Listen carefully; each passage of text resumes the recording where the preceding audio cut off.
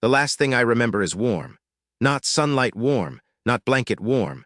Wet warm spreading across both my palms and my brother Wu Qiang underneath it telling me to leave him and go. He was 2 meters of muscle and he weighed nothing in my arms. His mouth kept moving. Brother Lai, go. Brother Lai, I will still be your brother in the next life. We will be brothers for 3 lifetimes. I remember thinking that was a stupid deal for him, 3 lifetimes of this. And I remember not being able to say it out loud because my throat had stopped working. Then a courtroom. Then 18 years of a ceiling I could describe to you tile by tile. Then an empty apartment, an empty bank account I had donated down to nothing, and a heart that quit on a Tuesday afternoon while a kettle was still boiling. And now my thumb is cold. That is the first real thing. My thumb is cold because I am holding a phone, an actual brick of a phone with a screen the size of a postage stamp. And there is a face in the black glass looking back at me.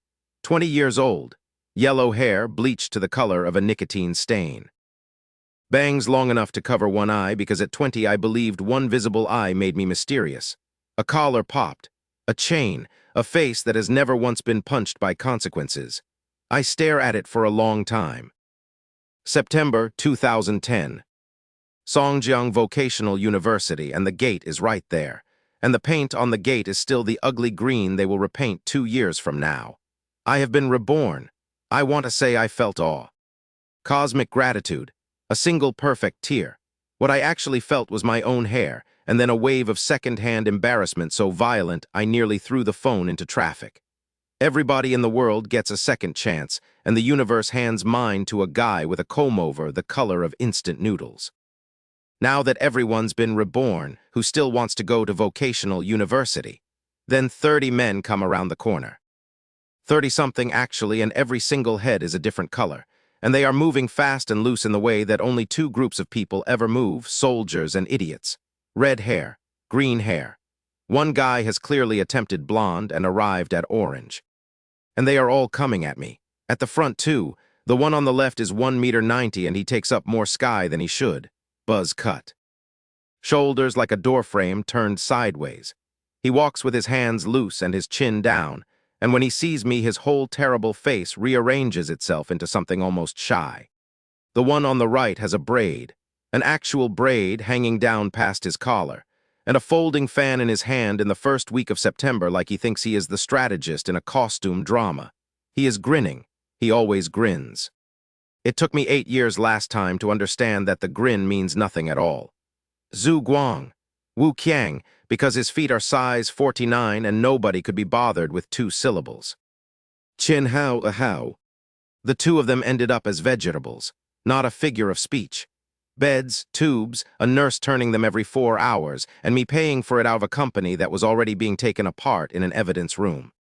They are standing in front of me right now, breathing, and one of them is fanning himself. I have to say something. My mouth says, stand in line. They line up, instantly.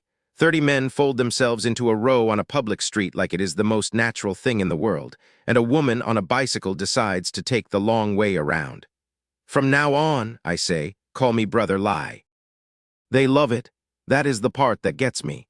They shout it back at me and their faces open up, and a Hao snaps the fan shut and steps in with the pitch he has clearly been rehearsing all summer.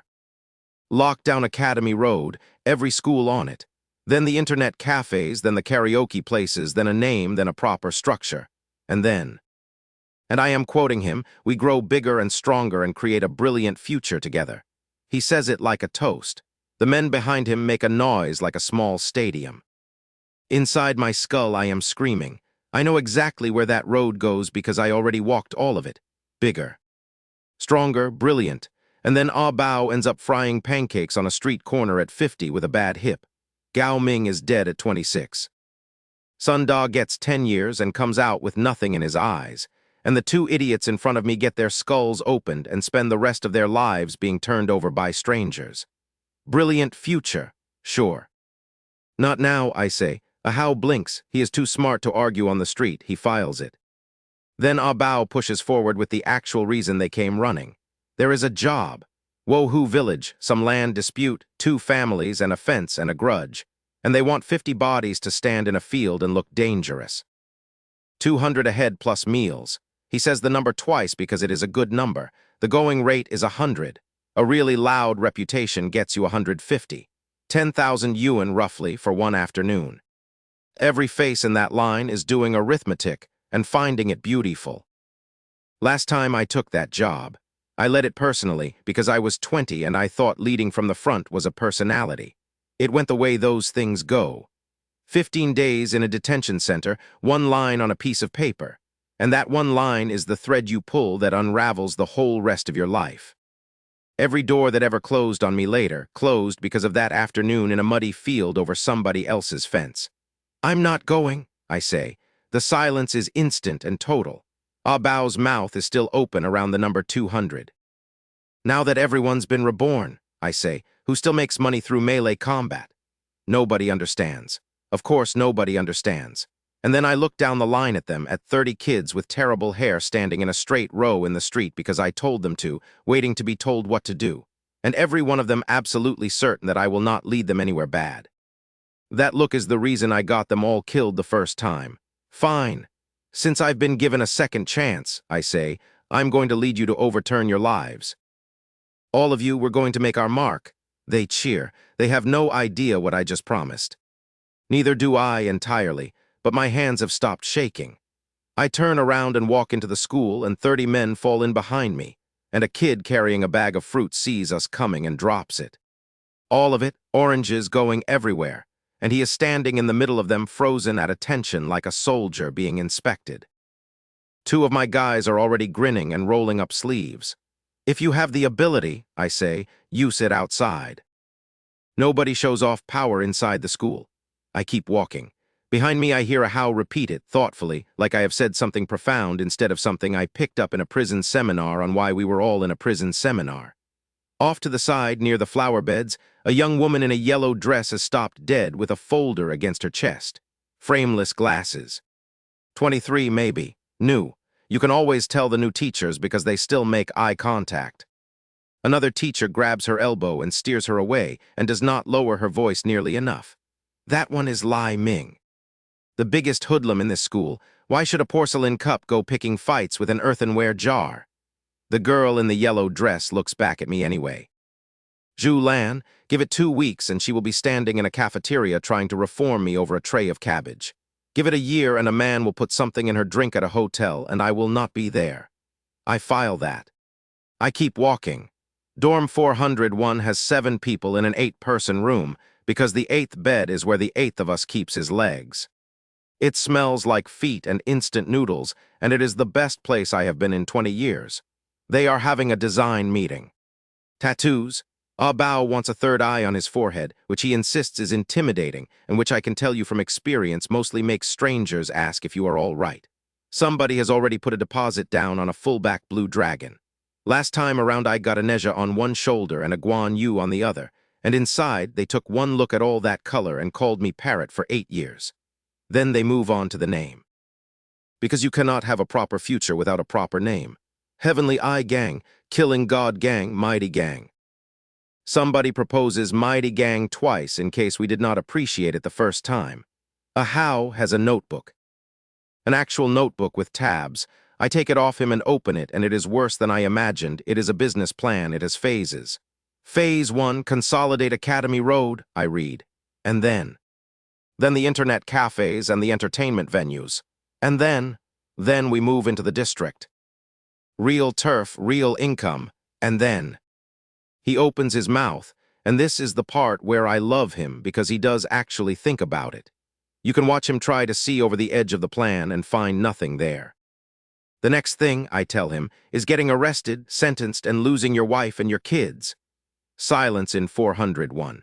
And then my phone goes off, and the ringtone is a love song I would not choose today at gunpoint, and the caller ID says Goddess. Every man in that room sits up straight. Some of them actually smooth their hair. That is what she was to us. Song Mei, the girl who let me carry her bags, who had a whole persona about buying luxury goods with her writing royalties, and whose royalties were in fact a bank card with my name on the back of it. I put it on speaker because I want witnesses. She does not say hello. She says the iPhone 4 is out and she is standing in the store and it is $5,999 and she needs $6,000 transferred now. and there is a queue behind her. 6,000 in 2010. My father's entire year of work, roughly, and she wants it before the shop assistant finishes unboxing.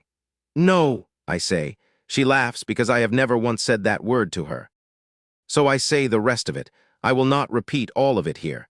It began with an instruction regarding her mother, and it ended like this. From now on, we have nothing to do with each other. And the money I transferred to you before is a loan. You have 1 month. After that, you get a summons. I hang up. I block the number. I change the ringtone to the default one, which is somehow the most decisive thing I have ever done. 7 men are staring at me like I stabbed the Buddha. Now that everyone's been reborn, I say, who still loves them?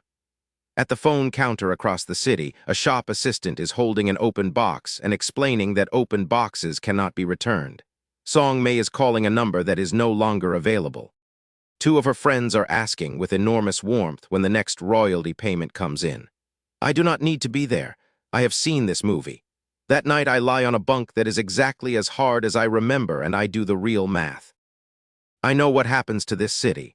I know which empty field gets a subway entrance, which neighborhood gets flattened, which chain of milk tea shops eats the entire province. Knowing it is worth precisely nothing, because every single one of those doors has a price on the handle, and I have 400 yuan and a bag of laundry. I need a first pot of gold, fast, legal. Something nobody has to bleed for. I fall asleep planning it, and I wake up to Zio Hu climbing through the window. Gao Lei called Zio Hu because he has never once used a door when a window was available. He is out of breath and delighted. Brother Lai, South Side. 100 people at least, engineering against biology, they're already swinging. I am out of bed and into my shoes before he finishes the sentence. Ahao, Wu Qiang, I'm going. Ahao looks at me with real hope. He thinks I have changed my mind about the brilliant future. I have not. I am going because of an internet cafe. Because in my last life, a girl stayed overnight in that cafe during a brawl exactly like this one and got beaten with a chair leg and died in a hallway. And 2 months later, I found out who her brother was. And by then, it was far too late for that to be useful to anybody, least of all her. Her brother is a captain in the district investigation team. We come around the corner into the middle of it. 30 guys from engineering have the losing side of the fight cornered against the cafe wall. And in the middle of them, refusing to move, is a girl with green hair and a face full of piercings, and both fists up like she has decided today is a good day. And walking straight into it, holding a jianbing, is the teacher in the yellow dress. Zhu Lan gets 1 sentence out about calling security before somebody grabs her wrist. I do not raise my voice. I have found that raising your voice is what you do when you are not sure it will work. Who gave you the audacity, I say, to disrespect a teacher of vocational university? They turn. And the boy holding her wrist lets go so fast you would think she was hot. His name is Tian Xiang, and he has 30 men, and I have 2. And one of those 2 is Wu Qiang, so really I have 30 and he has nothing. He apologizes. He apologizes twice. He apologizes on behalf of people who are not present. Roll, I say. They roll. The green-haired girl looks at me with her fist still up, which I respect. And I walk past her into the cafe and buy a 5 yuan card reader off the counter. Wu Qiang leans down, very quietly because he thinks he is being subtle, which he has never once been. Brother Lai. Do you want to download something? No, I say. I want to make money. The green-haired girl follows me out. She follows me for 100 meters, then she gets bored of following and jogs up alongside me instead, which takes nerve because Wu Qiang is on that side. Hey, are you from the underworld? No, you are. I saw 30 guys and you didn't even blink. She skips a step to keep up. Take me as your underling. I can pay the gang fee. How much is the gang fee? I stop walking. Wu Qiang stops. Ahao stops and starts fanning himself, which is his way of settling in to enjoy something. There is no gang fee. Then take me for free. No, why not? Because in about 90 days, a man with a police badge is going to be extremely useful to me, and you are the only reason he will ever pick up my phone call. Because you are going to spend the next year of your life counting other people's money and being called Sister Lai by grown men, and you are going to like it far too much. Because you're loud, I say, and I keep walking. She shouts something after me about how she is not loud, at a volume that settles the argument. Lie why? Green hair, a chain wallet, a father whose name I am not going to say out loud on a street, and a brother who will one day sit across a table from me and decide on the basis of one favor that he owes me. Everything I am about to build stands on that decision. But first, my hair. I sit down in a barber shop that charges 8 yuan, and I tell the man to take the yellow off. All of it. Black, short, 1 centimeter on the sides, the haircut of a person who has an actual job. Wu Qiang goes next and comes out looking exactly the same because there is no haircut on earth that changes anything about Wu Qiang. Ahau refuses. The braid stays. The braid is ridiculous. The braid, he says, snapping the fan open, is a brand. I let him keep it. 12 months from now, a man in a county town hotel is going to describe him to a room full of strangers as the one with the small braid and the fan. And every single person there will know exactly who is meant. And I will have to admit that he was right, and I will do it silently. Then 5,000 yuan of clothes. Not good clothes. Middle of the road, plain, dark, the kind of clothes that make a 20-year-old look like somebody's junior employee instead of somebody's problem. The three of us line up in front of the shop mirror. At least you look somewhat human, I say. Wu Qiang turns sideways and looks at himself with genuine wonder. Then he turns the other way. Then he asks if the sleeves are supposed to be that tight. And I explain that no, they are not. And that this is simply what happens when you are Wu Qiang. Then the war chest. We have 50,000 yuan. All of it earned by running snack warehouses on the dorm floors, which is an incredibly stupid business, and also the only honest money any of us have ever made. Instant noodles, sausage, cheap cola, sold at a markup to people who cannot be bothered to walk downstairs. Half the profit of a real business, none of the risk. By noon, I tell Ahau, I want 80, if you can find 100, find 100. Where is it going? Yiwu. He does not know what that means. Neither does anyone else. They go and get the money anyway, and that is worth more to me than the money. Yiwu, if you have never been, is not a city.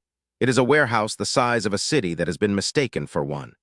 Electronics Street alone runs longer than my hometown, and every shop on it sells the same 40 things at 40 prices depending entirely on how tired the owner is when you walk in.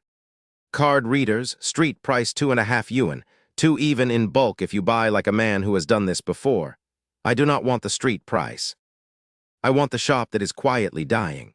I find it by handing a cigarette to an old man sitting outside in a plastic chair with his shirt rolled up over his belly, sunning himself like a lizard.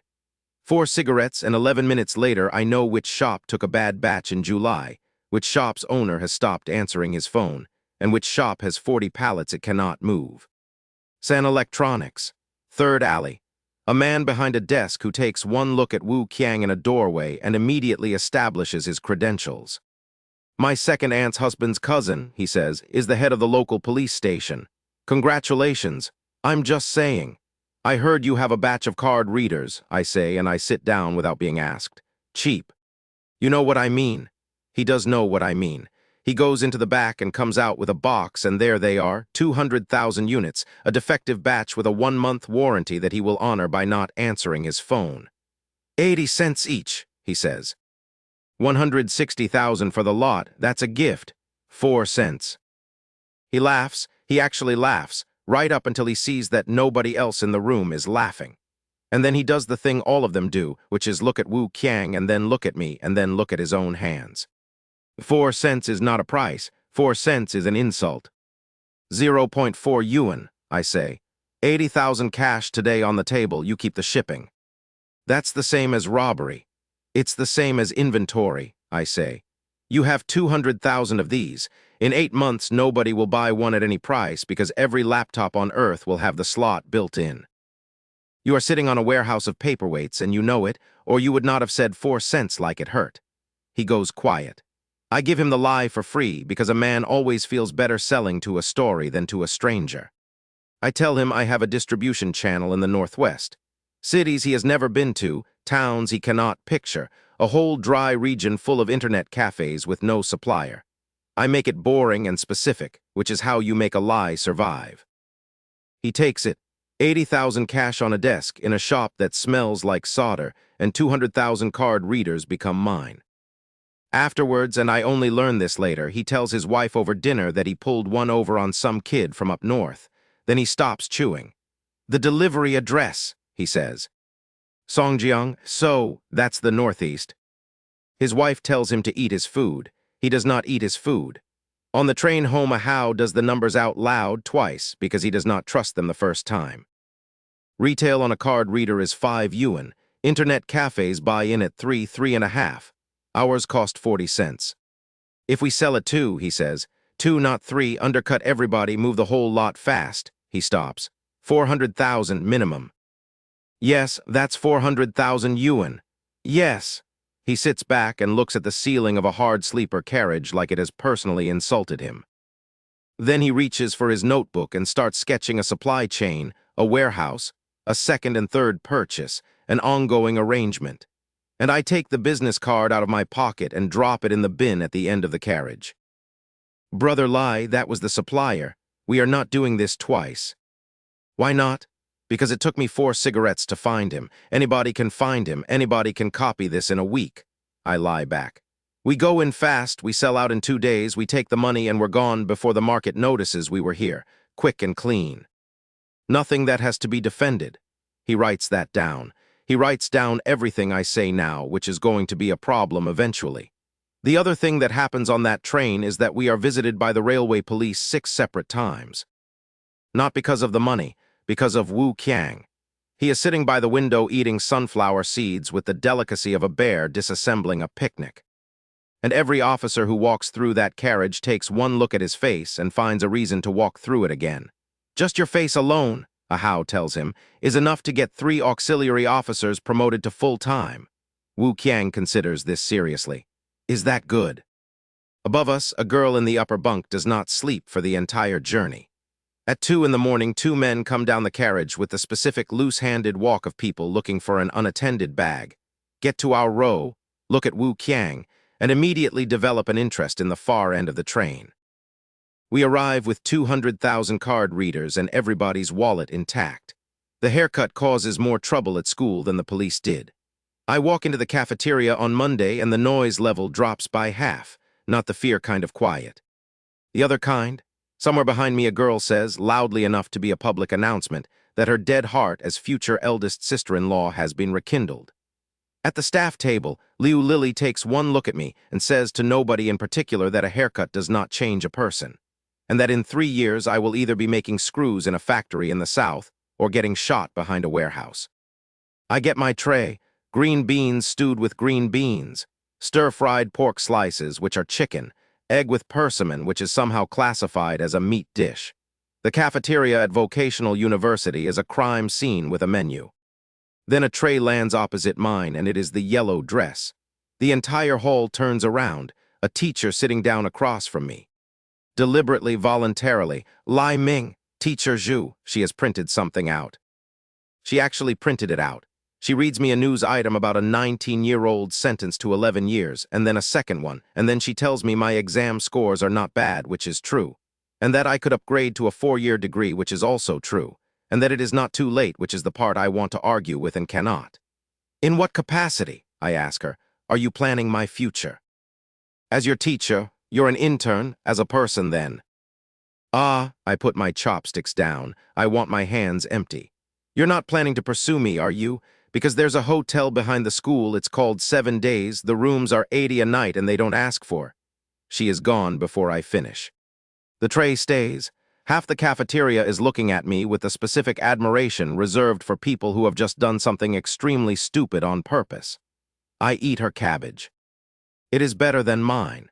The truth is that everything she said was correct, and that in 4 days a man with money is going to arrange for something to be dropped into her glass at a company dinner, and that the fastest way to make sure she is not in that room is to make sure she never wants to be in any room I am in.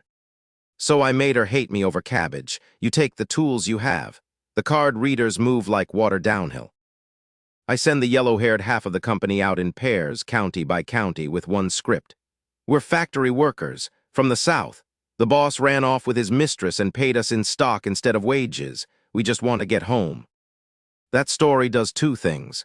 It explains why the price is impossible, and it makes the man behind the counter feel clever. Every internet cafe administrator in 3 counties gets to be the hero of a small tragedy and save 1 UN80 a unit while he is at it. One administrator in Yun County takes 1,500 units on the spot at 2 UN20. One man, one cafe. That night, my 2 guys call me from the bus station. I can hear the departure announcements behind them. They have been smoking Zhanghua, which they have never smoked in their lives. And they have stuffed the cash into their underwear, which is not the strategy I would have chosen but is difficult to argue with. Brother lie. 1 county, 30,000 and change. A pause, and then with feeling, damn it, from now on I'm sticking with you. 2 days later, 450,000 yuan comes out of bags onto a dormitory table. Nobody says anything for a while. Ah Bao just stands there. He is a left-behind kid, both parents south, raised by a grandmother who is not around anymore. And I know for a fact that until this week he had seen 100 yuan note maybe 4 times in his life. He is breathing in a way I do not love. Sit down before you fall down, I say. 50,000 goes out in bonuses tonight. Split it by who moved the most. That helps, money always helps. That is not cynicism. That is just how it works, and anyone who tells you otherwise has never watched a 19-year-old count out 3,000 yuan and then quietly go and buy his grandmother a coat. 500,000, give or take. I sit with the bag on my lap and I feel absolutely nothing, and that is the first moment I get properly frightened. In my last life, this exact bag of money made me feel like a god for about 6 months. Now it is a bag. Right, I say, we're registering a company. A Hao's head comes up. Shares, I say, 70% mine, 5 to you, 5 to Wu Qiang. Everyone else is on dividends and salary. Brother lie, that's too much. It's the correct amount. If it's spread thin, nobody decides anything and we all go to jail arguing about it. 75-5. And the name? Everyone leans in. This is the part they have been waiting for since Tuesday. Black Dragon. Silence, then noise. Real noise, the kind that makes the room next door bang on the wall. Last time around I called myself White Dragon, and I will tell you honestly, it made no difference at all. Not one thing that happened to me happened because of the color. But they need a word to say to each other, and Black Dragon is a word you can shout. I throw the money bag under the bed and go to sleep on top of it, which is a sentence that sounds much more romantic than the reality, which is that the corner of a brick of 100 yuan notes hits you in the kidney every time you roll over. The next morning I go and see the vice principal. Gao Wen is 30-something, in the wrong suit, in an office with a photograph of a family and a photograph of an award and nothing else. In my last life, this man signed the expulsion order that started everything, and I hated him for 18 years. And then I met him again at 50 and understood that he was just a man in a job trying not to be the one holding it when it broke. I want the school to support student entrepreneurship, I say. He waits for the rest. No money. I'm not asking for money. Those rooms on the west side that nobody uses, the empty ones with the broken windows. And in exchange, a library, not now. When I can afford one, a real one with your name on the plaque if you want it. I let that sit. And the bad students in this school stop rioting. He looks at me for a long time. Lai Ming, the school will be tolerant of its students. It will not be indulgent. Understood, he signs. Here is what he thinks he gave me. 4 rooms with no glass in the windows. Here is what he actually gave me. Every single one of my men keeps his student status, his diploma, and a clean file. And every single thing we do from now on happens under a school banner instead of on a street corner. In my last life, we were a gang. In this one, we are a campus enterprise with a registration number. And that one difference is worth more than the 450,000 under my bed. That afternoon, I hold the first company meeting on the back playground. 60, 70 people now, spilling in from the other schools on the road. They shout Brother Lai, and the sound comes off the wall of the gymnasium and doubles. At the very back, a girl with green hair is standing on tiptoe. Rules, I say. Notebooks come out. A Hao has the notebook. This is his favorite part of the year. Go and buy criminal law books, I say. Enough for everyone. When a man joins Black Dragon, he gets one. Silence. Tell them these are the rules. A Hao gives me a thumbs up so slow and so solemn that I know immediately he has understood none of it. Know yourself and know your enemy, he says, and you will win 100 battles. That is not what I meant. That is beautifully, catastrophically not what I meant, but he has already written it down and repeated it to the front row, and the front row has already repeated it backwards. And by evening, there are men in this school reading the section on aggravated assault the way you read a strategy guide. I let it happen. Honestly, I let it happen because I have learned that it does not matter why a man memorizes the law. It only matters that at 3 in the morning, in a bad situation, he can hear himself say the article number out loud. Somebody in the third row raises a hand. Brother Lai, criminal law is just too hard to memorize. Then you won't be promoted, I say, and I walk off the playground, and behind me 60 men open their books. I did not see any of what comes next. I put it together afterwards out of 4 separate people, every one of whom wanted me to know that he had been in the room. So I have arranged it in the order it happened, not the order I heard it. Somewhere across the river, in a mahjong parlor with the windows painted over, a man is being told that his business has been stolen. I am not there. I hear about it later in pieces from people who wish they had not been there either. The room is 4 tables and 1 ceiling fan and enough smoke to hide a small aircraft. At the back sits a bald man with a scar that starts under his left eye and runs down into his collar. Years ago, somebody tattooed a scorpion at the end of that scar so that the tail of the scar becomes the tail of the scorpion. It is genuinely a good idea. It is the only good idea he has ever had. Woo-hoo. Everyone calls him Scarface, including eventually himself. A kid with bleached hair is standing in front of him explaining that the card reader business is gone. All of it. Every cafe on Academy Road and 2 counties past it, stocked for half a year at a price nobody can match. Who, nobody knows, new faces, northeast accents. Scarface pushes his tiles away. Tell Zhu Si, he says, that if he cannot find out who did this in 3 days, he already knows the consequences. It is a small business. That is the part I want you to understand. Card readers. Total annual profit may be 200,000 split 6 ways. Men have been put in the river over less, and the reason is never the money, it is that somebody did it to them where other people could see. This next part I got from the man himself, much later, when he had decided he was allowed to find it funny. I have kept his own words where I can remember them. At roughly the same hour, in a very different building, a man in a clean shirt is being handed a photograph. The North District investigation team has a bulletin board and a coffee machine and a captain who is 31 and looks 40. His name is Bai Meng. Somebody has told him that his sister has been seen hanging around the biggest hoodlum at Vocational University and helpfully attached a photo. The photo is from July.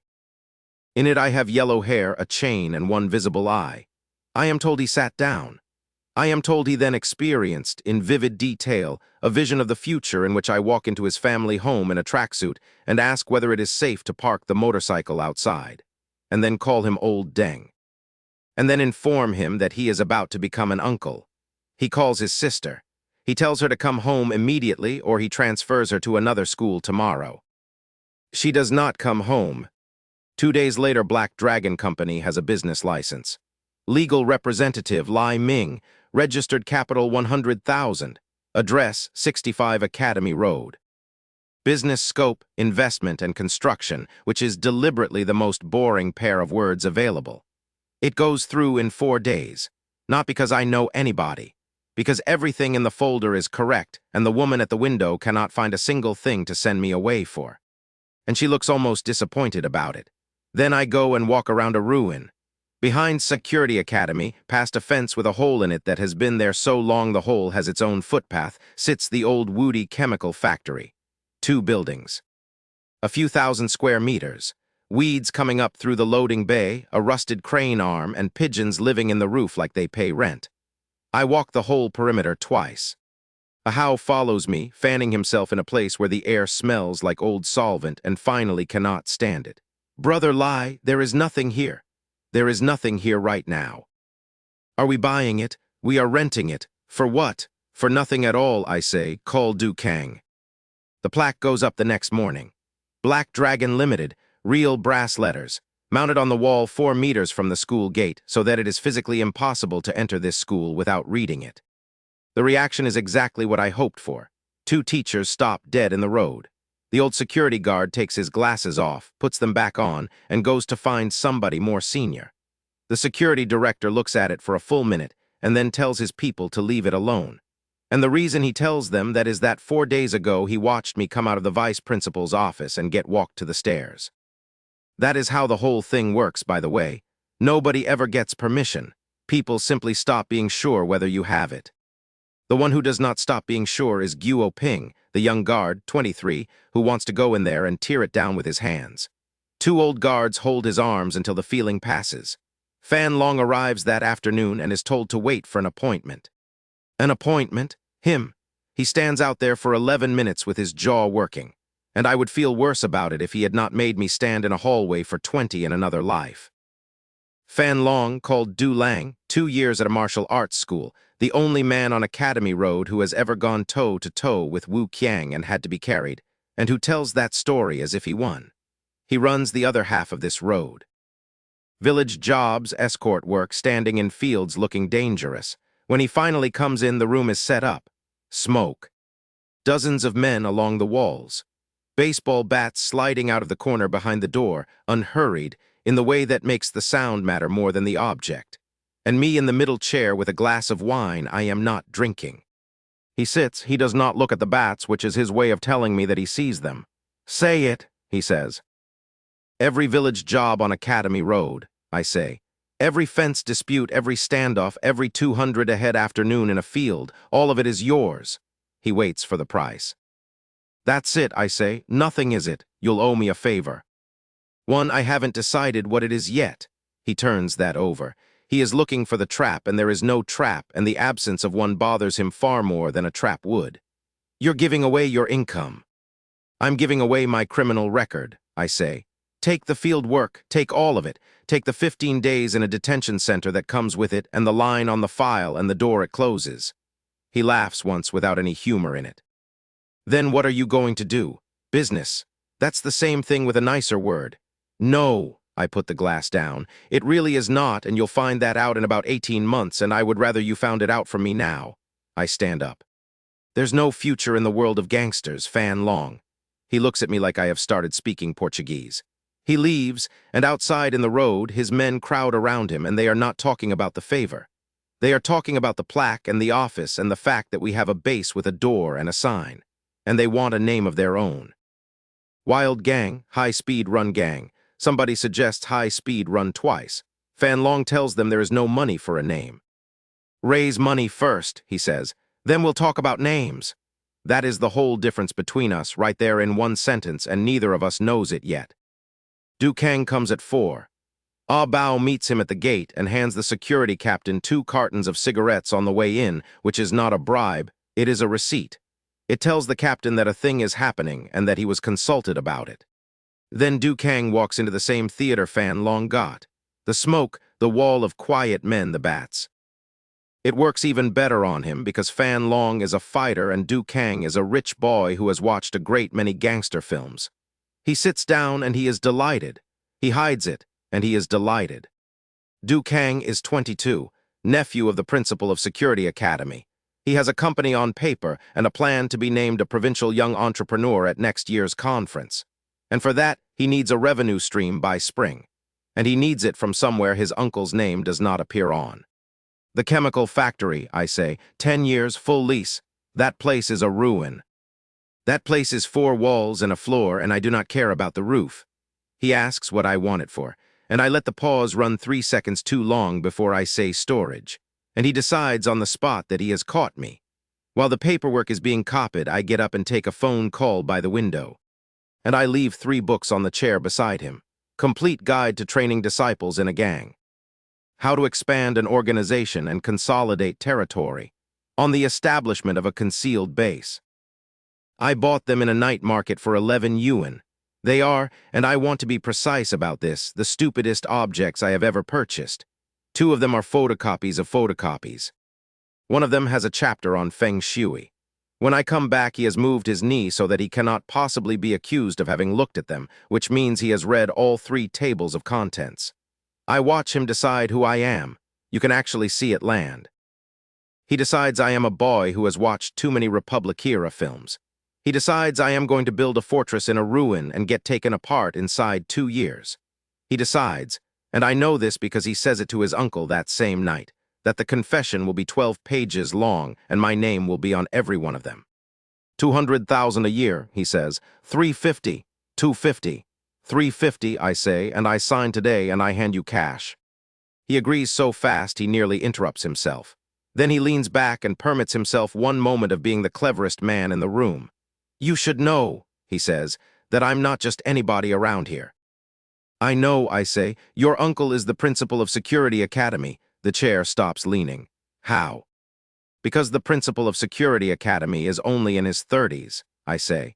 So he cannot possibly have a son your age, but a school like that does not hand a set of offices to a random 22-year-old either. Nephew. It was always going to be nephew. He does not enjoy that. He should have enjoyed it, actually. It is the single most useful thing anyone tells him all year, and it is free. And it is a warning, and he hears it as arrogance. I was not in that office. I did not need to be. I had already worked out most of what would be said in it. He takes the contract to his uncle that evening. Yijikai reads it with his feet on the desk and asks why the number is not 500,000 and tells him to stall, and Du Kang explains that he cannot stall, that the school already refused him 300,000 of his own, that the conference is in spring, that he needs the money now. His uncle sighs the sigh of a man about to be generous with somebody else's money. Fine. You decide the number. Once the contract is done, the school will transfer the funds to you as support. And then he laughs. Besides, he says, if we rent it to him, he'll be arrested inside 2 years, and then we simply take the factory back. He is wrong about the timing by about 11 days, and wrong about the direction entirely. And I am going to enjoy explaining that to him in the back seat of his own car. Here is what neither of them knows. In my last life, the government upgraded Security Academy from a college to a 3-year institution, and the campus had to expand. And the expansion boundary ran directly through that chemical factory. And Du Kang, who by then had learned exactly how much a piece of paper is worth, produced a backdated contract and made 3 million yuan off a ruin he had never once set foot in. I know the date the approval comes down. It is 19 days away. That night, Ahau burns the 3 gang manuals in a metal basin behind the building and stands there poking them with a stick until the Feng Shui chapter is properly gone. Brother Lai, he says, I have to ask. Ask, was there ever a hidden base? There was never a hidden base, he nods slowly. He looks almost mournful. Then he brightens because he has decided this is strategy. And he snaps the fan open and writes something in the notebook, and I do not ask what. 350,000 yuan arrives in a backpack on Thursday. Du Kang carries it in himself, which tells you everything about how he thinks money works. He sets it on the table and unzips it so I can see and waits for a reaction and does not get one. Count it, I trust you. Count it anyway. Ahau counts it. It takes 19 minutes and Du Kang spends all 19 of them looking around the room, pricing it, deciding it is a shabby little kingdom. When he leaves, he is already composing the report he intends to file about me in about 1.5 years, once he has squeezed the rent out of the ruin and no longer needs the tenant. I zip the bag. Safe, I tell Ahau, all of it. Nobody touches it, including me. Not even for my night market lease. Especially not. Our entire startup capital is in that bag. If we spend it before Du Kang finds out what he sold us, we have nothing to hold with. He does not know what that means either. Meanwhile, Zhu Si has been doing actual work, and I have to give him credit because it is the only competent thing that man does all year. He went to Hangzhou himself. He walked into the wholesale market, found the 3 shops that could have moved that kind of volume, and talked the second one into pulling its own surveillance because he told the owner somebody had been shoplifting. Then he sat in a plastic chair and watched 11 days of footage on a monitor the size of a lunchbox until he found 3 young men and a giant. He photographed the screen with his phone. The photo is terrible. The giant is not. 2 days after that, he has a school, a road, and a name. Scarface listens to all of it with the tiles still in his hand. They are students, he says. Aren't they just students? Yes, brother, who? Have they ever seen blood? He puts a tile down. Have they ever killed anyone? There are men who ask that question because they have. There are men who ask it because they think it makes them sound like they have. I have met both, and I will tell you honestly, from the outside, in a room full of smoke, you cannot tell them apart. That is the entire business model. Take a dozen, he says. Tonight, go to the school gate and call his name until he comes out. I hear about it 40 minutes before it happens, because Zhu Si stops for noodles on the way and talks with his mouth full in a shop owned by the uncle of a boy who works for me. That is the other thing nobody tells you about running anything. It is not intelligence work, it is noodles, so I have time to do the important thing first, which is a new company rule. Nobody who signs an employment contract gets a tattoo, I say.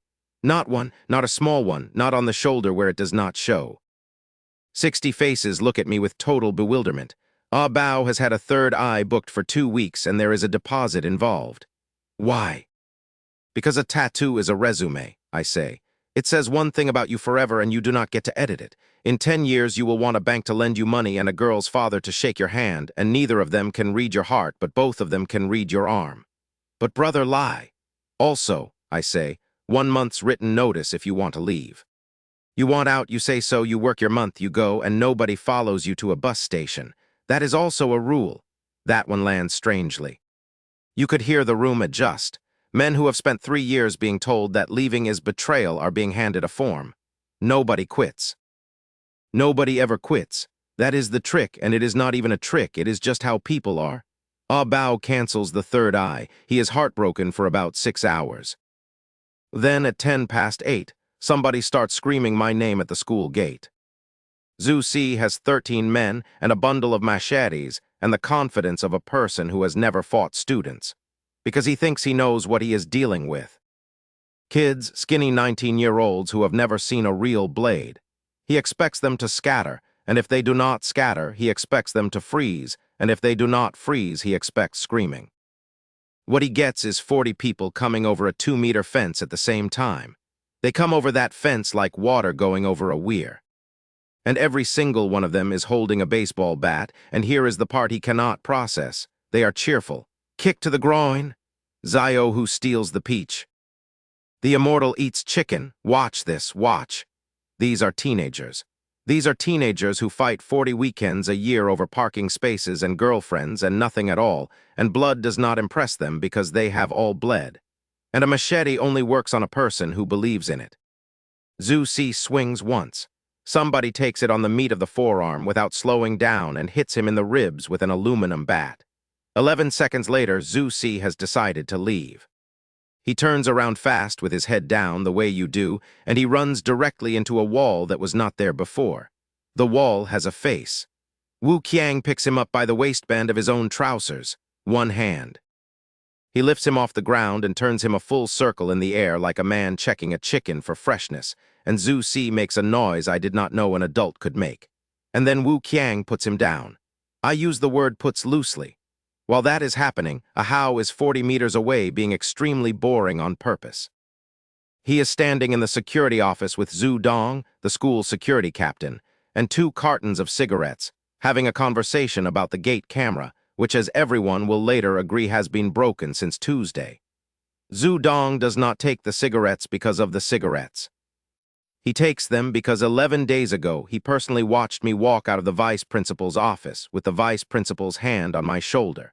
And because a security captain's entire career is a series of decisions about which trouble is the survivable kind. The police arrive in 6 minutes, which is fast, and one of them comes out of the car with a pistol already in his hand. Not one of my people moves. That is the moment I am proudest of, honestly, out of the whole first year. 40 kids, adrenaline, a man with a gun, and nobody runs and nobody swings. They just stop. Because we have a rule about it, and because they have all read the article number. Liu Yang, deputy director of the district station, 31, permanently tired, walks into the middle of it. I come out through my own people in a plain dark jacket, tossing a baseball from hand to hand. May I ask, I say, which law an employee of my company has broken to warrant an arrest? He looks at the bats. 40 of them, those are weapons. Those are sporting goods, I say. Black Dragon Baseball Club registered with the school 2 weeks ago. Membership list is in the office. I can have it brought out. The bats are equipment. I hold up the ball. So is this. You registered a baseball club. We are extremely committed to physical fitness. Behind me, somebody snorts, and I hear a Hao silence him with what I assume is a fan. Then Zhu Dong steps forward and lies with the fluency of a man who has been waiting his whole professional life for exactly one chance to do this. Cameras down since Tuesday, maintenance ticket filed. A dozen outsiders attempted forced entry at the main gate carrying bladed weapons. Students of this institution acted in defense of school property. And then, because he is not a stupid man, he adds the sentence that ends the conversation. There are a great many female students on this campus. Liu Yang looks at me for a long moment. He knows, of course he knows. Knowing and being able to write it down are two different jobs, and only one of them is his. Then somebody runs the 13 names. 9 of them have records, 2 have outstanding matters in another district. Zhu Si himself has 3 separate entries and a suspended sentence he has apparently forgotten about. They go into the vans. Every single one of them. The last thing that happens at that gate is that 400 students who have been watching from the dormitory windows start shouting the same 2 words in rhythm. And it goes on long enough that Liu Yang has to raise his voice to be heard over it. Brother Lai is mighty. I want to record something here honestly because it would be easy to leave it out. I liked it, standing there with a baseball in my hand and 400 people chanting my name over a police car. I liked it enormously, and there is a version of me that lived on that feeling until it ate him. So I turned around and went inside and did paperwork for 2 hours, which is the least cinematic thing a man can do, and which is the only reason I am telling you this story instead of writing it on a wall somewhere. Across the road in the dark, a woman in running clothes has stopped under a tree. Zhu Lan jogs at night because the campus is empty at night. She has watched the entire thing from the beginning. She watched me walk toward a drawn pistol with a baseball, and she watched the police take away 13 men and none of mine. And she is now standing very still with her hand on a tree, trying to fit that into any of the categories she has. She does not sleep well. I know because the next morning she is in the cafeteria before I am, waiting. Also waiting is Liu Lily, who has spent the night in a state of pure panic. Liu Lily is 22, an intern like Zhu Lan, and she has one asset, which is a cousin with money, and one plan, which is to introduce that cousin to Zhu Lan. She has been building this plan for a month. Last night she watched the campus bully she has been slandering in the staff room turn out to be the kind of person the police drive away from empty-handed. And she has correctly identified that as a problem for her, so she tries to solve it the way people like her always solve things. She comes to the table with Zhu Lan. She stands slightly behind her, which is its own kind of tactic. Zhu Lan starts again.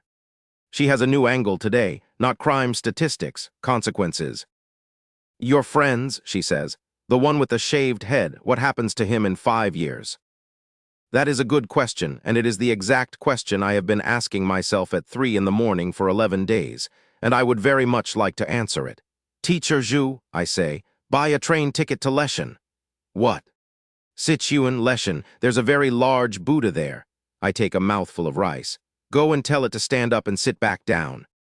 Somebody at the next table chokes. You live by the sea, Teacher Zhu. That's why you're this salty. That's why you have opinions about everybody else's water. She goes white, then red. And then Liu Lily leans in over her shoulder and raises one finger and points it at my face and starts a sentence that begins with the words "a piece of trash like you." I have my chopsticks in my hand. I hit the finger. Once. Hard on the middle joint with the back edge of a pair of cafeteria chopsticks, and the sound is exactly the sound of a chopstick hitting a knuckle, which is to say small and horrible. Her finger swells while she is still screaming.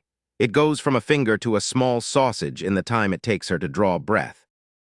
Point at me again, I say, and I'll break the hand.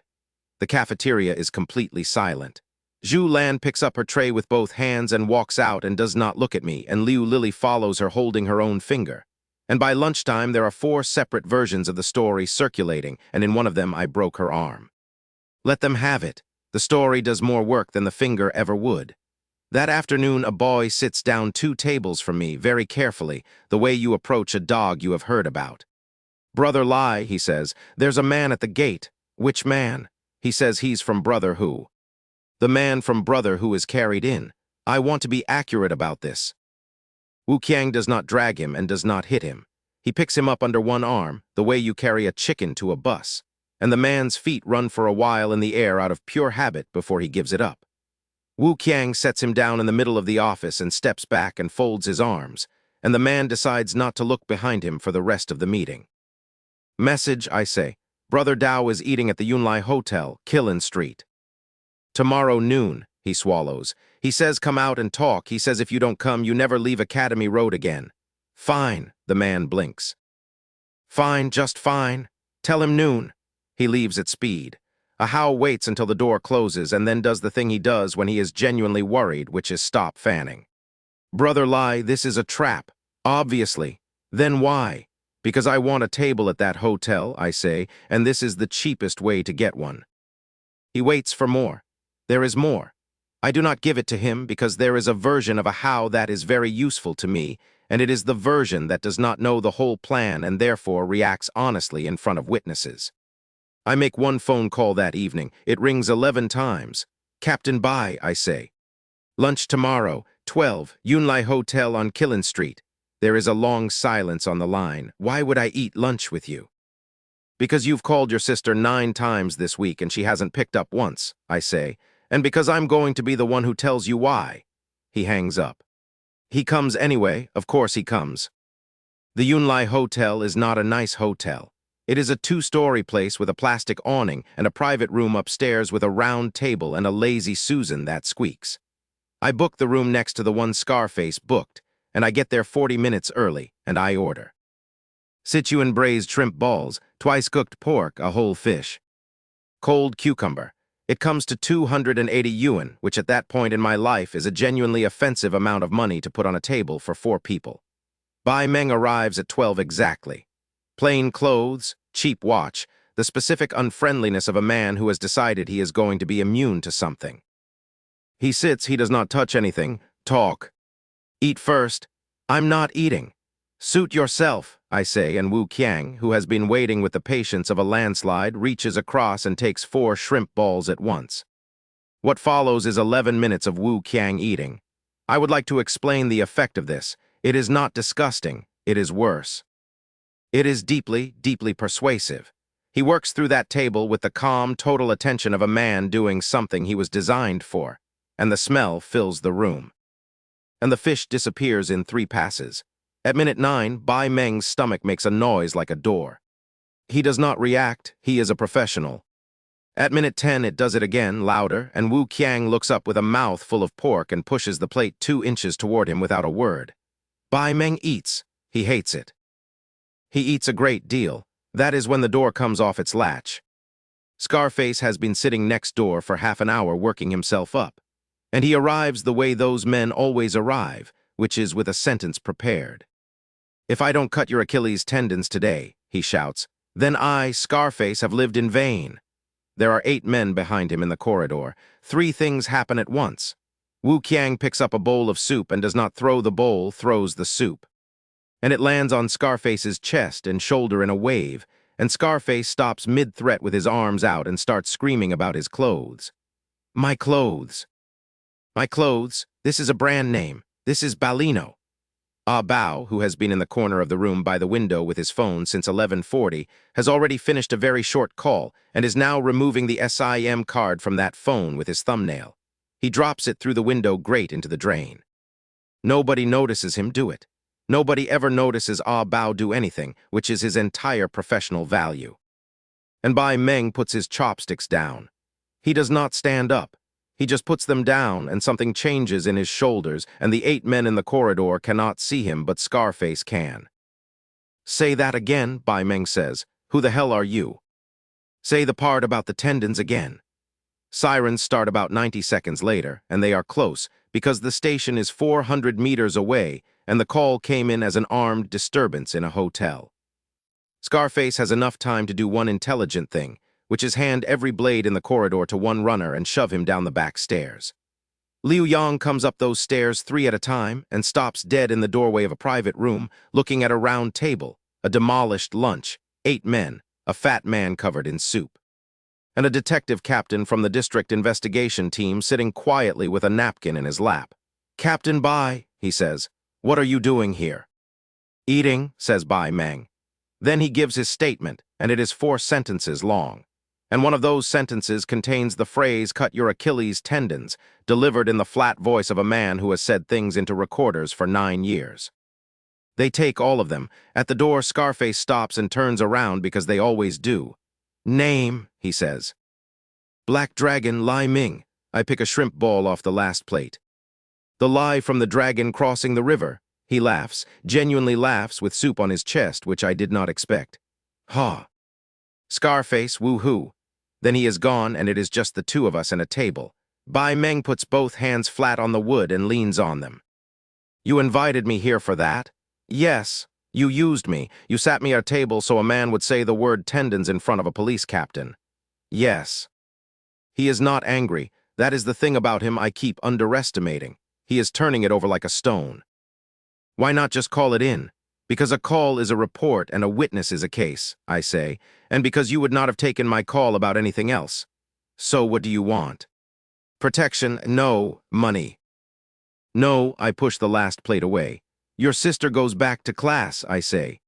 "Every class, she sits her exams, but she stays on my payroll and she keeps her job because my company does not have the habit of firing people."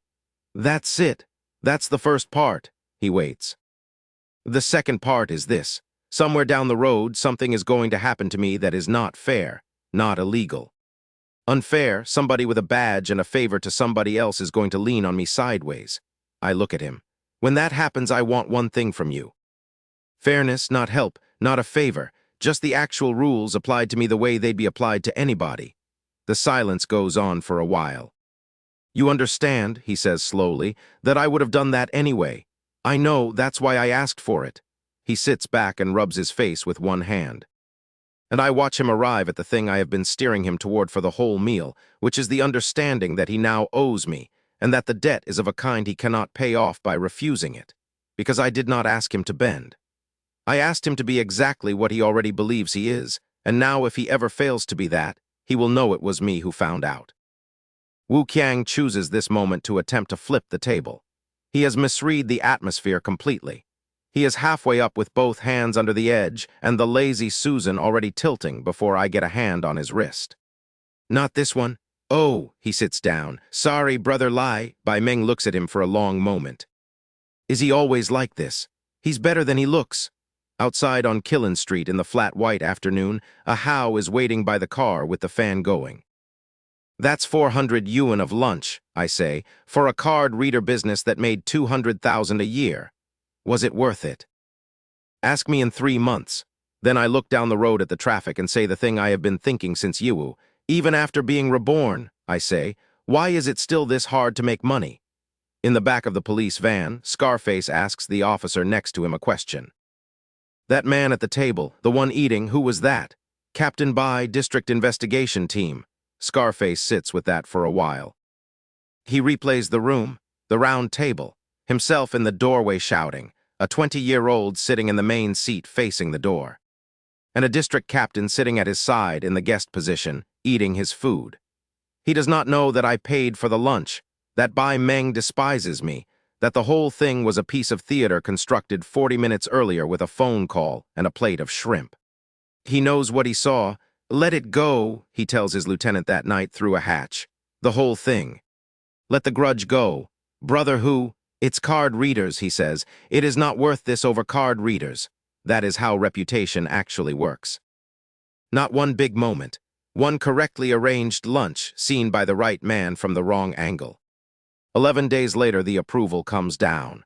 Security Academy is upgraded, 3-year institution.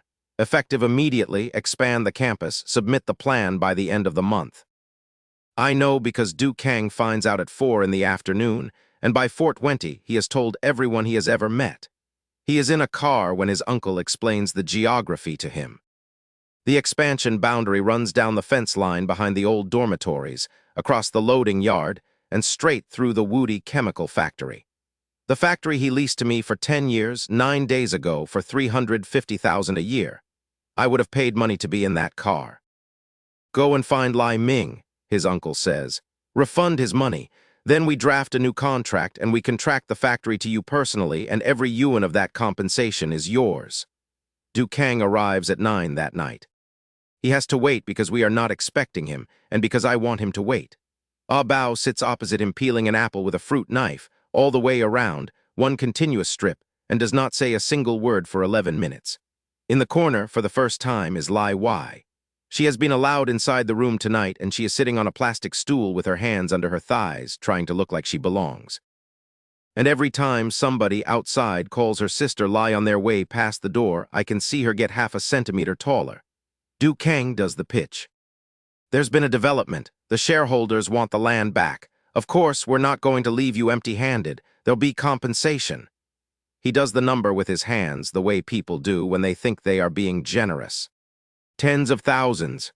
I let that sit in the room until it starts to smell. Tens of thousands, I say. It's a fair. Do I look like a beggar to you, I say. You think you can put tens of thousands in a beggar's bowl and take back a 10-year lease? The contract has a breach clause. It does, then we invoke it and we're done. We are, I agree. He does not read it. That is the thing that still amazes me. He has the contract in his own bag. He has had it for 9 days. And he has never once read the clause because he assumed a boy with yellow hair would not have put anything in it. See a visitor out, I say. Ah Bao puts the apple down and takes him by the shoulder, and Du Kang goes out of the room still talking about compensation. The door shuts. Ah Hao has the copy open on the desk already, tracking the clause with the tip of his fan. And I watch him get to it. He goes very still. Brother Lai, say it. The breach penalty is double, he looks up, but it's not double the annual fee.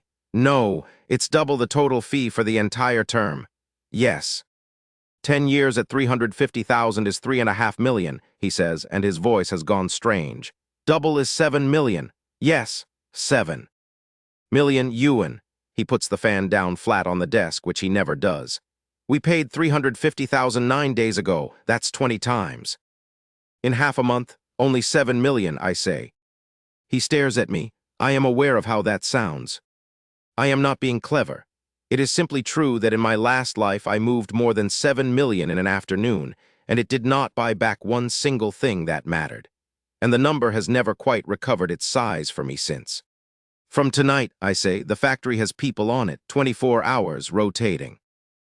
Nobody sleeps on that lot alone. You think they'll try to demolish it? I think a man who found out this morning that a ruin is worth 3 million is not going to sit and wait for the courts. Ah Hao writes it down. Then he stops writing and looks up, and for 1 second he is not a strategist with a braid, he is a 21-year-old whose life just changed shape. Brother Lai, 7 million. I heard you the first time. Wu Qiang from the sofa without opening his eyes. Brother Lai, can I go to the cat cafe and pet the cats? Nobody says anything for a moment. Yes, I say, you can go and pet the cats. Lai Y is still on the stool in the corner, and she has understood roughly 40% of what just happened, and she has understood 100% of the number. Sister Lai, I say, she nearly falls off the stool. You're an accounting major. I'm yes, then here is your task. Go back to class, every class, and get your accountant's certificate. Her face does something complicated. That's it, that's the task. That's the task. When you have it, you get a chair in this room. I nod at the 3 chairs. There are 3. Nobody sits in one because they are somebody's sister. She goes out of that building at a speed that is not quite running. Halfway to the school gate, with about 60 men calling her sister Lai on her way past, she reaches up and pulls the colored wig off her head and stuffs it in her bag. Ah Hao watches her go from the window, and if she can't do it, then it was a deal with her brother, I say, and we lose nothing. But she does it. She sits that exam in January and comes first in her year. And I will be honest with you, I did not expect that at all. I learned about this 11 days later from his own mouth, in the back of his own car with the doors shut. He told me because by then it had stopped helping him. Yi Jikai's solution to a 7 million yuan problem is a piece of paper. He has one drawn up that same night, and it is dated 2 weeks before mine, and it hands the chemical factory to his nephew personally. Backdated, stamped, filed in the right drawer by a woman who has worked in that office for 19 years and has learned not to look at dates. 2, 3 million for the boy once the compensation comes through. I know he did it because 11 days later he tells me so himself in a car with the doors closed, and by then it does not help him. I sent it. I want that on the record because I have heard 3 versions of this since, and in 2 of them I had nothing to do with it. Meanwhile, a package arrives at a girl's dormitory. Everybody in that building knows what a package from Lai Ming looks like. Cosmetics. A phone, a coat with the tag still on. For 2 years, Song Mei has opened them in the corridor with the door propped, because a gift is only worth what other people saw. She is not doing well this month. She has been borrowing from 3 separate admirers. And there is a rich boy with a very small allowance who has been extracting a great deal of patience out of her for very little. So when the package comes, she takes it out into the corridor and opens it slowly in front of 6 people to remind everybody who she is. It is paper thin. Inside is 1 sheet, lawyer's letter, 50,000 yuan owed. Repayment within 30 days. Nobody in the corridor moves, and then somebody reads it out loud. And every girl in that hallway does the same piece of arithmetic at the same time, which is that the royalties Song Mei has been spending for 2 years were never royalties. She turns on them. That is what I would have expected, and it is what happens. She goes for the throat, all of it at once. The PE teacher one of them has a crush on, the one who is as fat as a pig, the one whose father drives a truck. They leave her in the corridor with the letter. She takes leave from her classes with a note that says her pet dog has died and she is going home for the funeral. Then she comes to find me. The guard at the gate stops her and she says 2 words, and the 2 words are my name, and he lets her in. That is the first crack in her right there, and I do not think she even notices it. She walks up the path and sees the brass plaque on the wall, and then she sees Du Kang being thrown out of the building. He is shouting about 500,000 as he goes. He has come back with a better offer and a worse attitude, and a Hao has walked him to the door with the fan going. 500,000, a Hao says, at a volume calibrated for the whole courtyard. A mere 500,000. Do you think we black dragons are beggars? Du Kang lands on the path 6 feet from her. Ah Bao takes her upstairs and seats her in the office and gives her tea and then ignores her completely for 20 minutes, which was not an instruction from me but which I have since made policy. I come in with Lai Y. She has been to a barber. She is in a white shirt and jeans, and she has a folder under her arm, and she is talking to me about a supplier's invoice with the specific overprecision of a person who learned the vocabulary last week. Song Mei stands up. Who is she? What's it to you? I say, and I sit down. She does the exit. She has always been good at the exit. She turns and walks out with her chin up, and she gets 6 steps down the corridor, and nobody comes after her. Nobody comes after her. I want to be honest about how that felt because I am not proud of all of it. 2 years of my life were spent being the man who came after her. Buying the phone, taking the call at 2 in the morning, standing outside a dormitory in the rain because she was upset about something a classmate said. She has to turn around and come back into the room by herself. I'm giving you one last chance, she says. Huh, I actually laugh. It comes out before I can stop it. Double happiness, I say. I hope you keep your word. By the way, what are you here for? To pay the money back. Give it to her. I point at Lai Y, who has gone extremely still with the folder half open. Lai Ming, we were friends. After everything, you're going to be like this over money. Friend, I repeat. Fine, get her out. Ah Bao steps forward. And remember, I say, she is not to pay back 1 yuan less. And that is when she loses it and screams something at the wall that ends with son of a bitch. And my voice comes back through the doorway before I have consciously decided to say it. Slap her. Lai Y is standing right there. Lai Y, who has been called Sister Lai by grown men for 9 days and is still not certain whether they mean it, and who has been waiting for a single instruction she can carry out perfectly. She does not hesitate for even a beat. Forehand, backhand, done, and she steps back into position with her folder still under her arm. Song Mei is put out of the gate with 3 days to pay. She tries to report me that afternoon for embezzling company funds. And the guard she says it to listens politely all the way through and then explains with real pleasure that Black Dragon Company is run by Lai Ming. 2 days later, Du Kang comes back with 1,050,000 yuan in cash and the belief that he is being generous. Refund of the 350 plus double the annual fee, 700,000. Plus, he says, a little extra for goodwill. He puts it on the table like a man tipping a waiter. Read the clause, I say. I've read the clause. Read it out loud, he sighs. He picks it up. He starts reading in the bored voice of somebody performing a formality, and I watch the exact word where it stops being a formality. Double the total fee, he says, for the entire contract period. Silence. 10 years, Ahau says helpfully from the side with the fan folded. 3.5 million double. 7, I say. Du Kang looks at the paper. Then he does the single most memorable thing anybody does to me all year. He tears the contract off the table, and he does not tear it up. He tears the bottom corner off, the corner with the signature and the red company seal, and he puts it in his mouth. He chews it. It is a lot of paper. It does not go easily. He is chewing and his eyes are watering and he is trying to swallow a company seal, and the entire room watches him do it, and nobody says one word until it is down. Then he stands there panting with his hand on the table, triumphant. Ahau opens the drawer. He takes out one copy, then another. Then he keeps going and lays them out in a fan across the desk, 7 of them, 8, all stamped, all signed. I had no idea, he says, that you had a hobby of eating photocopies.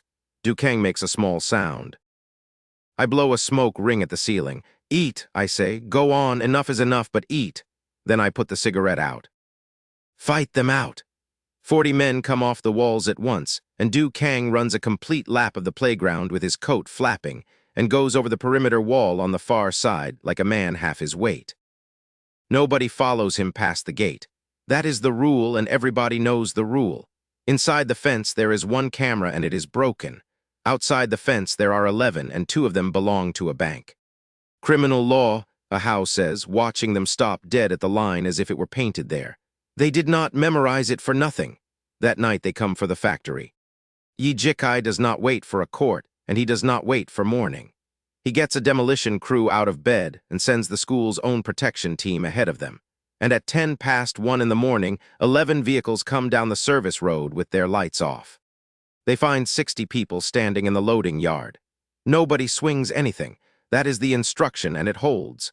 My people go and lie down in front of the tracks, in the mud, in front of a bulldozer in a line, and they stay there. You cannot drive a bulldozer over 60 students. Not because you would not want to, because you would go to prison for the rest of your life, and the man who hired you would be in Hainan by Thursday. So the machines stop. And then, over the next 2 hours, in the dark, with a great deal of quiet cooperation, those machines suffer a series of misfortunes. Hydraulic lines, battery terminals. A quantity of sand. I sleep through all of it. That was deliberate, too. Ahau was extremely upset about it at the time. In the morning, Ah Bao briefs me while I am eating congee. 11 vehicles, 4 are not going anywhere. Nobody was hit. 2 of ours got shoved, 1 has a cut on the hand from a fence. Good. Brother Lai, do you think they'll come again? Tonight was the first time, I say. There will be a second and a third. Triple pay for everyone who stands on that lot after dark. Bonuses for anybody who does something clever. Promotions for anybody who does something clever without hitting a person. He writes it down, and Ah Bao, tell them what they are. What are they? They are a nail, I say. That is the whole job. A nail does not fight the hammer. A nail simply stays exactly where it is, and the longer it stays, the more it costs to remove. Primitive accumulation, somebody wrote a long time ago, is always accompanied by blood and violence. I have read that line. I spent 18 years in a place where you have a lot of time to read. What that line never says is that most of the blood is somebody else's, and most of the violence is on paper. The second night is worse, because Yi Jikai has been humiliated at a shareholders' meeting.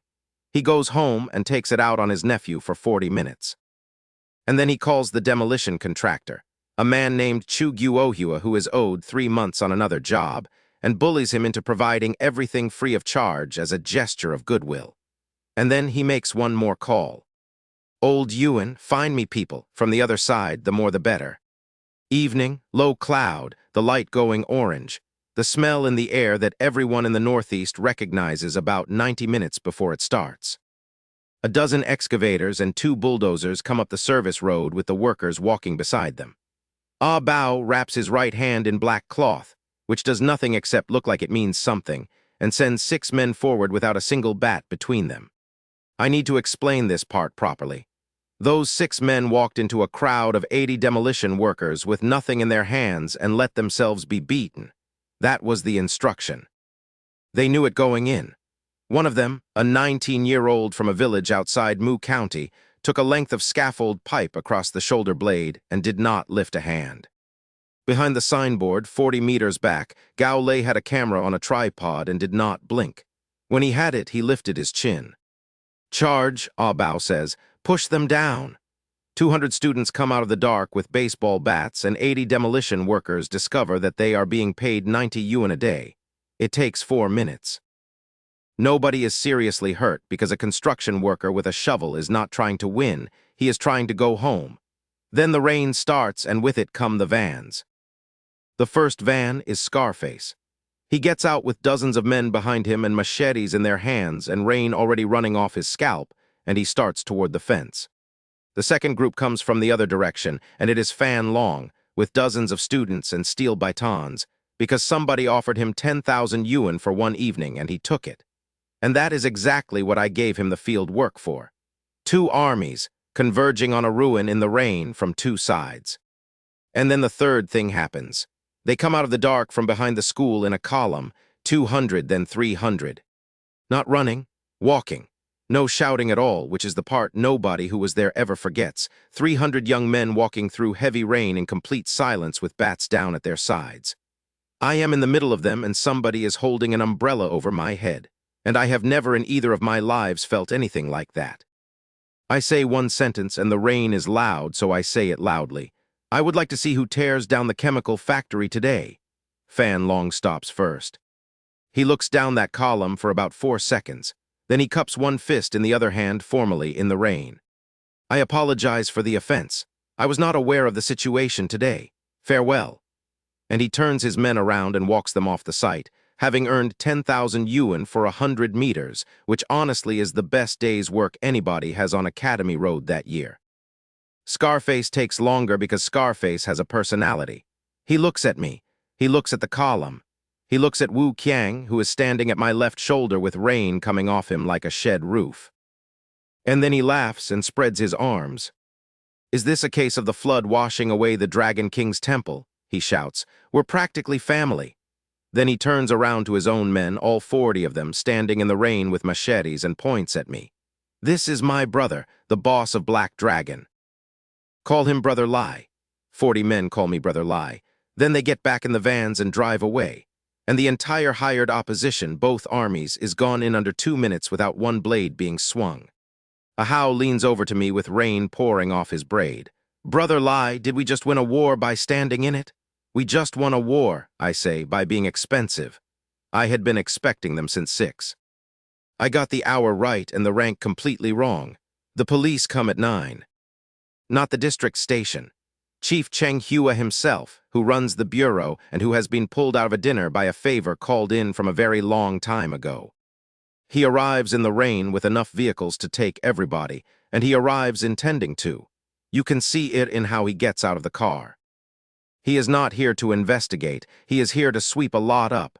I meet him at the fence with a folder. I want you to understand what a folder does to a man like that. Nothing at all if it is one document.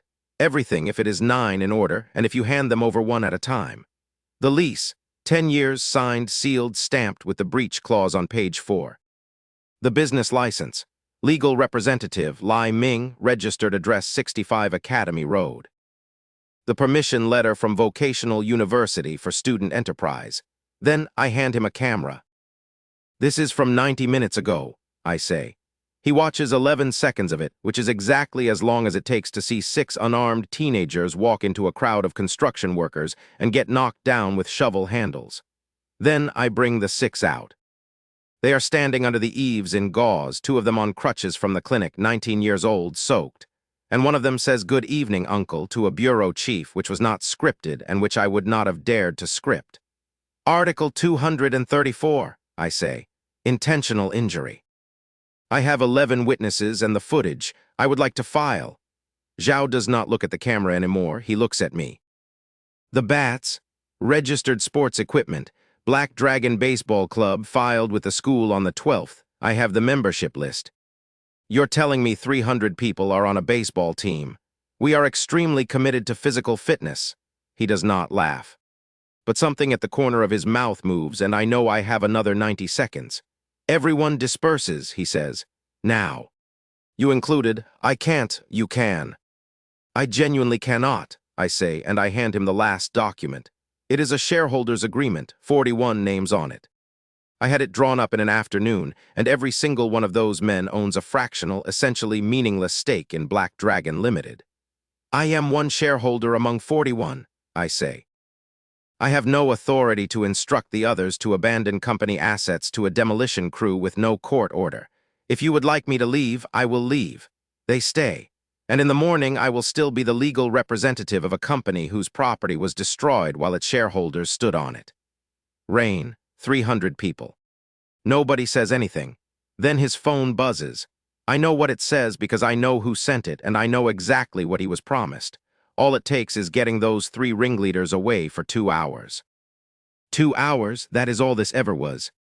Get me Wu Qiang and a Hao into a room for 2 hours, and the factory is a flat lot by dawn, and there is nothing to argue about afterwards, because you cannot undemolish a building. Take him, Zhao says. The 2 officers step forward. I take out my phone, dial, and hold it out. I'm letting you answer the phone. He does not want to take it. Every part of him does not want to take it.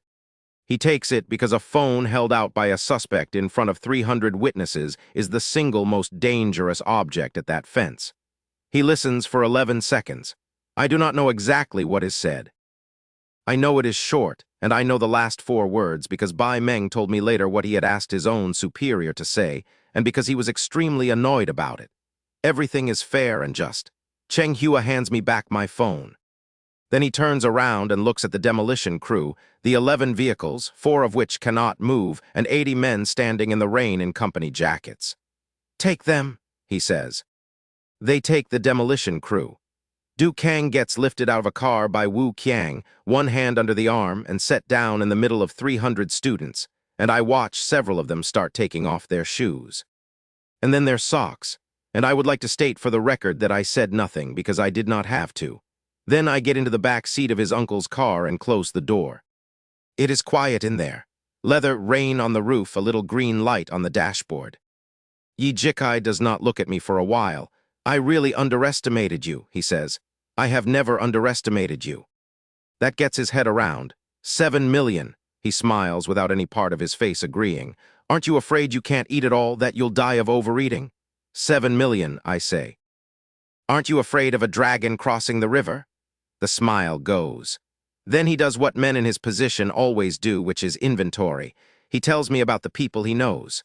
The bureau, the district, the 2 men above them, the ones who owe him from before I was born. He tells me he can freeze me from 6 directions at once and that I will never see which one moved. He is not lying either. All of that is true. Then I'll bet my life against you, I say. He stops. You're 20? Yes, that's the bet. I look at him. You have a school, a title, a pension, a nephew, and a name. I have a bag of cash under a bed. If we both go into the fire, you burn, and I do not, because I have nothing that catches. He does not answer. Besides, I say, have you ever heard of drawing dragon lots? He goes very still. I am not going to explain that phrase. Anyone from around here knows it, and anyone who does not is better off. It is an old thing from a bad decade. And it means that when a group is cornered, straws are drawn, and whoever draws the short one goes and does the thing that ends everybody's problem and his own life. I have never done it. I have never seen it done. In my last life, I sat in a room where it was discussed for 11 minutes and then not done. And I have thought about those 11 minutes probably once a week ever since. I say it, and I let him look at my face, and I let him decide what he is looking at.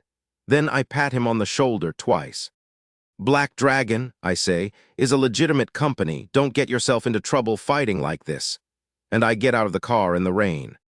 The next morning I go to see Gao Wen, and he serves me the good tea. That is the tell. 3 weeks ago it was the paper cups. Now it is the small pot and the little cups and the whole ceremony, which in an office in China means I am important, and also I am not going to help you. He is careful for 11 minutes. He talks about the school's position and about not interfering in a commercial dispute and about how he is sure it will be resolved by the proper channels. I let him finish. Then I turn my teacup upside down on the table. Compared to Yi Jikai, I say, you are no match. He goes red. That man picked up a phone at 8 at night and got a bureau chief onto a muddy lot in the rain, I say.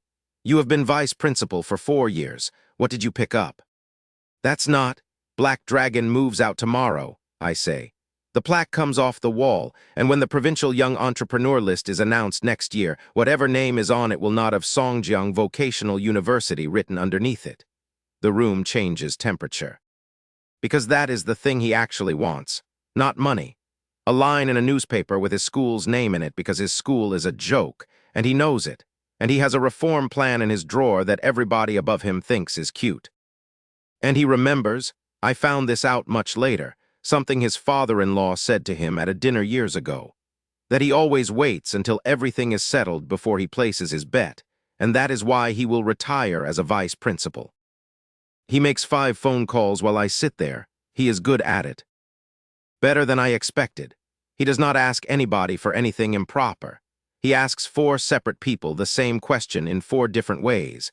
And the question is whether the school's own tenant is going to be run over by a demolition crew in a commercial dispute. And every one of those calls ends with the same word. Fairness. Then he hangs up and looks at me and says, there is also the old experimental building, 3 floors west side. It has been empty for 2 years. How much? Nothing, he says. It's a school supporting student entrepreneurship. I stand up and shake his hand. Not bad, I say. He's like a man after all. I say it in the doorway, deliberately, at exactly the volume required. By the time I reach the stairs, he has the reform plan out of the drawer and a pen in his hand. I did nothing at all for those 4 days. I want to be clear about that, because doing nothing was the single most useful thing I managed all month. Ijikai spends the following 4 days making telephone calls, and every single one of them tells him the same thing in a different tone of voice. Somebody is protecting Lai Ming. Nobody can tell him who. That is the part that finishes him, and I want to be clear, it finished him because it was true and because it was nothing. There was no one protecting me. There was a detective captain who owed me a lunch, a vice principal who wanted a headline, and 41 signatures on a piece of paper.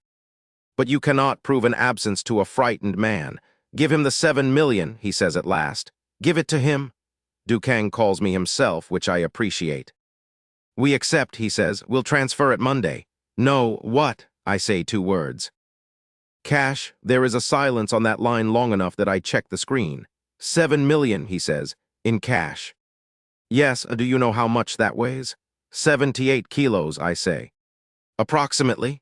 It takes them 4 banks and most of a day. It arrives that night in 11 canvas bags in a van with 2 men who are visibly relieved to put it down. The next evening I call every corps member into the top room. There are 11 of them now with numbers and 60 without. The message goes into the group chat, which is called Black Dragon Soaring Group because a How named it and I do not have the strength. They come up the stairs and stop in the doorway. The money is on the table. All of it not in bags. Out of the bags in bricks, stacked into a shape roughly the size of a washing machine under a light. Nobody speaks. 60 people. Nobody speaks. I am in the middle chair with a cigar I do not want, and a How is on the left with the fan, and Wu Qiang is on the right turning 2 iron balls over in one hand. And I am tapping a wine glass against the arm of the chair because I know exactly what I am doing and I am not sorry. I lean forward, pick up a brick, and break the band with my thumb. Then I throw it at them. 10,000 yuan comes apart in the air and rains down on 60 faces. Then another, and another. 5 bricks one after another, and by the 4th one somebody has started shouting, and by the 5th the room is chaos, 100 yuan notes coming down through cigarette smoke onto a concrete floor and 60 young men going down on their knees in it. Take it, I say. It's yours now. 2 more bricks for the peripheral members downstairs. 500 minimum, each hand to hand. Then, when it has gone quiet again and everybody is standing there holding money they cannot fit in their pockets, I tell them the other thing. Registered employees, contracts. Minimum salary 3,000 a month, I let that land. Social insurance, housing fund. Paid properly into the actual account. Ah Bao makes a sound. You are not somebody's little brother, I say. You are a white-collar employee of a registered company, and when your mother asks you what you do, you have an answer with a tax number on it. Gao Lei is standing at the back holding 4,000 yuan in 2 hands. He was dumped that same afternoon by a girl in the accounting department who told him he had no future. 3,000, he says, to nobody. Zio Ru gets 2,100. She's top of her year. Somebody asks me later, years later, why I did it in cash. Why not transfers? Why not envelopes? Why the theater? Because they had to touch it. Every one of those kids grew up being told, in 100 small ways, that he was one of the ones who would never have any. I know, because I was told it in the same house they were. You do not undo that with a bank message. You undo it by putting 10,000 yuan into a 19-year-old's hands and watching him find out that his hands work. Money has always emboldened us. That is not a proverb, that is just true. After they go, the three of us stay and I lay it out on the desk. The empty lot opposite the school, 12,000 square meters. That becomes a night market, not a night market, the night market, Ahau writes. Then the strip along the river, all of it, and that becomes something I am calling Songjiang Sleepless City, and it will cost hundreds of millions and take 3 years, and I am telling you about it now so that you stop being surprised. And after that, property, he stops writing. Brother Lai, why not the internet? You keep saying the next 10 years are the internet. Websites cost nothing to start. It is a good question. It is the right question, and the boy who asks it is going to watch a man get 4.5 million yuan for a student forum inside 18 months. Because my real foundation isn't money, I say, and it isn't knowing what happens next. It's 40 men with numbers and 200 without. You cannot put 200 brothers inside a website. You put them in a market, a warehouse, a fleet, and a building site. He nods slowly. Then he says, very carefully, because he has been building up to it for a week, we should have a department for the other kind of work. Not on the books. He makes a small gesture at his own throat. No, Brother Lai, every organization our size. No, I put the glass down. That department is the reason we ended up where we ended up. He does not know what that sentence means, and he never asks. I stand at the window with the city out there and the river past it, orange and half-lit, and I say the thing I have been carrying since I woke up at that gate. In this life, I say, I am going to build a country's worth of industry, and I am going to do it in the daylight. Ahau writes that down too and underlines it twice, and I let him. The Mercedes dealership on Airport Road has a marble floor and a coffee machine and a saleswoman who sees us coming across the lot and immediately puts her hand over her collar mic. I am told later that what she said was, "Manager, I think some gangsters have come about protection money." In her defense, there are 14 of us and one of us is Wu Qiang. The manager comes out fast, smiling the smile, and I do not let him get into the script. Do you have any 400s in stock? Ah, sir. We do, but the current lead time on. Can I sign today and drive it out today? He looks at me. 20 years old, cheap jacket. May I ask about the payment arrangement?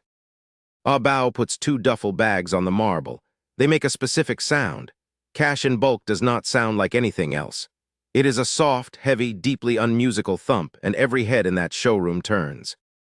1,600,000 yuan.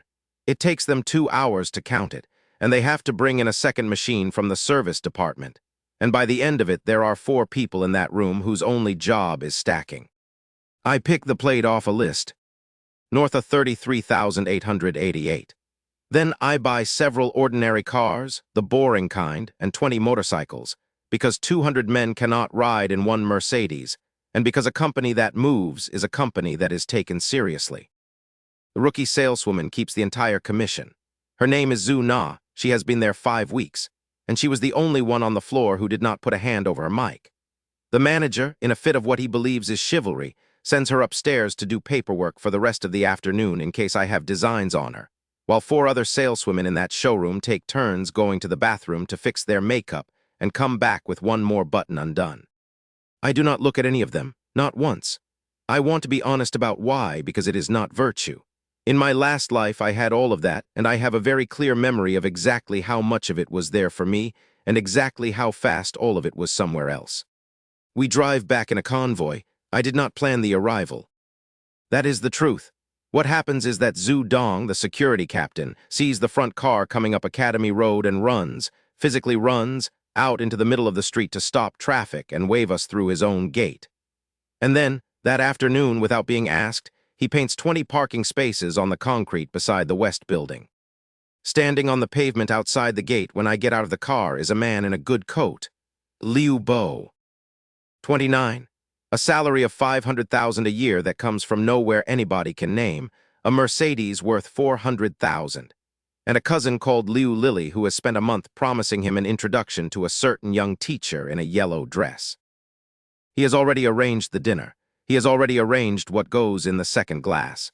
He is standing there rehearsing something charming when a 20-year-old in a cheap jacket steps out of a car worth 4 times his. 20 meters away, Zhu Lan stops walking.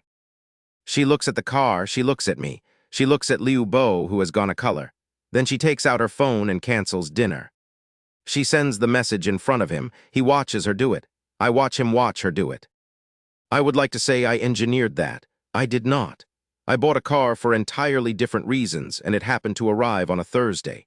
That is the last time anybody puts anything in Zhu Lan's glass in this life. And she never once finds out that it nearly happened, and I am not going to be the one who tells her. The banquet is at Yunding. Cloud Top, the only 5-star hotel in the North District, built 4 years ago for 100 million yuan, and I take the entire top floor. 115 men. All of them in new suits, which is its own logistical operation, because you cannot buy 115 suits in one shop, and you certainly cannot buy one for Wu Qiang. Across the road from that hotel, there is a food stall with plastic stools. Fan Long is sitting at it with 8 of his men and a bottle of grain liquor, and he is in the middle of a promise. 5 years, he is telling them. 5 years, and I will take you across that road and up to the top floor, and we will eat there like people. They are cheering him when the convoy comes past. 2 cars, then the Mercedes, then more cars, then 20 motorcycles. And it does not stop at the traffic light. It turns directly into the forecourt of Cloud Top. And 115 young men in new suits get out under the awning while a doorman holds the door. Fan Long does not say anything for a long time. Later, much later, he told somebody, I thought if I worked hard I would catch up. And then I looked across the road and he had not simply moved ahead of me. He had turned into a canyon. Upstairs there is lobster and a ballon and a bird's nest soup I do not have the vocabulary for. And the manager comes in personally to mention twice that the hotel cost 100 million to build. We go around the tables for 2 hours. Everybody toasts everybody. Wu Qiang eats an amount of shellfish that the kitchen has to send a man out for. Then I go to the window and they go quiet without being asked. 115 faces. Half of them have been thrown out of a school at some point. A third have been in a police station. Almost all of them have a mother somewhere who tells the neighbors that her son is working in the South. Listen, I say. From today you are not the bad kid in your parents' eyes. You are not the good-for-nothing at your aunt's dinner table.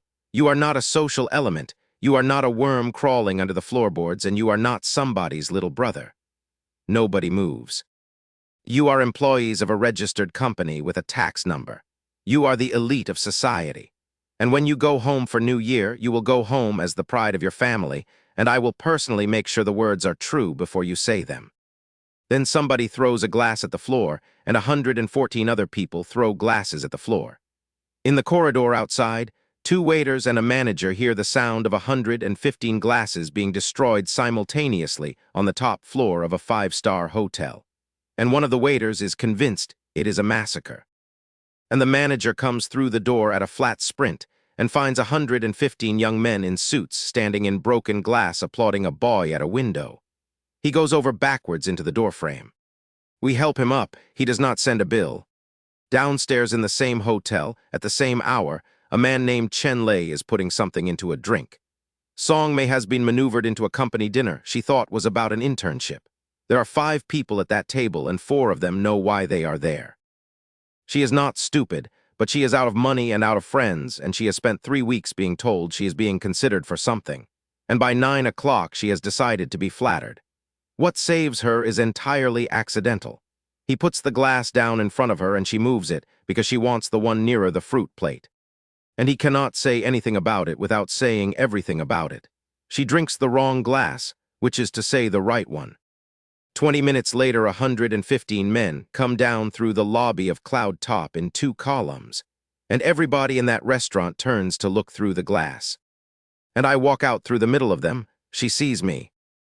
She is out the door and down the steps before I reach the car. Lai Ming, I stop. Whatever your faults were in the past, she says, or my little temper, we can let all of that go. She is out of breath. She smiles. It is the smile from 2 years ago, and it still works. That is the awful part. It works on some part of my spine that has not been reborn. From today, I'm willing to try dating you. Willing. I get in the car. The window comes down halfway because Ah Bao has already started it up. I look at her for about 2 seconds. I have thought about what my face did. I did not do anything with it deliberately. Whatever it was, she stopped smiling. The window goes up and the car pulls out. She falls on the steps. I mean that literally. She goes down on the marble in front of the entrance and stays there. And the entire restaurant watches it through a glass wall, and nobody comes out. Chen Lei does come out eventually because his evening has been ruined, but his arithmetic still works. He offers her 10,000 a month in a low voice with his hand on her elbow, and she is still on the steps. What removes him is Guan Yu. Guan Yu is 20, studies engineering, and has been parked around the corner for 3 hours because she messaged him at 6 in case she needed a ride. He does not fight Chen Lei. He simply arrives and stands there being visible, and men like Chen Lei do not do anything in front of a witness with a phone. Then Guan Yu drives her home, and on the way she has him stop at an electronics shop. And he buys her a phone with money he borrowed from his roommate that afternoon. And when he brings out the cheaper model, she says, without any particular malice, that this one is for poor people. He goes home and sends her a message at 1 in the morning. I read it later. She showed it to somebody who showed it to somebody. You are a phoenix from the heavens, and I am a sparrow on the ground. My queen, I retreat, and this retreat will last a lifetime. She reads it and makes a noise of disgust and calls him a clown. Then, at 2 in the morning in a dormitory where nobody is speaking to her, she gets a shoebox down from the top of the wardrobe and goes through the old letters and finds a photograph she threw in there 14 months ago of 2 people at a lake and puts it under her pillow. I did not know any of that at the time. I was asleep in a dormitory bed with 450,000 yuan under it and a cracked wrist from someone's toast. If I had known, I do not think it would have changed anything. That is the part I keep coming back to. The empty lot opposite the school costs 300,000 a year on a 5-year lease. 12,000 square meters of weeds, rubble, and one abandoned concrete mixer that has been there so long the students have named it. Gao Wen nearly falls out of his chair. 300,000 for that. Lai Ming, he leans forward. Tell me honestly, is that land going to be demolished? Requisitioned. Is there a subway line? Did somebody tell you something? Demolition. I look at him.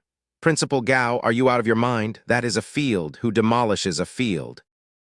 He is not convinced, and he is right not to be, and there is nothing on earth I can do about that. While I am in his office, he leaves the reform plan on the desk, which is either carelessness or the least subtle request for help I have ever received. I read it in 90 seconds. It is not bad. That is the sad part. It is a genuinely decent plan by a man with no allies. And it will get him nothing because it is aimed at the wrong target. Your employment rate, I say, what about it? You are trying to fix the teaching.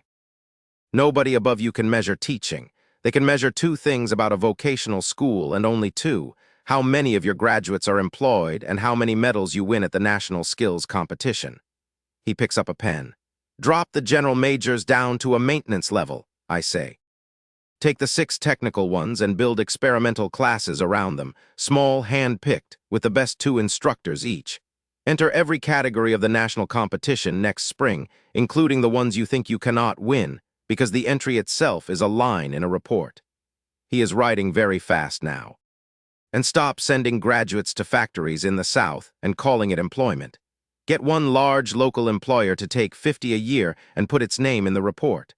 One name is worth 400 anonymous placements. He stops writing. How come I didn't think of that? Because in my last life you did think of it, I do not say, roughly 14 months from now, and the school rose on exactly that. And by then I was in a cell and you were a principal, and neither of us was thinking about the other at all.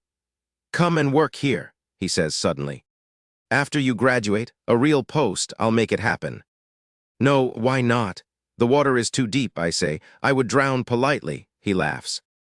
It is the first time I have heard him do that. I am not in the room for this one. I get it that evening from Gao Wen, who acts out both parts badly and enjoys himself enormously. 2 days later, a man in a good shirt barges into that same office without knocking.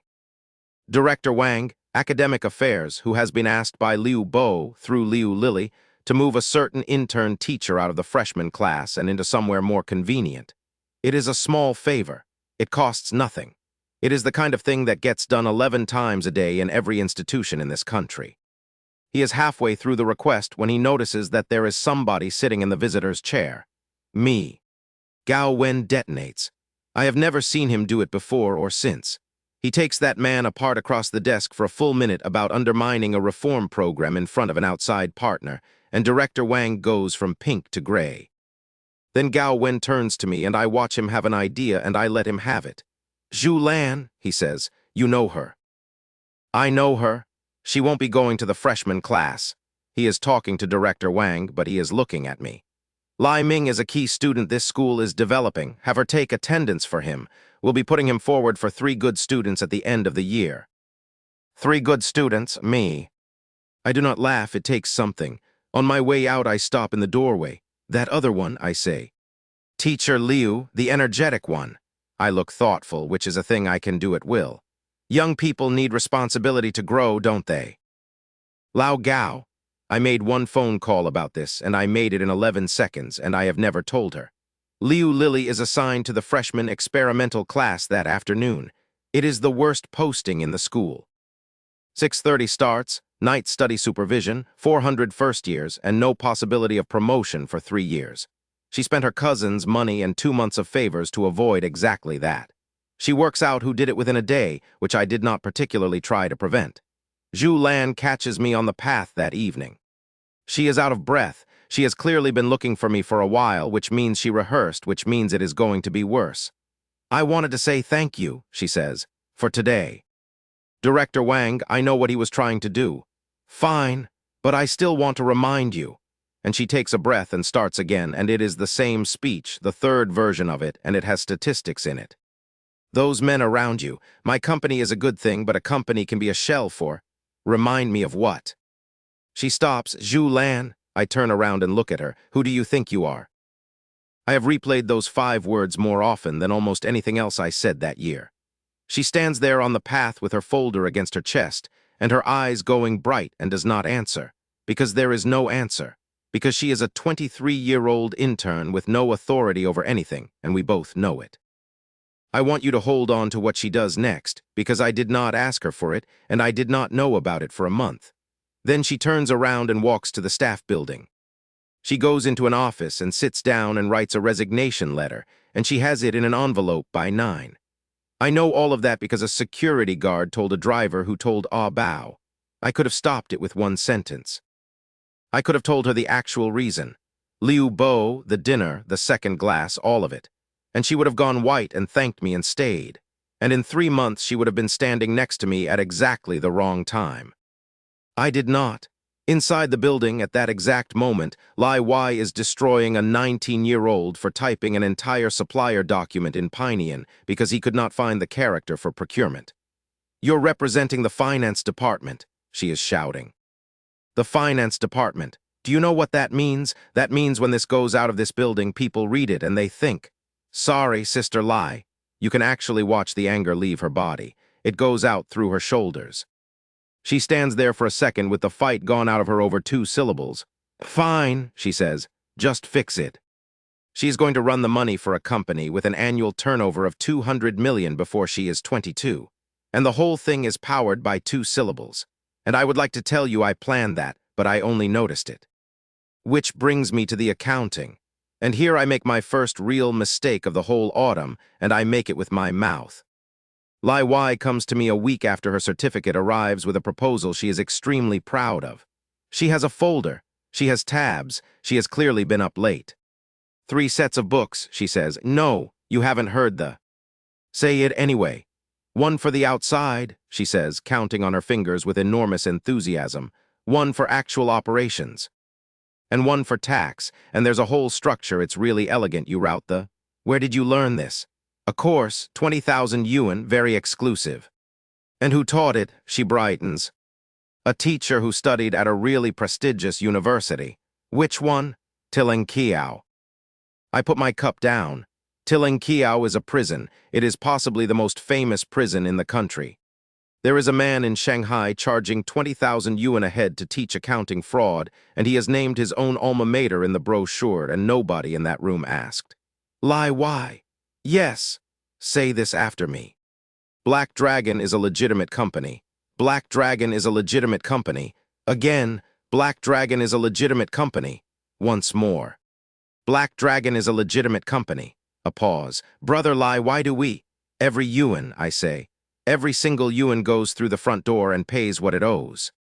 I do not care if my company earns less. I do not care if it grows slower. We are in the most profitable decade this country will ever have, and the only way to lose is to be clever. She goes away disappointed. Then she takes the course anyway. She takes the whole 20,000 yuan course, top of the class, best student, certificate, group photo, and then she goes home and sits on her bed and dials a number. Hello. Yes, I'd like to report something. A pause. The location is... I did not tell her to do that. I want that on the record. I found out about it 4 months later from her brother, who found out about it from a colleague in Shanghai, who wanted to know who Sister Lai was. The lot opposite the school is mine on paper. It is not mine in any other sense, because 40 or 50 members of one family have been living on 120 acres of it for 5 years. The Wu family. They moved onto school land the year the road was widened, and they have been there ever since. They keep chickens in the stairwell of a half-built teaching block. They keep geese, which are worse. They have a basement they dug themselves with no permit and no drainage, and a mahjong operation running out of it 6 nights a week. They tap the school's power off a pole with a hook and a length of wire.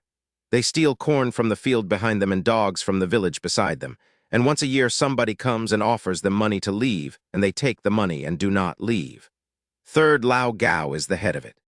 61 thin, with the specific energy of a man who has never once lost an argument by being right. Ah Bao posts a notice on their gate, 3 days, clear the structures, remove personal property, vacate. They hold a family meeting about it that night. I know what was said because the woman who cleans the classroom block heard most of it through a wall and enjoys talking. The conclusion is unanimous. Hold the land, get beaten, get compensated. Beat it up, Third Lao Gao says, and the money comes. That is not stupidity. I want to be fair to him. That is a business model, and it has worked 4 times. And every institution that has ever dealt with him has paid rather than be photographed. So we come a day early. We come at 5 in the morning before it is properly light, with the machines and with something else, which is 14 tractors belonging to the families of my own men. Because there is a crop on that land. Corn, cabbage, a lot of it, planted by the Wu family on ground that is not theirs. Company benefit? Ah Bao announces through a loudspeaker to 70 or 80 relatives standing in the dark with their trailers. You have half an hour. However much you can carry is yours. Half an hour. I have seen a lot of organized violence in 2 lifetimes. Nothing I have ever witnessed was as fast, as total, or as cheerful as 70 northeastern farmers stripping 120 acres of somebody else's vegetables in half an hour. The Wu family come out into a field that has been harvested. They come out with cleavers and machetes, and one man carrying a sword he has made himself out of a leaf spring. And they are screaming, and they have about 60 people. Ah Bao puts 2 fingers in his mouth and whistles. 300 come out of the school gate. Third Lao Gao stops. He looks at that and he does the arithmetic, and he arrives at the only correct answer, which is that he is not going to win by fighting. So he raises his hand and points a finger at me and opens his mouth to begin the second phase, which is the phase he is actually good at. Something hits the finger. He does not see it, and neither does anybody else. There is a small flat sound, and his index finger folds sideways and goes purple-black from the knuckle to the nail in about 4 seconds, and he screams like a kettle. 40 meters away, a slingshot goes quietly into a cabbage patch. Phase 2 starts anyway because these people are professionals. They go under the machines. All of them, old women lying down in front of tracks, a man with a rope around his own neck standing on an excavator bucket announcing that he will hang himself, 3 separate people rolling in the mud, and a boy of about 14 filming it on a phone from a good angle. Meanwhile, 4 of their young men have gone around the back to unbolt the hydraulics on the loaders. Gao Lei is already there. He has been there since 4. He has a camera and he lets them get all the way to the bolts before he says good morning. Throw them all out, I say. And this is where I need to tell you what it actually sounded like, because it is my favorite thing that Black Dragon ever did, and it is completely ridiculous. Every single one of my men, while removing a person from under a machine, says the article number out loud. Article 245, Unlawful Search and Unlawful Intrusion, you are on school land. Article 20, Legitimate Defense, you swung first. Article 13, sir, please release the machine, sir. Article 13. They have been reading those books for 6 weeks. They do not fully understand them. It does not matter. What matters is that 300 people are conducting a forcible eviction while reciting statute numbers at the top of their voices. And every single one of them stops the instant a weapon hits the ground. And not one blow lands anywhere near a head. The boy with the leaf spring sword is the exception, and only because he insists. He plants his feet in the mud and holds it over his head with both hands and announces, to a crowd of 300 in the voice of a person who has practiced this in a mirror.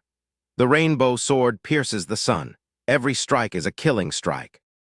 A bow picks up half a brick. The rainbow sword pierces the sun, goes into a puddle. Its owner goes over a cabbage row. In the after-action report, which Ahau insists on writing, the weapon is recorded as the sword of loving life and fearing death. And that is what it is called in that company forever. Above all of it, on the roof of every machine, there is a man with a camera. 4 cameras, 4 angles. Continuous, time-stamped, and no cuts.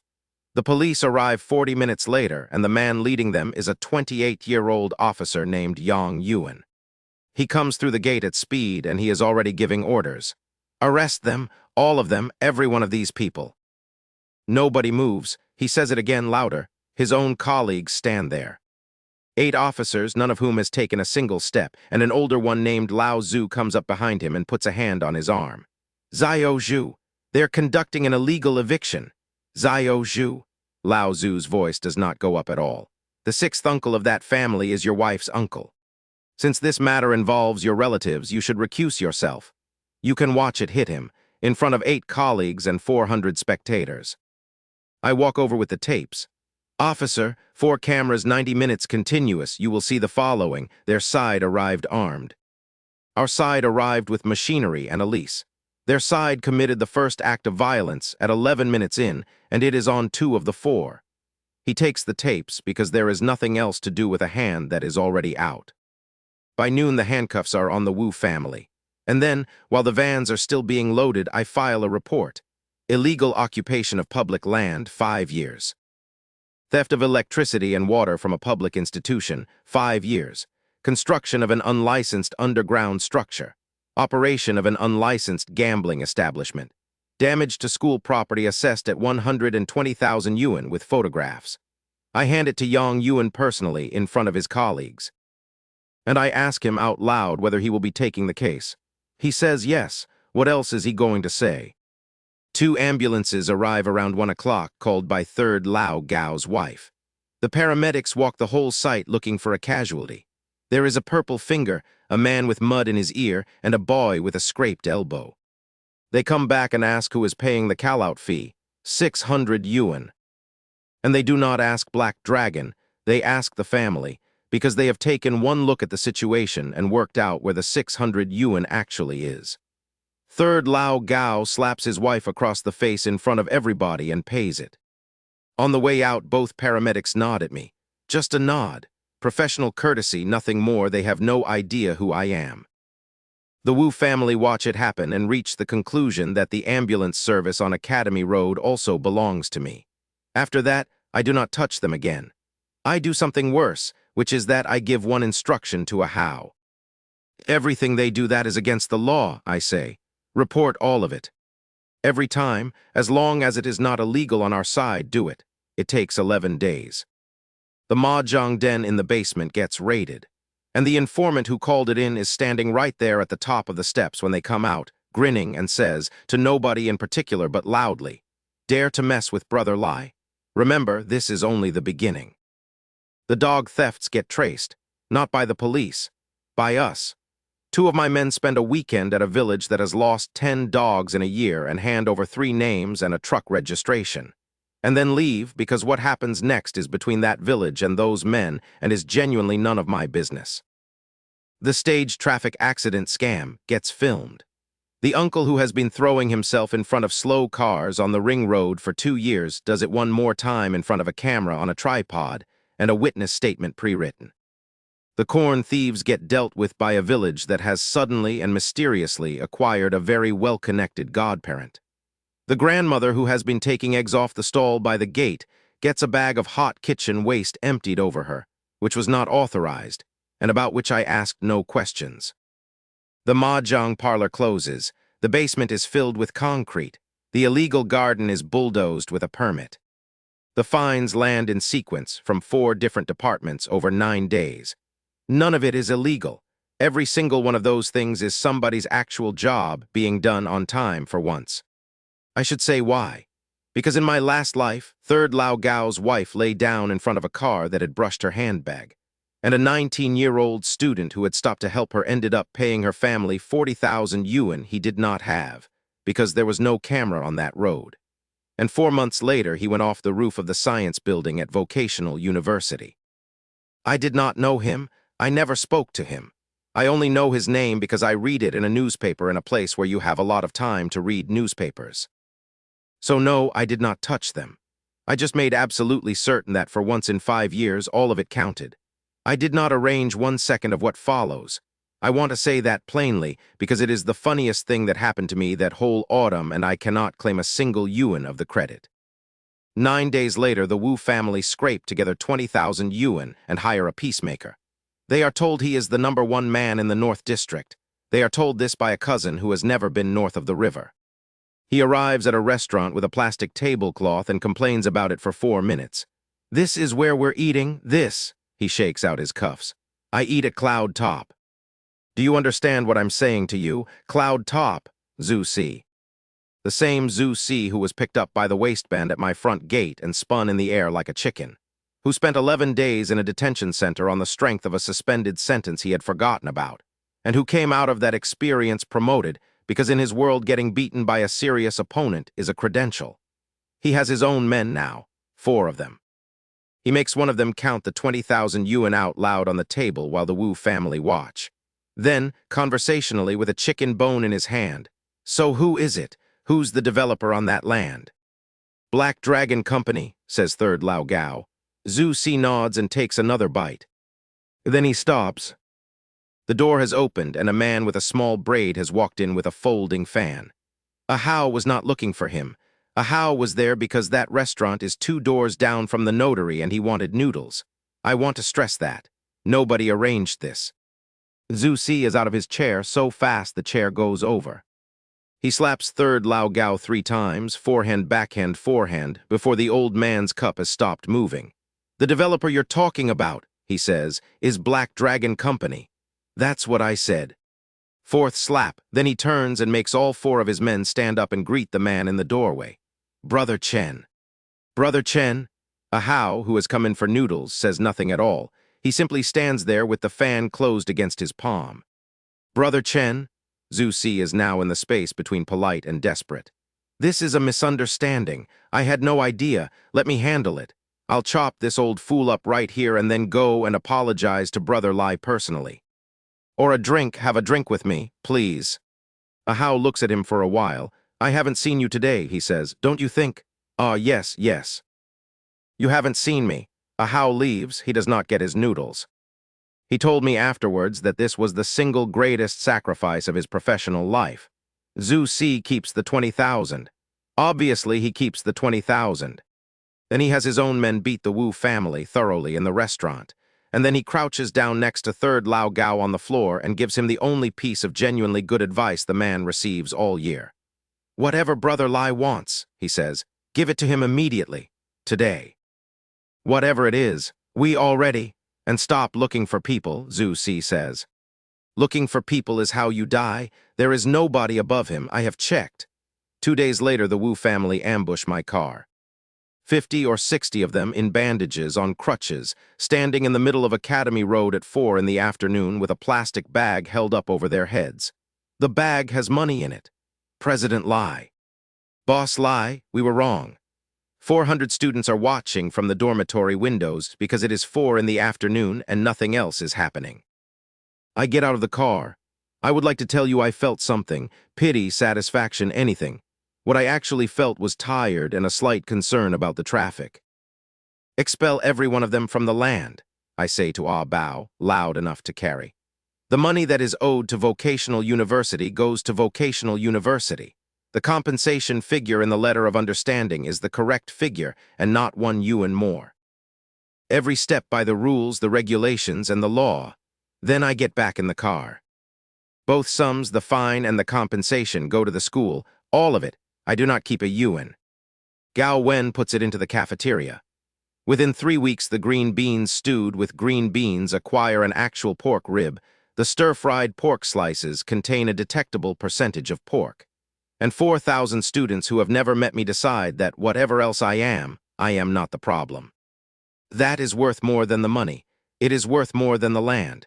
There is no advertisement on earth that buys you what one improved cafeteria buys you.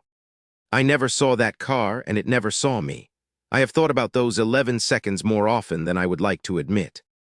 At about the same hour, a black sedan is driving slowly down Academy Road. In the back of it is a man in his 50s reading a file. The file is about a company called Black Dragon and a student called Lai Ming. It contains a business license, a lease, a shareholders' agreement with 41 names, 2 police incident reports in which the company is the complainant, and no criminal record whatsoever. The man's name is Liang Min, and among other things, he is the father of a 19-year-old girl with green hair who is currently on the 2nd floor of a building 400 meters away, shouting at somebody about Pinean. He looks up as the car passes the gate. My convoy comes out of that gate 11 seconds after he goes past it. He does not see it. I do not see him. He closes the file. Notify the North District Bureau, he says. I want a meeting. The schools along this road are new, the student population is mixed, and police management needs attention. He means it as an ordinary instruction. It is the beginning of everything that happens to me for the next 4 months. Now, the vendors. A night market with no stalls is a car park. I need 120 street vendors, and I need them before the ground freezes, and street vendors are the single most suspicious economic class in the country, for extremely good reasons. So I do not go to them. I hire 4 middlemen and pay them to bring the vendors to me. I counted them. I counted them twice, actually. In my last life, I could not have named 40 of these people. And by the end of that life, not one of them would take my calls. 121 of them come up to the top floor of Cloud Top. They come up in a 5-star hotel elevator in aprons that have not been washed since spring. And they come out into a private room with a chandelier, and they stand there in a clump near the door. I do not look at them for a while. That is deliberate, and I am not proud of it. And this is the part I had been planning since the day I woke up in a body 4 years younger than the one I died in. Then Ah Bao puts a metal suitcase on the table and opens it. 1 million yuan. Terms, I say. 1, no stall fee. Not now, not later, not ever, and it will be in writing. Silence. 2, 3,000 yuan moving in bonus per stall paid the day you set up. I hear it. I am 4 meters away, and I hear every word of it. Somebody at the back says something to somebody else. 3. I let the pause run. 10,000 yuan a month, guaranteed. If your takings come to less than 10,000, I make up the difference. If they come to more, you keep all of it, and you owe me nothing. The room goes completely quiet. Paid in advance, I say. First month now out of this case, no contract to sign. A man near the front, 50-odd grilled cold noodles, says, no contract, no contract. Then what stops us taking the money and going? Nothing, I say. Ah Bao counts 10,000 yuan and throws it at him. He catches it against his chest with both arms and stands there holding it like a baby. At the door, a Hao snaps the fan open. Brother Lai isn't short of money, he says pleasantly. He just wants noodles, anyone who takes the money and doesn't do the job. I look at him. I have been waiting all evening to look at him. And Wu Qiang, who has been facing the window this entire time, turns around and chuckles. He does not say anything. He does not do anything. He turns around and he chuckles, and that is the end of the negotiation. 89 register on the spot. The other 32 register within a week because 89 men with 10,000 yuan cannot keep a secret. I want to note one thing. That entire meeting is on the hotel's security system, all of it, from the elevator to the door. The manager offers me the recording afterwards, apologetically, assuming I want it destroyed.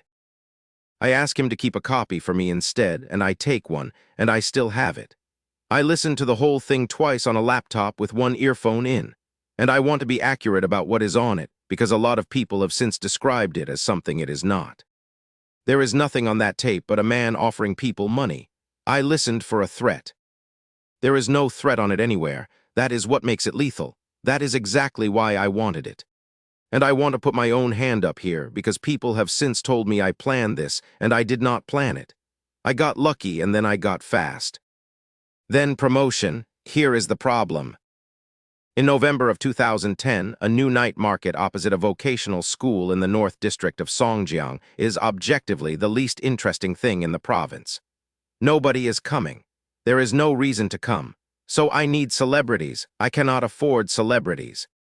A single endorsement from anybody worth naming costs more than the entire construction budget. We hire lookalikes, I say. A house stops fanning, doubles 4 of them. There's a drama on right now that every student in this country is watching. Let's watch the meteor shower, the biggest show of the year. 4 leads, all of them with a signature look, and a signature look is a costume, and a costume can be bought in a market for 200 yuan. We dress them, we put sunglasses and hats on them, and we surround them with 12 of ours in black suits and earpieces. Bodyguards. Bodyguards who shout make way and no photographs, which is the single most convincing thing a person can do. He is writing very fast. We walk them through my night market at 7. They hang a lock on a bridge, they eat one thing, they leave. Then we put the photographs on the campus forums and the microblogs with hired accounts in the first person, and every one of those posts ends with the same sentence. Which is, I am not so-and-so, Ahau looks up. That's the whole thing, I say. You never claim it, you deny it. A denial that nobody asked for is the most persuasive sentence in any language. He puts the pen down. Brother lie, he says slowly. That's shameless. Yes. That is genuinely shameless. Write it down anyway. He writes it down. And then, because he cannot help himself, he adds a second phase underneath, which is the campus beauty contest, because he has worked out on his own that the celebrity wave will last 4 days, and something has to be waiting when it breaks. That is the day I stop worrying about Ahau. I kept an eye on him, not out of malice. I simply wanted to know where he was standing, because I already knew where he ended up. Meanwhile, on the other side of the road, Dukang has been busy. He has taken his 7 million yuan humiliation and turned it into a website, a student forum for Academy Road. 50,000 registered users by the end of the month, growing fast, no revenue at all except advertising. I bought it. I paid him 600 yuan of my own money for the privilege, and he took it without asking a single question.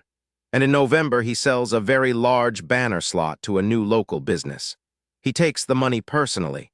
He is delighted with the money.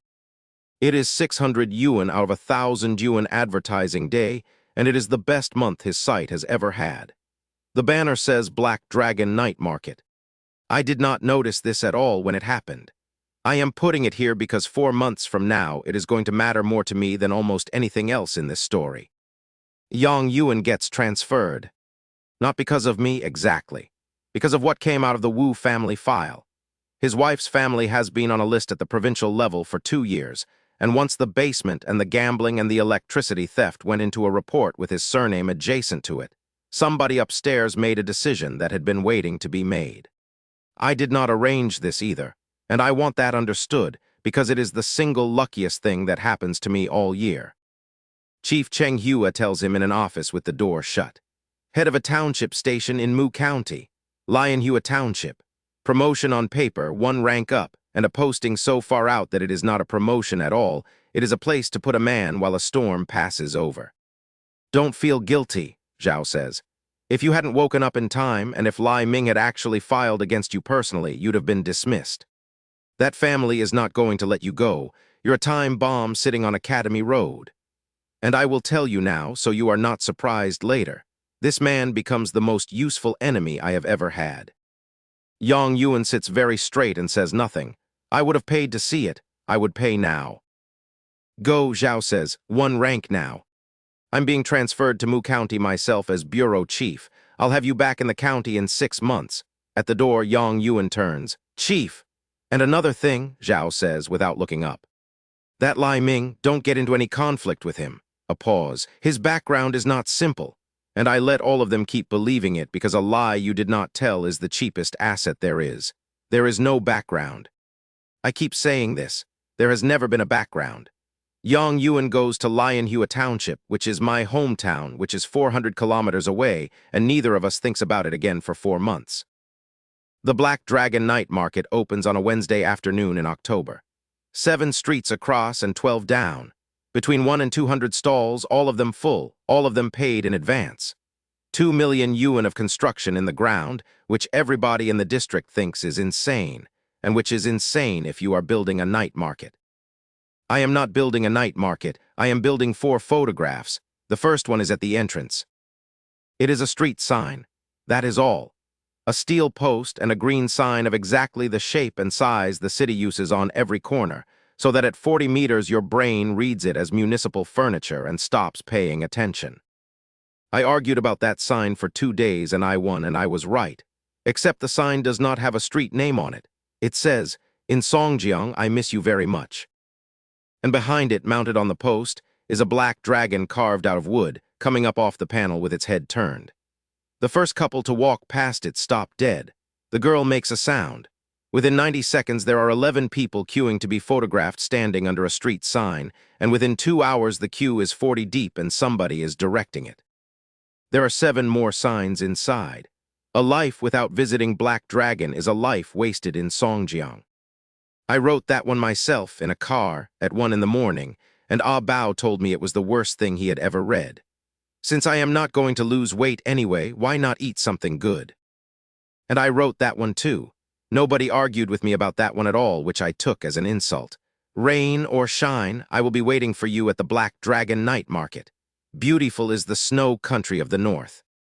Beautiful is the Black Dragon of Songjiang. I did not invent a single one of those. I remember them. All of them come from a decade that has not happened yet, off walls in cities that do not have them yet. And every one of them will be copied by every night market in this province inside 4 months. That is fine. I only need 11 days. Then the bridges.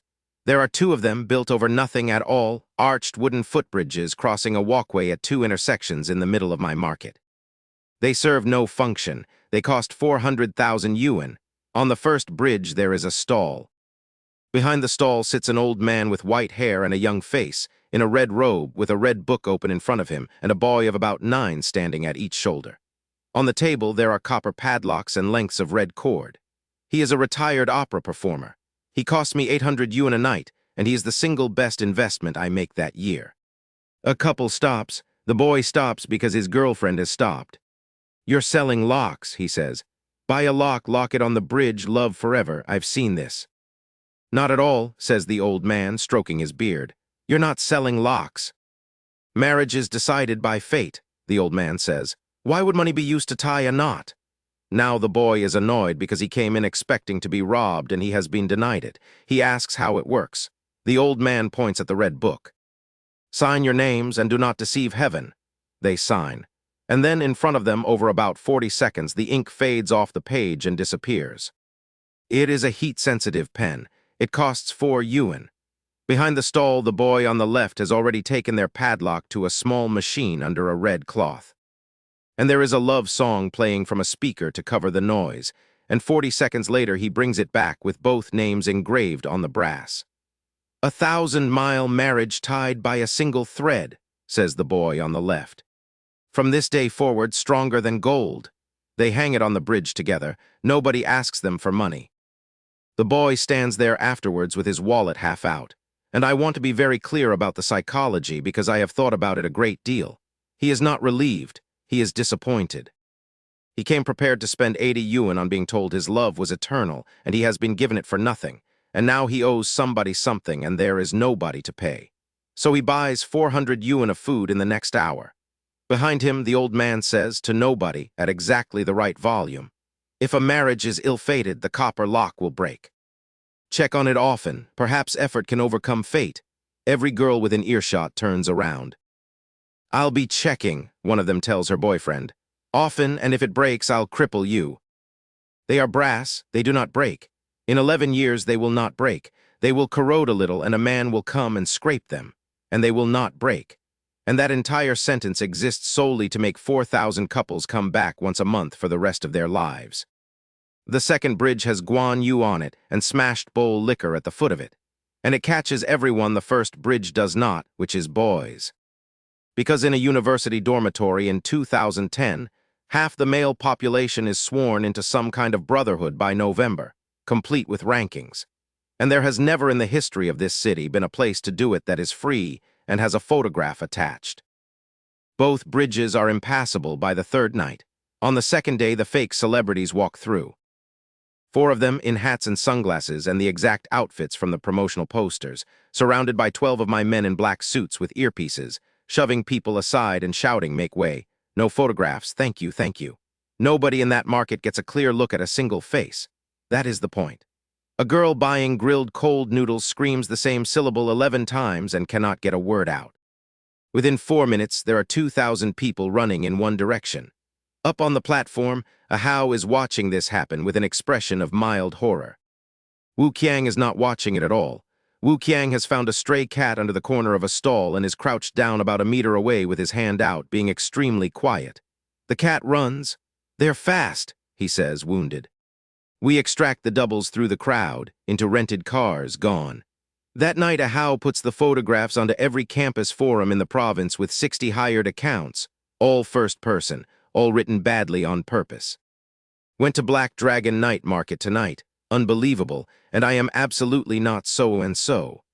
By 11 o'clock, Black Dragon Night Market is the top trending topic on every regional board in Songjiang. Ah Bao, who has been quiet for a while, finally asks the question, "Brother Lai, those weren't the real ones." "No." When we promote it, that becomes a lie. Do we say a name anywhere? He thinks. No. Does Black Dragon confirm anything? No. Then there is no rumor, I say. There are photographs and there is the public's imagination, and there is nothing in between with our signature on it. And if one of those celebrities comes out and issues a statement, and that statement contains any accusation against my company, then we will be suing for defamation, and we will win, and it will be on the news for a week. Silence. Then Ah Bao says with total sincerity, "That's incredibly shameless." "Basic operations," says a Hao without looking up. Day 2, 5,000 people. Day 3, a Friday, 8,000. Saturday, 10,000. Sunday, 13. Monday, a Monday, an ordinary Monday, 15,000. Turnover across those 5 days runs 28,000, 42, 80, 95, 130. Gao Lei reads all of it out to me off a sheet of paper he has clearly rewritten twice for neatness. Everyone in the room is delighted. I am not, less than 10 yuan ahead, I say. Brother Lai, that's 15,000 people came through that market yesterday and spent an average of 8 yuan and 40 cents. Do you know why? Nobody does. Because there are 130 stalls and there is a 9-minute queue at every single one of them. People walked in, looked at the queues, took a photograph and walked out. We are not short of customers. We are short of pans. That is the whole problem with the first week, and nobody else can see it because everybody else is looking at the crowd. Ah Bao. How many vendors have come to us asking to join? Since Friday, 200, maybe more. They're waiving the entry fee and the deposit themselves they're offering to pay us. Good. I sit back, then here is the contract. A Hao puts it on the table, 2 pages. Party A provides the site, the management, the marketing, and the promotion. Party B pays Party A 30% of turnover as an operations and management fee. Party A holds 1 month's turnover as a security deposit against food safety. Party B gives 1 month's notice to leave, and the deposit is returned. And at the bottom, in the smallest type on the page, Black Dragon reserves the right of final interpretation. Ah Bao reads it twice, 30% of turnover. Not profit turnover, yes, they'll riot. Some of them, Brother Lai, 30% is, he does the sum and stops. If the market does 100,000 a day, that's 30,000 a day, that's 900,000 a month. That's 10 million a year. Yes, off a 2 million yuan car park. Yes, Gowley says quietly, why would anybody sign that? Here is why, because a stall fee is a fixed number. And a fixed number means that no matter how brilliant I am, no matter what I build, no matter how many people I bring through that gate, my income does not move. Every night market in this country charges a stall fee, and every night market in this country is a landlord, and a landlord has no reason to ever get better at anything. 30% of turnover means that when I put a bridge in, I get paid for the bridge. They will scream, I say. And then they will look at the queue at their own stall and they will sign, because a bad deal on a busy street beats a good deal on an empty one. And anyone who does not sign will be replaced by 9 o'clock tomorrow out of a waiting list of 600. I push the paper back. One change. From next month, all raw materials are purchased centrally by Black Dragon and distributed. Tell them it is for hygiene, which is true. Tell them the price will not be above market, which is also true. And that gives us the supply chain, Ahau says. That gives us the supply chain.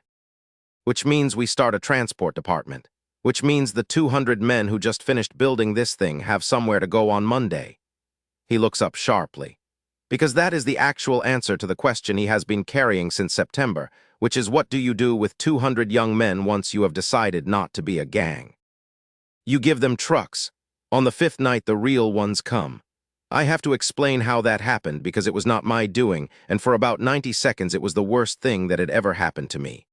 Their manager had seen the photographs. He showed them on a tablet in a suite at Yunding. And 4 young actors looked at 4 pictures of themselves in a night market they had never been to. And one of them genuinely wondered aloud whether he had lost his memory. It's my market using you, the manager said. Don't respond. Don't dignify it. Then he went to bed. And 4 popular young actors, and because they ran into another promotional group in the lobby, about 10 more, decided that since they were leaving the province in 2 days, it might be funny to go and see it. They arrive at 9:30 at night with 8 bodyguards in their promotional outfits, because of course in their promotional outfits. 20,000 people are in that market. It takes 4 minutes. I am on the roof of the office block when the sound changes. That is the thing I remember. Not the crowd noise, the change in it, a kind of tearing note that goes through a mass of people when they all start moving in the same direction at once. Ahau is at the door before I am. Gowley, report! The radio comes back and Gowley is shouting over something that sounds like weather. They came, the actual ones. Meteor shower, the whole cast plus more. 20,000 people minimum and the aisles are gone. We cannot move them out, the road is packed solid both ways. Get them into the school, Ahau says. Vocational university, lock the campus down behind them. Then he turns to me, and for the first time since I have known him, there is no grin. Brother lie. If there's a stampede tonight, I know. 2,000 of those are our own students. I know. 20,000 people in a space designed for 6, in the dark. On packed dirt, in October. There is no version of this that is not the end of Black Dragon. If 11 people go down in that market tonight, the market closes forever, my company is finished. And there are 11 families in this province who never get their child back. And every single thing after that is arithmetic that does not matter. Wu Qiang goes past me toward the stairs. I'll go down. Neither of us stops him. Down there, Gowley gets the actors moving toward the campus by taking a route through the sanitation lane. Ma Jai, who I do not know yet, who is at this point an outer member on probation whose name I could not have told you, does something clever without being told. He takes 6 men and pushes out into the crowd in different directions and starts shouting. They went that way. Duanmu is over there past the bridge, go, go. 6 men, 6 directions, 6 lies, and 20,000 people split into 6 streams and the pressure drops. The gates of vocational university shut behind the actors with 300 of mine holding them and Zhu Dong's security team on the inside. And everybody breathes out for about 11 seconds. Then 2,000 students come out of the dormitories. Because somebody has messaged the campus group. The actors end up on the sports field in the dark, with 2,000 of our own students converging on them from 3 sides, and their 8 bodyguards standing in a ring going hoarse. Director Wang arrives without his jacket. He climbs onto a plinth with a loudhailer and announces, in the voice of authority, that every student must return to their dormitory immediately or lose academic credits. It works. For about 40 seconds it genuinely works. The noise drops, the pressure eases, and I watch a middle-aged man in a cardigan achieve something. Then a fresh wave comes out of the third dormitory block, and he is knocked off the plinth, and the loudhailer goes under about 200 feet. And on the third floor of the teaching building, with a radio in her hand, Liu Lily is standing at a window watching all of it, and she is smiling. She has one job tonight, which is the duty roster, and the duty roster includes the field lighting. Director Wang is shouting into the radio for the emergency circuit. "Director," she says, "I can't hear you. There's a problem with the power supply. The floodlights won't all come on." "Then use the emergency." "Director Wang, what did you say? I can't hear you." She puts the radio down. She is 22 years old, and she is standing at a window in the dark, hoping that something happens to 2,000 people so that it will happen to me. I did not know that at the time. I found out 4 days later from the duty log. What I did know was that we had about 90 seconds. "Wu Qiang," I say into the radio, "the projector. Roof of the office building. Now. There is a construction floodlight up there, the kind on a tripod that runs off a generator, brought in for the night work on my market." Wu Qiang carries it up 3 flights of stairs one-handed, sets it on the parapet, and hits the switch. A single column of white light comes across 400 meters of dark and lands on the floor-to-ceiling window of the top floor of the Black Dragon building, where I am standing. Ah Bao opens the window and steps back out of the light. 2,000 faces turn. I do not shout. I want to say this clearly because the story afterwards gets told with me shouting, and it is wrong. I take the loudhailer and I speak at a completely ordinary volume, and the reason it carries is that 20,000 people have gone quiet in order to look at a man standing in a beam of light. Quiet. This is Lai Ming. The sports field goes silent, not lower, silent. Somebody at the back shouts something, and 4 people around him physically put hands over his mouth. I have replayed that sound many times, and I have never once been comfortable with it. "Disperse," I say. "I like it quiet. You have 10 minutes. Then I hand the loudhailer back.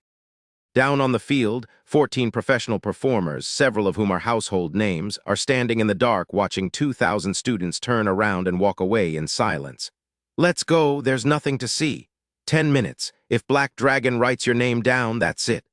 Brother Lai said it. "Give him face. Move." In 6 minutes, the field is empty. 6 minutes, 2,000 people. A man in a cardigan with a loudhailer and the threat of academic sanction could not do it. 9 words could. Director Wang stands in the middle of an empty sports field looking up at a window. "I shouted until my voice cracked," he says to the duty teacher, who is not making eye contact. He said 2 sentences. The duty teacher does not answer that because there is no polite way to. Upstairs, 10 minutes later, I have 14 celebrities in my office. The room is set up the way the room is always set up. Tang swords and heavy blades along the walls, 10 men in black standing 5 to a side, 3 chairs facing the door, and behind those chairs a 2-meter painting of a black dragon coming up out of a river with its head down. They come in and they have all had the same 40 seconds in the stairwell, which is, the wall on the half landing has the company rules on it, and the first rule, in letters 20 centimeters high, says that the law of this country stands above everything. And every Black Dragon employee must be familiar with the criminal code. Underneath it there is a shelf with 14 copies of the criminal code on it for anyone who wants one. They arrive relieved. That is the honest truth. They walk into a room full of swords and they are relieved because they have just read a wall. President Lai, the oldest of them, an actor I have watched on television since I was 9, does the talking. "We're extremely grateful for tonight, truly. If you could just have someone check when the students have cleared, we'll get out of your way immediately. Because of your uninvited arrival," I say, "a stampede nearly happened in my market and I had to evacuate 20,000 people on the 4th day of trading. Do you think that's appropriate?" Nobody has ever asked them that. That is the thing. In 11 years, nobody has ever once suggested that their arrival somewhere was a cost. They go places and people are pleased. They have no script for this. "We should have given notice," he says finally. "Any economic losses, of course, I don't want compensation." Relief again. "I want a group photograph," I say, "and your signatures." The relief becomes something else. It becomes contempt, and they are professionals, so it does not reach their faces, but it reaches their shoulders. One of them actually says, "Is that all?" in a voice that is trying very hard. Somebody at the back mutters that it is a small place after all. A How claps twice. 8 men come in with cameras and 4 large boxes. The boxes open. Inside are 200 folding fans printed with the Black Dragon Night Market logo, and a full catering trolley of grilled cold noodles, jianbing, takoyaki, and northeastern skewers. The room understands at approximately the same moment. Let's reach an agreement, I say pleasantly, and sign it. What follows takes 2 hours.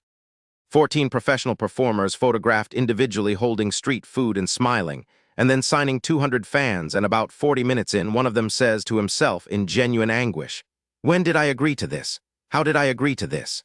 Halfway through, the door opens and the principal and the deputy director of the district police walk in together. Gao Wen is sweating. Liu Yang has come from home.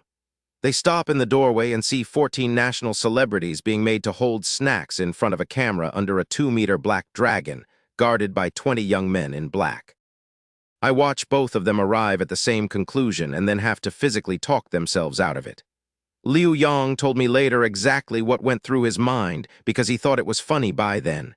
He thought, he has them. He has actually taken hostages. There are 14 celebrities in a room in my district and this lunatic is filming them.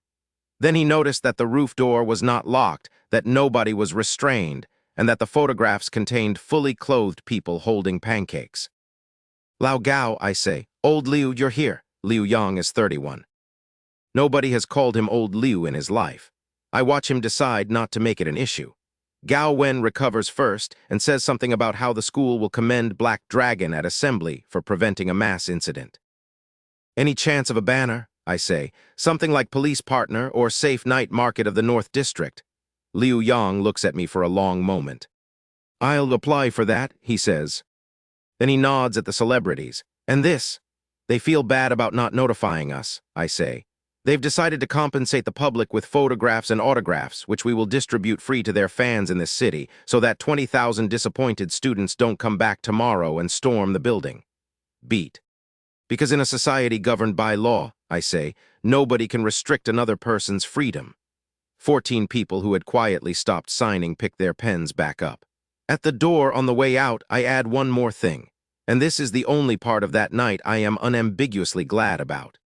Nothing from tonight will be sold. Not the photographs, not the fans, not in any form, and none of it goes into a video. Black Dragon gives all of it away free to your fans in your names. Consider it a gift from you to them. They stop, because they had all been quietly planning what they would do about me once they were in a car. Songjiang, I say, will remember you.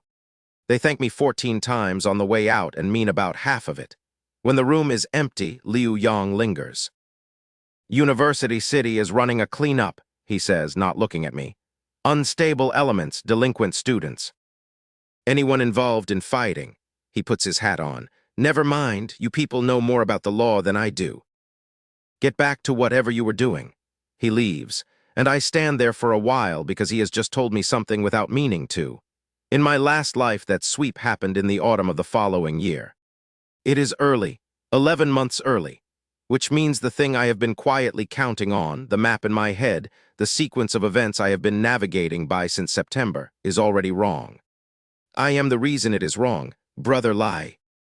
Nothing, I say, get the marketing plan for tomorrow, but I stand at that window for another minute.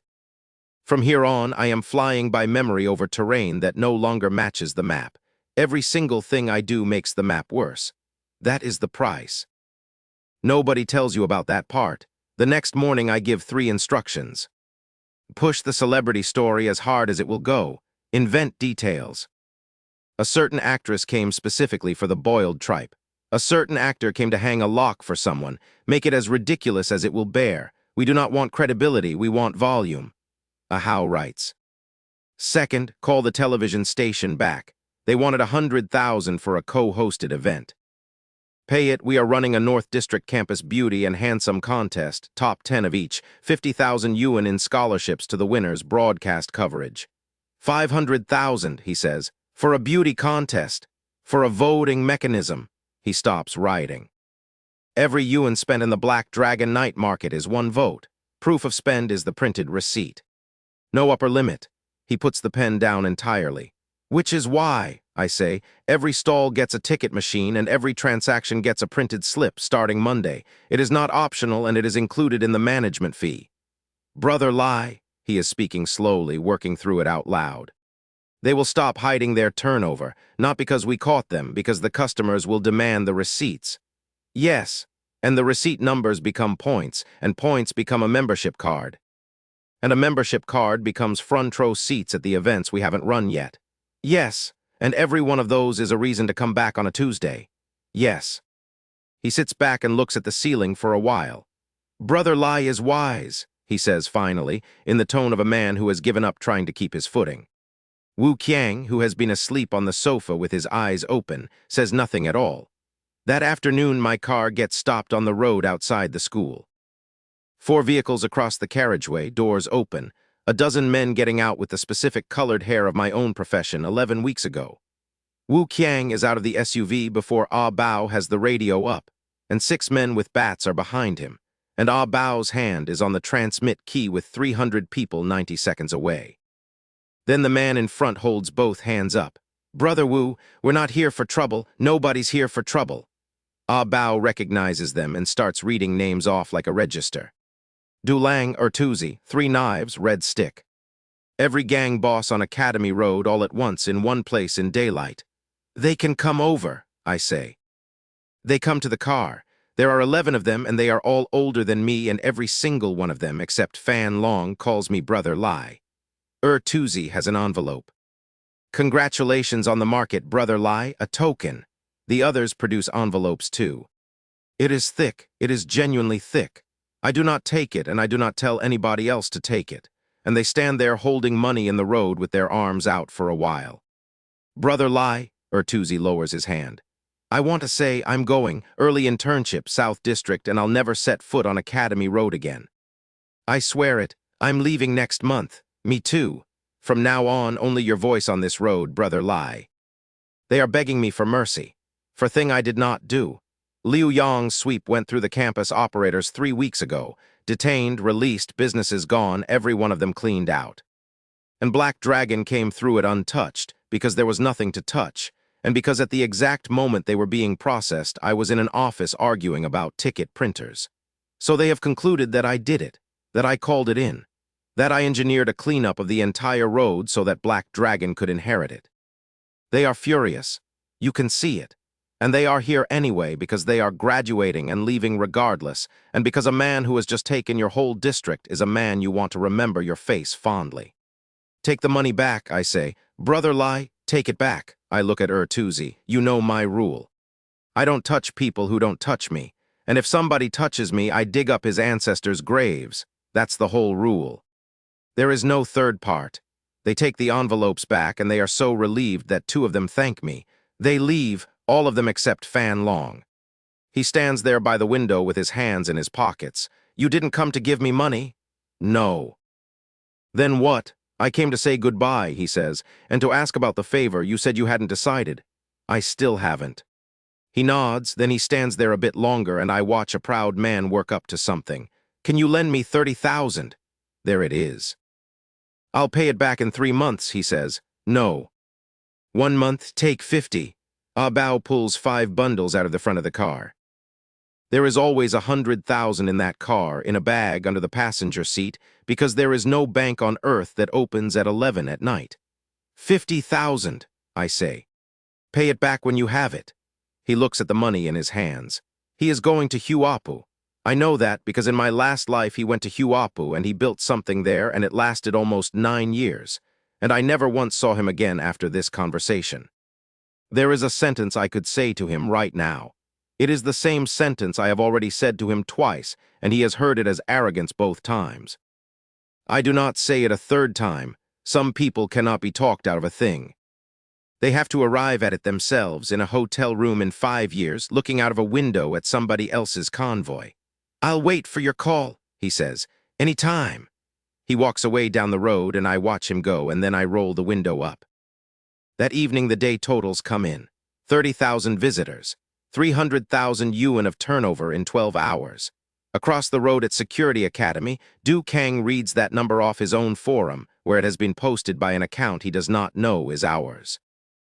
He works it out on the back of a menu, and I would love to have watched his face do it. 300,000 a day. 9 million a month. Over 100 million a year. He does not believe it. He decides it is inflated. Then he halves it, and then he halves that, and even the halved half is more than his entire company is worth, and he goes and sits down. I will give him this much, and then I will stop being generous about him. He built that thing in 9 days, and it worked. I could not have built it in 9 days. The door opens, and his programmer comes in delighted. President Do, advertising revenue broke 1,000 today. 600 of it from Black Dragon Night Market alone. They're big spenders. Should we give them a cover feature? I am told he turned over a table. I knew none of this at the time. When I did find out, I laughed for about 4 seconds. And then I stopped laughing because one of those 4 names had my night market written next to it. Elsewhere in the district, 4 men are having dinner in a private room, and one of them is doing all the talking. They run the other night markets in the north. Tianhua is the biggest, and it is bleeding because the students have all gone to us. And the vendors are packing up and moving in the night. Don't worry, says the young man in the corner, Liu Bo in a good shirt. With a percentage of 3 of those markets, a source of money nobody at that table asks about, and a woman in the South District who pays for the car. I watched him put up a tall building, he says, and I will watch it collapse. All those flowers and brocade, and it is fake. Massive advertising costs money, celebrities cost money. Free brass locks cost money, keeping the police suite costs money. He swirls the glass. He is collecting stall fees. At best he breaks even next month, keeps a few tens of thousands, and does not clear his investment for 3 years. They all laugh and drink. He is wrong about every part of it, and the specific reason he is wrong is that he has assumed I am a landlord. At 10 o'clock my market closes, and Ma Jai walks into the middle of it with a loudhailer and 20 men behind him. This is his first real job. 2 days ago he was an outer member. Yesterday I looked at him from a 3rd-floor window during a stampede and asked Ah Bao who he was. He clears his throat. Then he reads out 7 rules about hygiene and conduct and pricing, each of which ends with the words expulsion from the Black Dragon Night Market. And the vendors nod along because none of it is unreasonable. And then he reads the 8th item, 30% of turnover as of tonight. The noise comes up like a wall. On what grounds? The loudest voice belongs to the man who runs the Smashed Bowl liquor stall at the foot of the Friendship Bridge, a stocky man in his 50s named Lao Lai, and he comes out from behind his own counter with a wine ladle in his hand. We provide the labor. We provide the capital. We stand here 8 hours a day shouting until our throats bleed, and you want 30%. 30% of turnover is half our profit. I won't pay it. I won't pay it. The whole market takes up the chant, and it goes across 7 streets and 12 rows, and it is genuinely impressive. I gave 1 instruction that night. I have never had to give it a second time. Ma Jai climbs onto a stall table with the loudhailer. Quiet! They do not go quiet. Whether you pay is your own business, he shouts anyway. But Brother Lai said this. Anyone who has not signed the supplementary agreement by midnight tonight does not set up tomorrow. Then he has notices pasted on every corner, and he walks out with all 20 men and does not answer a single question. Which leaves 130 vendors standing in a closed market at 10:20 at night with nobody to shout at. Lao Lai throws his apron on the ground. Does Black Dragon think he can turn the world upside down? I earned that money. He thinks he can just take it. He picks up the ladle again. I want to see whether Lai Ming has 3 heads and 6 arms. I want to see if he has a 3rd eye on his forehead. And he sets off for the school gate at a march, and his wife grabs a wine jar and follows him, and then the whole market follows both of them. The guards stop them at the gate. You want to see Lai Ming, says Zhu Dong, blocking 130 people with his belly and a clipboard. Fine, wait. They wait 16 minutes in the dark, and by minute 11 the anger has drained out of them, which is exactly what 16 minutes is for. Then the radio crackles and the gate opens. They come up the path and stop. In front of the 3-story building, there are 140 young men in black leaning against the wall, smoking, not saying anything, and about a third of them are holding baseball bats. I am told the silence went on so long that a woman selling grilled squid turned her radio off out of respect. Nobody in that crowd says another word for the rest of the night. I go home and I sleep for 11 hours, which is the longest I have slept in either of my lives. Upstairs, Ah Bao opens the door. Brother Lai says you can come in. Nobody moves. I will say it once more, Ah Bao says, and his voice changes about 4 degrees. Brother Lai says come in. If you would rather not, that is fine. You do not need to set up tomorrow. 130 people come up 3 flights of stairs. I go up those stairs in the middle of it and I want to be honest, absolutely certain of myself. That feeling lasts about 90 more seconds, and into a room where 3 men are eating hot pot. That is all, a copper pot in the middle of the table, coals in the funnel, 3 men eating, and not one of them looks up. 10 men in black standing 5 to a side. Behind us, the dragon coming out of the river. I take the chair nearest the door, which is the worst chair in the room, and I take it on purpose. The room fills. It is standing room only. Nobody speaks. 4 minutes of us eating hot pot. I have done a number of things I am not proud of, and this is high on the list. And it also worked better than anything else I did that year. And I am going to be honest with you about what I felt because it was not satisfaction. Then, from behind the closed door of the side room, somebody screams. It is a specific voice.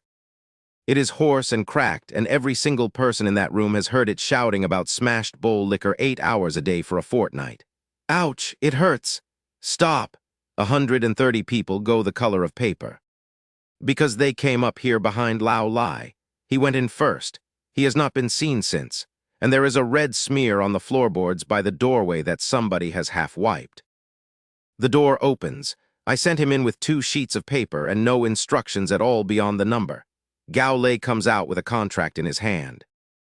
Brother Lai, the Wang family have decided to discontinue their stall and transfer the smashed bowl liquor business to Black Dragon.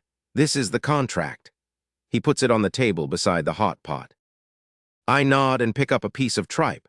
The smashed bowl liquor stall does 3,000 to 4,000 a day. It has the best position in the market. It is the single most profitable pitch on that site, and its owner has just, apparently, signed it away in a back room in 11 minutes. I put my chopsticks down and start peeling an orange. I am very easy to talk to, I say. Work with me and I will see that you get paid. Go against me and you will pay for it. Wu Qiang slams one hand flat on the table. Brother Lai offered you fruit, he says. Why aren't you eating it? A howl snaps the fan shut. Hand it out. 130 terrified adults eat mandarin oranges in complete silence, and the only sound in that room for the next 90 seconds is peel. Then Ah Bao announces that stall positions are being reallocated tomorrow morning, and that anyone who signs early gets a promotional photograph with the celebrities, free, first come first served, until they run out. He puts the photographs on the table next to the contracts. I paid for exactly none of that, which is the single best thing I can tell you about it. 14 national celebrities holding grilled cold noodles and smiling. The united front of the Songjiang street vendors survives for approximately 4 seconds. I'll sign. Me too. Me too, that one, the one with the noodles. That photograph is mine, Wang Laosin, put it down, we agreed. Whoever grabs it owns it. 20-odd contracts get signed in about a minute and a half.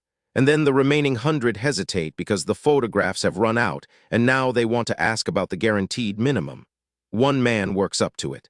President Lai. About the guaranteed 10,000 a month. There is no guarantee, I say. He blinks. You're not guaranteeing. Ah Bao takes the contract out of his hands. You don't need to sign. Do you not understand what Brother Lai said? Get out. You have until noon tomorrow to remove your property from your pitch. After that it goes in the skip. Wait, I wasn't refusing, I was asking. 2 men lift him under the arms and carry him toward the door while he is still explaining that he would like to sign. They put him outside. Then from the stairwell a voice calls up.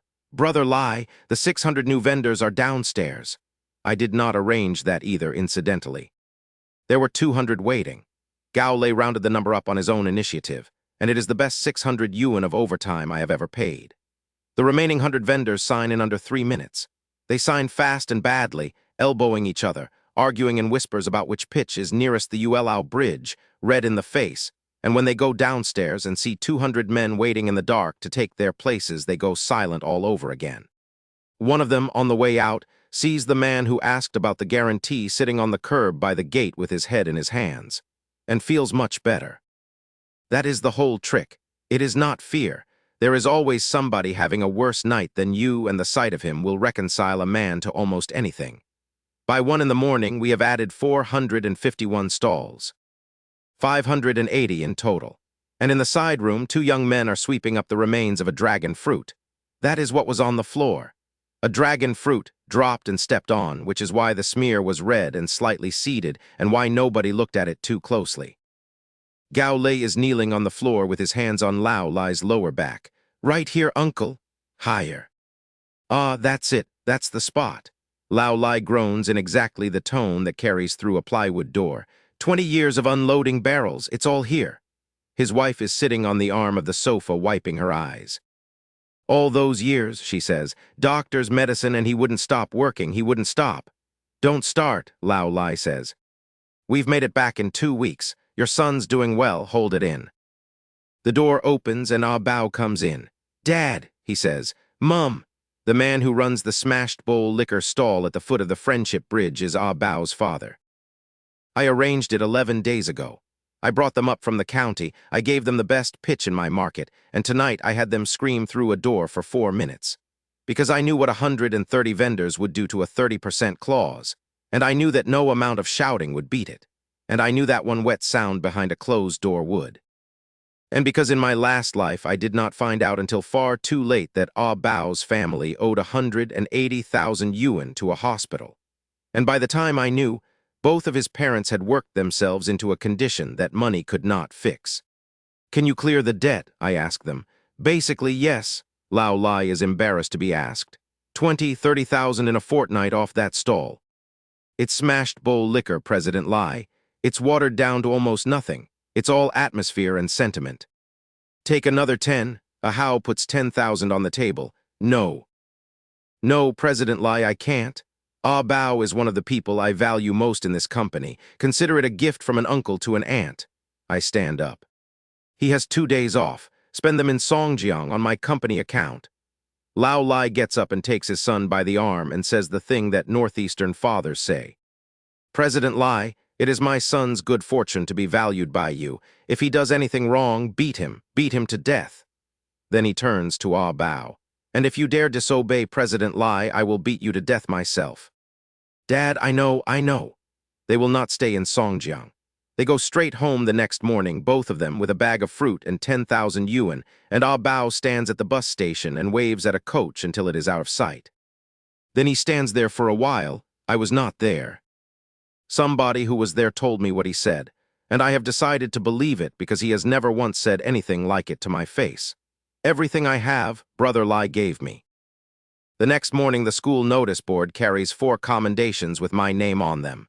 Excellent student, advanced individual, outstanding league member, outstanding contribution award.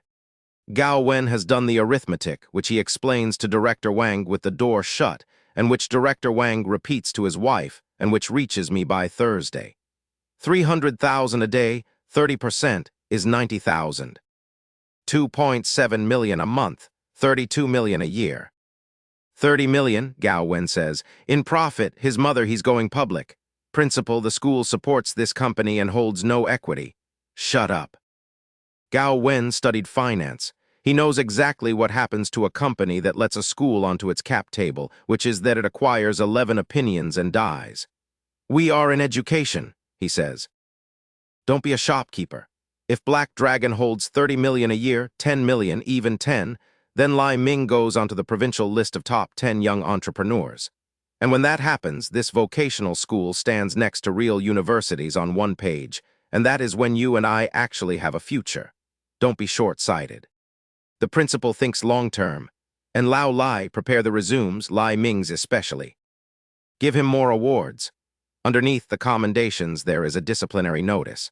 2 students, Zhao Jun and Liu Yang, are to deliver a public self-criticism at assembly, minimum 8,000 characters, and each receives a demerit for verbally abusing teachers during the incident on the sports field. Neither of them did it.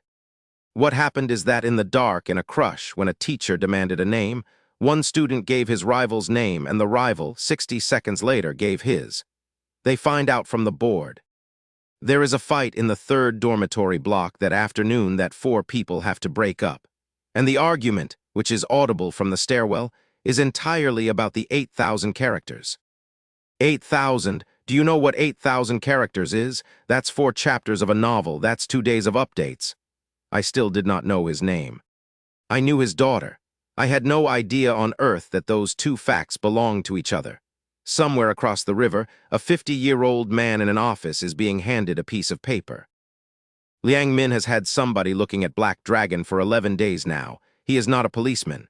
His authority sits above policemen, which is a different and much quieter kind of authority, and it works by asking a question in a room and letting it travel downward. The report says, assault, coercion, seizure of another person's property.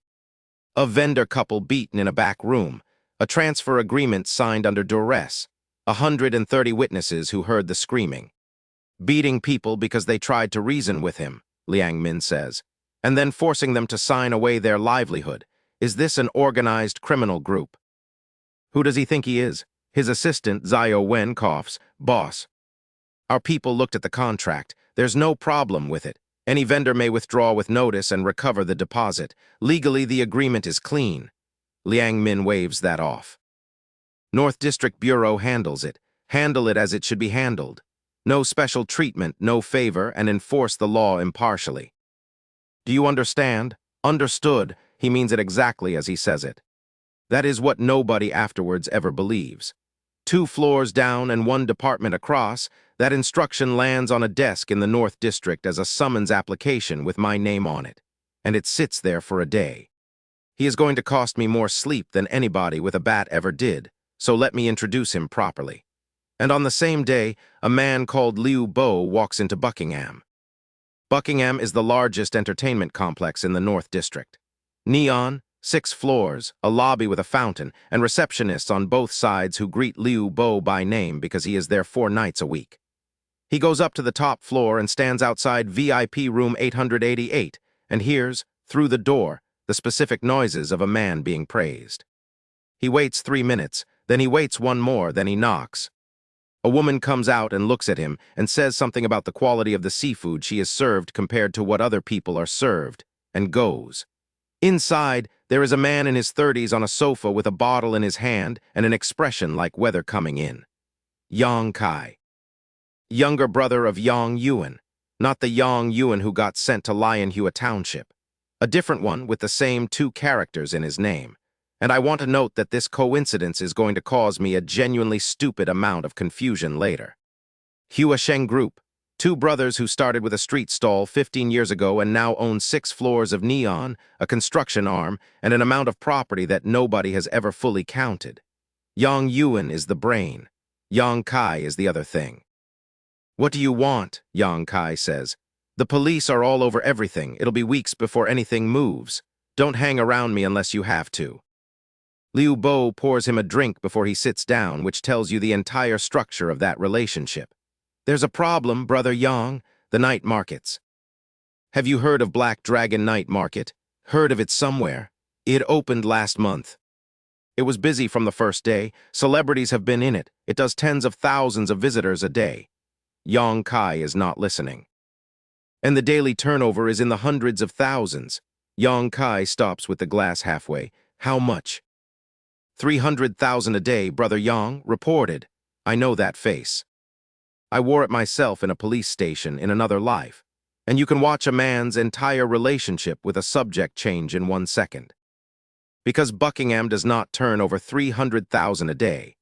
Buckingham does not come close, not on the visible floors, and Yang Kai has spent 15 years being told that entertainment is where the money is. A night market, he says. A night market. He gets up and goes into the empty room next door and makes a phone call. Director Wang. It's Yang Kai. There's somebody in the way. On the other end of that line, in an office in the North District, a man who has been trying to end this conversation since it started says, "Who gave you the right to call me? Who are you to tell me to deal with anybody?" Director Wang, don't make me mention. There is a pause, just this once. And then Director Wang hangs up and looks down at the summons application that has been sitting on his desk since yesterday with a name on it in large characters. Lai Ming. Black Dragon Night Market. Suspected assault, unfair contract, seizure of property. He reads it twice. He is not a monster. I want to be accurate about him, too. I never met the man, and everything I have on him is second-hand. He is a mid-level official with one bad debt and a stack of paper. And in front of him is a request that somebody above him has already raised about a young thug in a district full of young thugs. Since he's going to suffer anyway, he says out loud to an empty office, I might as well go with the flow and clear the Buckingham problem off my back at the same time. He signs it and puts it in the tray outside his door and goes to a meeting. I had never heard of him. He was about to become the most expensive stranger of my life. Deputy Captain Ma Jian of the 3rd team picks it up on his way past. Captain Ma. That's your team's application. Director Wang's already signed. Ma Jian looks at it. He remembers that his own captain raised something like this at somebody's request from higher up. He remembers hearing that the subject is a well-known troublemaker in University City with connections in their own building. He does not check the date. He does not check whether the witness statements have come back. He takes 3 officers and drives to Vocational University. I would have paid real money to be in that room. I have since made both of the people in it describe it to me twice each, and I am going to give you their version rather than mine. In a village 400 kilometers away, 2 police officers are sitting in a farmhouse having the strangest morning of their careers. The city bureau has informed us of your situation, says the first one gently. You can speak freely here. Lao Lai and his wife look at each other. Don't be afraid, says the second. No matter how powerful somebody is, nobody is above the law. Anyone who breaks it will be punished. Silence. What are you worried about? You can tell us. The first officer is studying them. There is no bruising. The old woman's leg is clearly bad, and he is looking at that leg and thinking a thought that is making him angry. I don't know what you're talking about, Lao Lai says. On the 11th, says the second officer, the Black Dragon night market attempted to impose an unfair contract. You disagreed. You went to their headquarters to argue. No. You did go to Black Dragon headquarters. I went. I didn't go to argue. I went for a massage. Long pause. A massage. A massage. What kind of massage? Describe it in detail. Lao Lai stands up and demonstrates. He does the whole thing, kneading, pinching. Rubbing, the percussive part with the sides of the hands. He is a thorough man and he takes his time. And the 2 officers watch a 60-year-old man perform a lower back massage on an invisible person in a farmhouse in the middle of the morning. I did not script a word of this. I gave an old man a contract and a great deal of money and left, and what he does with 2 police officers in his own kitchen is entirely his own invention, and I could not have improved it. Eventually, the first officer gives up and goes direct. Sir, we understand the situation. Lai Ming sent men to beat you and your wife and forced you to sign a transfer contract. Lao Lai slams his hand on the table. He did not. President Lai never laid a finger on either of us. You're spreading rumors. His wife's eyes fill up. President Lai is a good man, she says. You need to investigate properly. And the 2 officers exchange a look because they have both now arrived at the same terrible conclusion, which is that this poor couple is so frightened that they are weeping while defending their attacker. The first one pours them both water. Uncle, Auntie, it's all right. We can protect you, just tell us what he did. I have been asked since whether I coached him. I did not. I would not have dared. I have thought about this old man a great deal since. I gave him money. He gave me an alibi I could not have bought. Lao Lai looks at him with genuine bewilderment. Did you 2 not understand what I just said? How did you become police officers with comprehension like that? You can't get anywhere talking to him, his wife says. Call our son, he'll explain it properly. Who is your son? Lin Bao, he's the manager of the Black Dragon night market. I would like it noted that everything on that contract was legal and that I have the receipts and that I have needed them. The officer writing the report stops writing. Say that again. Your son is the manager of the Black Dragon night market. Can a son be fake? Auntie. Your leg, rheumatism, she says. 30 years. I have had it described to me by 3 people, and all 3 of them stopped in the same place. There is a silence of a length I would have paid to witness. Then the 2 of them go outside and stand by the car, and one says to the other, send it back to the city and tell them wherever they got this from, we have looked extremely stupid for a week and a half. which is roughly the moment Ma Jian's car pulls across the front of my convoy on Academy Road. I count them through the windscreen. 3. I remember thinking that is a very small number of people to end my life with. 3 officers, no weapons because a summons detail does not draw weapons. Lai Ming, is that right? North District Public Security. Ma Jian, please come with us. Wu Qiang opens the door of the SUV. He does not rush.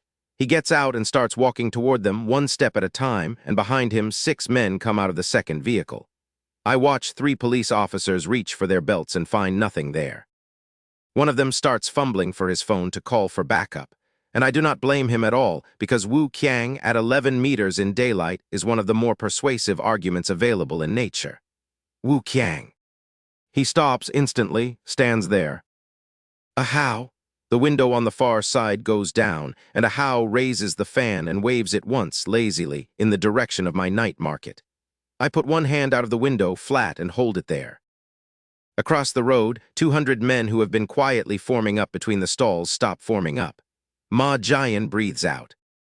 And then he looks at me differently, and I know what he is thinking because he told me 11 weeks later over a bowl of noodles. A young man with that much control over that many people is either the best thing or the worst thing that will ever happen to this district. Please come with us, he says again. I'm going to make a phone call. He does not stop me. A summons is not an arrest, and I still have both hands and a mobile. I roll the window down. I want my face out where they can see it. I want them to see my face, and I want them to see that I am not frightened. Outside the car, 400 people have gathered on the pavement and along the market fence. Police Lai Ming summons. Word goes through that crowd in about 9 seconds and the vendors light up like a switchboard. If Lai Ming goes in, the 30% goes with him. 2 of them are already discussing what they will offer instead. 1,000 a month, take it or leave it. On the 3rd floor of the teaching building, Liu Lily is at a window with both hands on the glass. Finally, she is saying. Finally, finally, I dial Bai Meng. He picks up on the 4th ring, hears about 11 words, and hangs up on me. 90 seconds pass. Then a phone rings, and it is not mine. Ma Jian takes it out of his jacket.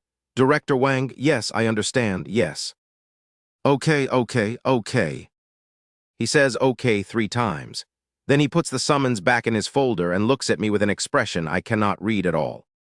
President Lai, I apologize for the disturbance. This was an oversight on our part. He steps back. The summons is withdrawn. If you have any objection, you may raise it with the Bureau, and we will give you a satisfactory answer. He waves his men back to the car. 400 people watch 3 police officers get into a vehicle and drive away from a man who made 1 phone call. There is a specific quality to the silence afterwards. I have heard it maybe 4 times in my life. The vendors will not cause me a single problem for the next 6 months. 2 of them come up the next morning and hand over receipts for transactions they had processed off the books, unprompted, with their hats in their hands. That is not what I called Bai Meng for incidentally, and there was no favor.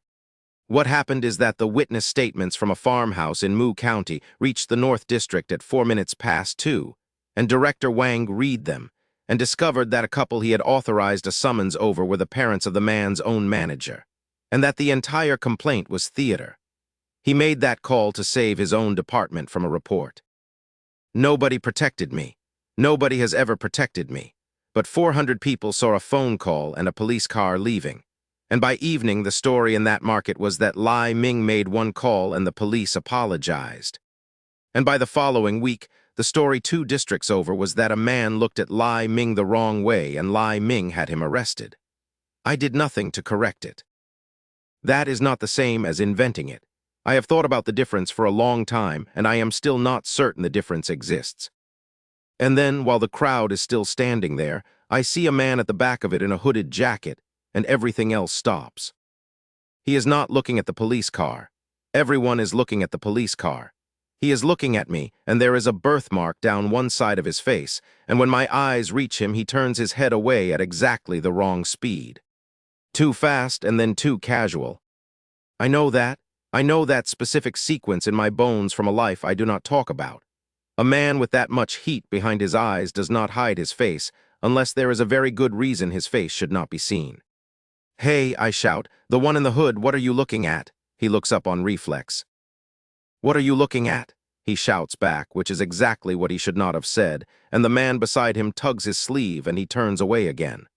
"Ma Jian," I say. Ma Jian is already turning because he heard my voice change, and from where he is standing he has a clear line to that face.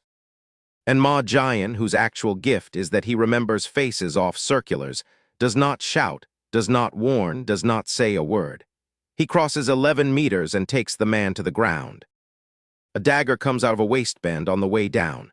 Ma Jian catches the wrist and turns it, and there is a small dry sound, and the blade goes onto the tarmac. Then the second man is on him. I see the whole thing from 4 meters, and I want to be honest. I did not move, because there was nothing useful I could do with my hands at that distance, and I have learned that. Ma Jian, on his knees, with one man pinned, does the bravest and most professional thing I have ever seen a person do in daylight. He knows he cannot hold the first man and fight the second. He knows that if the first man gets loose into a crowd of 400 students, there is a hostage situation in a night market inside 2 minutes. So instead of letting go, he unclips the handcuffs from his own belt and cuffs the man to himself. Then the blade goes into his side. The second man picks the dropped dagger off the ground and comes back for the chest. And the cuffed man twists up off the tarmac and locks both arms around Ma Jian from behind to hold him still. Liu Yang is 30 meters away with a pistol out and cannot fire because there are 400 students in the background. Wu Qiang. Wu Qiang's arm is already moving. Something goes past my ear with a noise like a wire snapping. It hits the man's hand at the wrist, and the hand comes apart. And the dagger goes 12 meters, and he sits down on the road screaming and holding an arm that has changed shape. Liu Yang lands on him a second later. Both of them are in a van inside 4 minutes. 2 men wanted in another province, 1 homicide each, 4 years on the run. Ma Jian stands up. He is gray and he has a hand pressed under his ribs and he is entirely calm. "Skin and muscle," he says. "Nothing inside." "I'm fine." Then he comes over to my window. "How did you know?" "Intuition." He looks at me for a long moment. Those 2 men have been circulated for 4 years. Their photographs are 8 years old and neither of them looks much like his picture anymore. He decides not to ask a second time, which I appreciate. Then he looks past me at Wu Qiang. Have you ever thought about the Criminal Investigation Department? With that reach and that accuracy, you would be wasted anywhere else. I can put in an application. Wu Qiang considers it. No. Ma Jian nods and turns to go. "Wait," I say. "What? There's recognition for civilian cooperation, isn't there? And for acts of bravery and for cooperating units." He gives me a very long look. "I will apply," he says and walks off holding his side. Wu Qiang pats his pockets. "Brother Lai, my phone's gone." He points at the tarmac. There are pieces of it about 4 meters apart. That is what went past my ear. He threw a mobile phone hard enough to break a man's wrist, and the police have taken the remains away in an evidence bag. "I'll buy you a new one." "Can I get the one with the cat on the back?" "You can get the one with the cat on the back." Later in the car, I say the thing that has been sitting in my chest for 20 minutes. When they cuffed him, the one with the birthmark looked into the crowd, diagonally back and to the left. Then he stopped himself. A house straightens. "A third one. Pull every camera on that stretch. Every shop, every bank, the pharmacy. I want everyone who was standing behind those 2, and I want it on a screen tonight, and I will watch it myself." He is not on any of it. 2 hours of footage, and there is 1 shoulder, 1 back of a head, and a man in a cap walking out of frame at the top of the stairs by the pharmacy. His name is Han Yu. He has a homicide of his own. He has been running for 4 years with those 2. They got as far as Songjiang together, and because there was less of him on camera the night it happened, his circular photograph does not look like him at all. So he took a job as a night watchman and met a woman who worked out of a room behind a cheap restaurant on Labor Street, and she took 1 look at 3 fugitives and decided to keep them. Then the 2 of them had a baby, and the baby got sick, and the money went. Which is why 3 wanted men were standing in a night market on a Tuesday afternoon looking for a wallet to take. He is in a back room on Labor Street that night, sitting in the dark. "They're gone," he says, "both of them. They'll go to the wall for it and neither of them will give me up." He rubs his face. "But I need money, and then I am going to find Lai Ming." I got all of this afterwards in pieces from a manager who wanted to stay employed. I have put it in order for you. At Buckingham that evening, Yong Kai is trying to reach Director Wang, and Director Wang is not answering. Neither is his secretary. He slams a hand on the table and stands up. Damn it, one simple thing and he can't even manage it, and now he won't pick up. I'm going over there to ask him to his face whether he still wants to live. Sit down. The voice is quiet and it stops him mid-stride. Across the table, a middle-aged man in a plain shirt is reading a newspaper. He looks like a schoolteacher. That is not a coincidence, and it is not an accident. He cultivated it deliberately about 9 years ago, and it has been worth more to him than any amount of jewelry. Yang Yuan, the elder brother. The one who actually owns Buckingham, brother. Yang Kai sits down. Who told you to go after Lai Ming? Yang Yuan says, putting the paper down. Have you looked into his background? Do you know one single thing about him? He's a student, a campus thug. I asked in his home county at some village in a backward township. Where are we from? Yang Kai stops. They are from a village, both of them. 15 years ago, the two of them shared a cart and sold roast sweet potatoes on the corner outside a bus station and got beaten up twice a month. And the only reason there is a Hua Sheng group is that they were ruthless, and that once early, a man took an interest in them for reasons that were never entirely explained. When we started, Yang Yuan says, we leaned on somebody's name and we still made something of it. This boy has gone from nothing to a night market with 100 million a year in turnover in 2 months. Do you think he has no backer? So he has a backer. If he has a backer, that is the good outcome. A backer can be identified, negotiated with, paid. Yang Yuan leans forward. If he does not have one, and he did all of this himself at 20, then his methods are beyond measuring, and you have picked a fight with a thing you cannot see the shape of. Yang Kai says nothing. With people like that, Yang Yuan says, there are 2 options. Befriend them or ignore them. You cannot afford to offend them, and you have already offended him. He sits back. So go and talk to him properly. There are no permanent enemies in this world, only permanent interests. Talk to him, not today. Today they are angry. Go in a few days, go politely and take something with you. Then he does the thing that is actually on his mind. We have caught more large fish. To take all of it in, we need more channels. Lai Huan looks up from the other side of the room. Black Dragon Night Market moves that kind of volume in cash every night, Yang Yuan says. 100 million a year is not unreasonable. 200 would not be outrageous. If we bring him aboard, we share more of the profit with him and everybody eats. Why do we always distribute? Yang Kai says. Why don't we just build our own? Open more Buckinghams, open gold shops, open our own night market. Why give a percentage to a child? Madness? Yang Yuan's voice does not rise, and that is what makes it land. Is money something one person earns alone? The more people you have on the boat, the safer the boat. He is right, and he is going to be arrested inside 4 months, and neither of those facts affects the other. I did not have his name yet. All I had was a shape moving behind 3 night markets and no idea where its edges were. Liu Bo, meanwhile, is buying a job. 500,000 yuan put up by 4 night market owners who will not spend a yuan on improving their own sites to a channel Liu Bo found online. You're sure, he says on the phone. 500,000 and the Black Dragon night market goes down. I can't make a market popular, says the voice, but I can ruin one very easily. For 500,000 you get the dirty version, not the official version. You understand me. I understand. As long as it comes down, the method doesn't matter. Send the money first, and then that money goes through 4 intermediaries, each of whom takes a cut. And by the time it reaches the bottom of the chain, it is 5,000 yuan and a man called Yellow Hair. Yellow Hair is 24, and he is in a cheap restaurant on Labor Street ordering free noodles. That is not a figure of speech. He has ordered a small hot pot with a complimentary broth base, 2 pounds of mutton and please, not the scraps, complimentary cabbage, 1 pound of loose cabbage, and 2 complimentary side dishes. And then he asks for 2 steamed buns and mentions that he can see 2 behind the counter. The proprietress tells him to get out. He is entertaining 2 teenage hoodlums with the story of his own importance. South District. Fenghua Road, everyone there calls him Brother Yellow Hair. He has underlings. He has women. He has, he says, more women than he can manage. The two teenagers say yes and and absolutely, and eat as fast as they physically can, because they have correctly identified that this is a man who invites you to dinner in order to be looked at. Then he tells them the job, 500 each.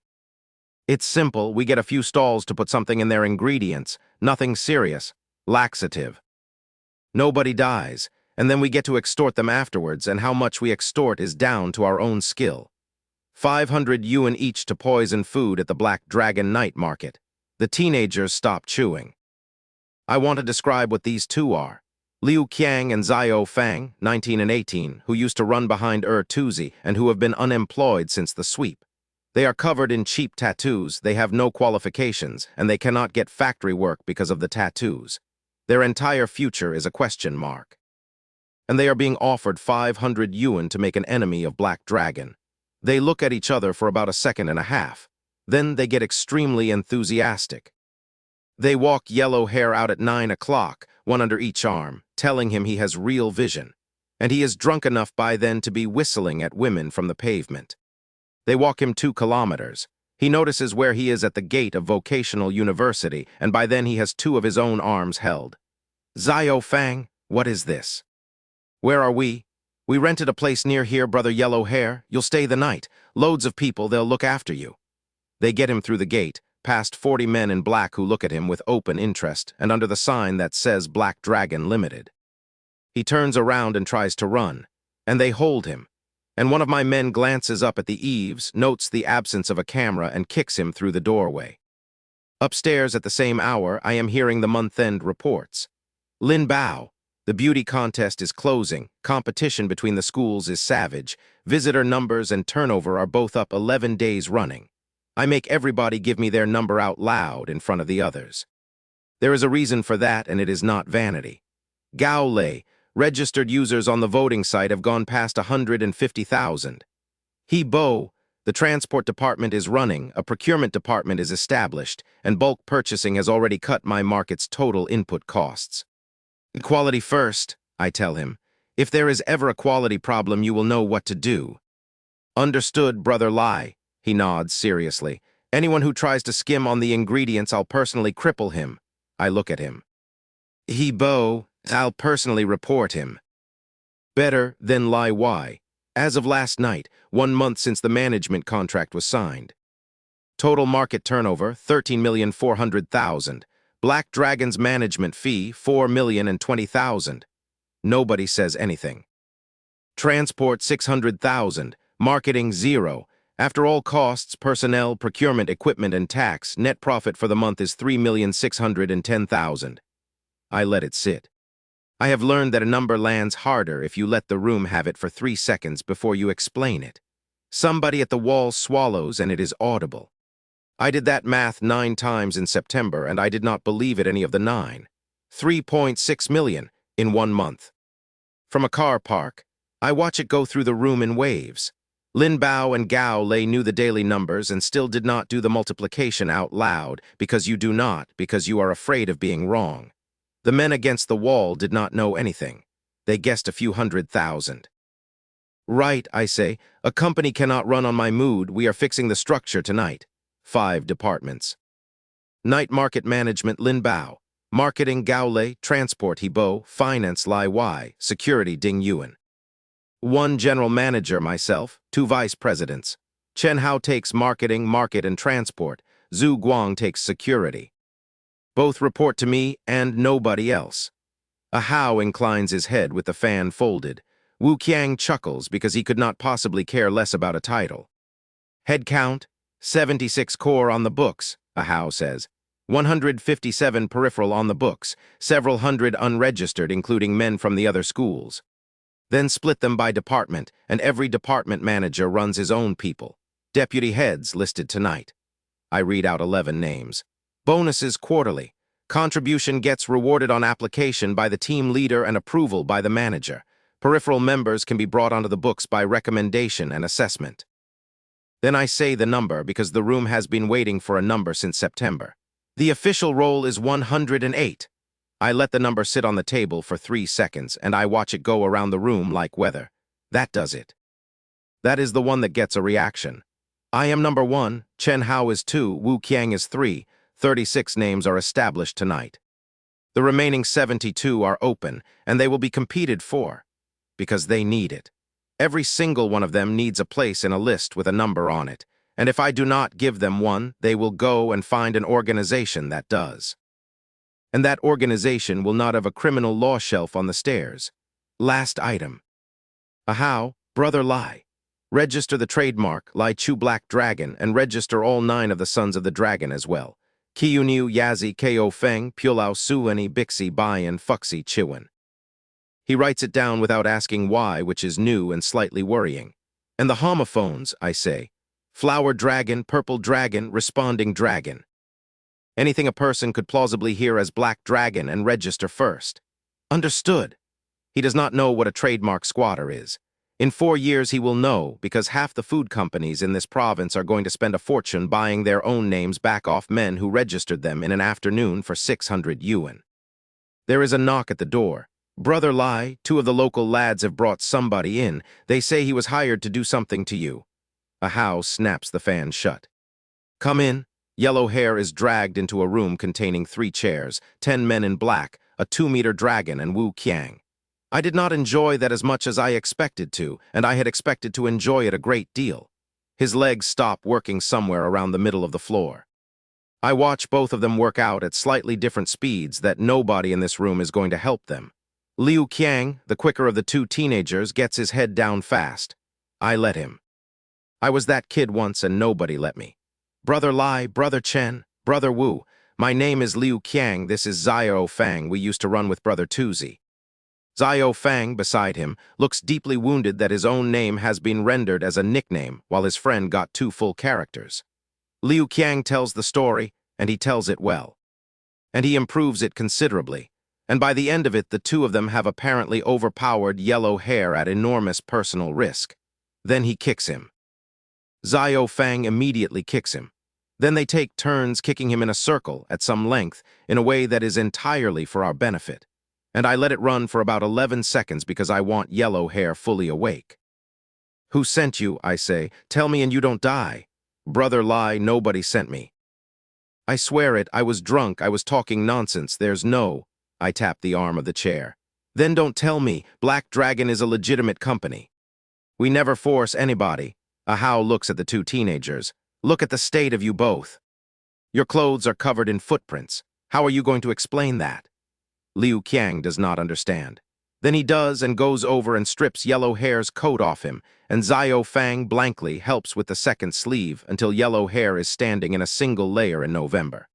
Since you don't want to talk, Ahau says pleasantly, you may go. Judging by you, you never attended a university. The students of vocational university are having a snowball fight outside, and I am certain their hospitality will leave you with no regrets. Yellow Hair, hearing only the word go, thanks me twice on the way out. Outside, the first snow of the year has been falling since 4 o'clock. 2,000 students are on that sports field. The first snow in the Northeast is not weather, it is an event. And there is a rule at this school about noise after 8. And this evening at 6, the rule was suspended by me personally at the request of a boy whose cousin works for me. Yellow Hair walks out of the building into the middle of a 1,000 versus 1,000 snowball battle wearing one shirt. The first one hits him in the face. Which class is he? He's joining in, get him. I watch it from the window with a mandarin orange. He runs, there is nowhere to run to. Every time he angles for the gate, a wave of students comes across the field and turns him. And they are not chasing him. That is the thing, nobody is chasing him. He is simply the only person on that field who is moving strangely, and 2,000 teenagers have collectively decided that this is the game. Some of the snowballs are very slightly larger than snowballs. His clothes are soaked through in 4 minutes. His hands stop closing in 6. Beside me, one of my men explains the situation to Liu Qiang and Xiao Fang without being asked, in the tone of a museum guide. Under Article 293, a group assault constitutes an offense. However, in the Northeast, a snowball fight is not a group assault, and a snowball is not a weapon. The second one nods. From the moment he came in, no Black Dragon employee touched him. And we did not remove his clothing. Everything, says the first, is legal, compliant, and reasonable. Liu Qiang and Xiao Fang look at each other. Down on the field, a fully formed snowman with a face is screaming that he will talk. They bring him up wrapped in a blanket, and his teeth are going hard enough to hear. Speak. Brother Gao Feng, Samping Avenue in the South District. He said 5,000 to put something in the food at your night market and teach you a lesson. He is crying. I was blind, I was greedy. Brother Lai, I've told you everything. 5,000. Not to brag, but at this point in my life, the number of people who would like something to happen to me is not small, and none of them would pay 5,000 yuan for it. 5,000 buys you exactly this. A drunk on Labor Street who would have been stopped by Lin Bao inside 90 seconds of arriving at my market. Which means Gao Feng is not the buyer either. Gao Feng is another link taking another cut. A Hao crouches down in front of him with a phone. Gao Feng's number. I don't have Brother Gao's. Show him out. 1504. Good. A Hao dials it and holds it up. You will speak to him in your own voice. Work out how yourself. I need 3 things. His name, the fact that he hired you to do the market, and Brother Lai mentioned by name, and you will imply that you know there is somebody above him. Yellow hair looks at the phone, and then at the window, and then he understands exactly what is being asked, and exactly what Brother Gao will do about it. Show him out, says a Hao again, kindly. I'll do it. The call takes 90 seconds. Yellow hair complains about the money. Gao Feng, who is a man of very little patience, tells him 5,000 is 5,000 and to take it or leave it, and asks him where he is. Yellow hair mentions that he has heard Brother Gao is only a middleman and earns more than he does. You call me Gao Feng. What business is it of yours if I'm a middleman? Yellow hair, where the hell are you? Tell me where you are right now. A Hao ends the call. Brother Lai. Brother Chen, yellow hair swallows. Big brother, he has forgotten Wu Qiang's name and cannot risk a guess. I've made the call, can I go? Of course you can go. He turns around and freezes. Liu Yang is standing in the doorway with 2 officers. He came because Black Dragon phoned in that somebody had broken the law and needed collecting. And he has arrived to find a case that has already been closed, statements taken, recording made, and the man above the man identified on tape. He looks at yellow hair, who is blue. Then he looks at a Hao. We did not use force on him, a Hao says. That is snow. He acquired that in a snowball fight. Surveillance footage is available if you require it. Then he turns to yellow hair. You tell him yourself, did we hit you? No, says yellow hair, chattering. No, I did it myself in the snowball fight. Liu Yang looks at the ceiling for a moment. Take him, he says. Yellow hair, being handcuffed, works out approximately 1 second too late that leaving the campus safely and leaving the campus unhandcuffed were never the same promise. He does not appeal. He has calculated that between Brother Gao and Brother Lai, the safest available building in Songjiang has bars on it, and he is correct. At the door, Liu Yang pauses. Hiring someone to commit a criminal act is serious. We'll find the one behind him. I'm sure you will. Liu Qiang raises a hand about a centimeter. Brother Lai, us too. You'll do delivery for a few days, a Hao says. Report to the transport department tomorrow morning. They go out of that building at a speed I would describe as levitation. 2 men who were offered 500 yuan to help poison a market now have a wage, a uniform, and a shelf full of criminal law books, and inside a year one of them is going to be a team leader in the procurement department. That is not charity. That is the cheapest recruitment I have ever done in my life. Down on the field, Liu Lily is still trying to stop the snowball fight. She has been at it for 20 minutes. She has a voice like a whistle and 2,000 people who despise her. And she is standing at the edge of the sports field shouting stop, and not one person is even looking at her. Then she looks up at the 3rd floor. I am standing at the window and I look back at her and I lift one hand and draw a finger across my throat. A Hao lifts the radio. Go, the first one takes her in the face. She goes over sideways and comes up with snow in her collar, shouting that she is a teacher. And the second one hits her in the mouth, which resolves that. And then 2,000 students who have spent a term being told to hold their bladders for 6 hours because science proves it, in the dark, in a snowball fight with total deniability, discover that a target has presented itself. She makes it to the dormitory in 11 minutes. I want to be clear that this is the pettiest thing I do all year and that I would do it again. Find an occasion, I say to a Hao, and pull that weed out by the root. Understood. Not violence. She is a small, greedy, spiteful person, and you never know exactly when you have offended somebody like that. Which means she is a bomb with no timer on it. We take the timer off the table. How? By letting her be exactly what she is. It takes him 9 days.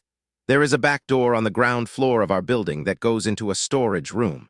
On a Tuesday afternoon, 2 employees stand in the corridor by that door having a conversation at slightly too high a volume. Come and eat. I can't. There's a batch of contracts in the archive room. If those go missing, the company takes a serious loss. So lock it. The lock's broken. The camera's broken too. I reported it. Maintenance can't come until tomorrow. Who's going to know the camera's broken? Who would dare touch anything belonging to Black Dragon inside this school? That's true. All right, let's go. They walk off to the cafeteria. Under a tree 40 meters away, Liu Lily stands very still. Then she looks left and right and goes in. The lock is broken. The camera has no light on it. On the desk there is a folder of contracts, and she picks it up, and she gets as far as taking a lighter out of her pocket. And then she puts the lighter away. Because a lighter leaves a trace, and she has thought about that, and she is looking at something else on the desk. A magnifying glass. She takes it to the window and angles it at the winter sun and holds it there until the paper starts to smoke. She stands and watches a folder of contracts burn. Then, as she is turning to go, she notices a newspaper on the desk with something under it. Banknotes, 100,000 yuan. Liu Lily's family is poor. That is the truth of her. That is the engine of everything she does. 100,000 yuan is 4 years of her salary if she does not eat. She takes 50,000, not all of it, 50. She puts the other 50 back, and then she pushes the burning folder up against the remainder so that it will look as though the money burned. And then she wipes the magnifying glass on her sleeve and sets it back at an angle by the window and walks out. 90 seconds later, somebody starts shouting fire. She goes back to her classroom with her heart going, and by the 3rd period she is telling 41st-year students that Black Dragon Company deserved it and that heaven has eyes. She is mid-sentence when 2 police officers open the door. Liu Lily. You are suspected of arson, theft, and industrial espionage. Come with us. That's impossible. You've got the wrong person. What evidence do you? Your entire conduct was recorded. The evidence is complete. She goes white. The camera was broken. They said the camera was broken. They said it. She is still saying it in the corridor. She is still saying it in the stairwell. They walk her out through the middle of the campus at 4 in the afternoon, past 2,000 people. And halfway to the car, she sees my convoy coming out of the gate and breaks away from the officers and gets 3 steps before they have her again. And then she goes down on her knees in the road. Lai Ming. President Lai, it was my fault. I should never have provoked you. I deserve to die. The rear window comes halfway down. Please. I'm an only child. I'm 22. I can't go to prison. I do not look at her. The window goes back up and the car pulls out. Later in an interview room, she is still explaining. I didn't start a fire. The magnifying glass started the fire. Stop struggling. It's on video from the moment you entered. And I didn't take the money. I took it out before it burned. I can give it back. I never spent a single yuan. You've reminded me, says the officer, writing. That's an additional charge, willful destruction of currency. They show her the tape. She watches herself do all of it, in high definition, from 2 angles.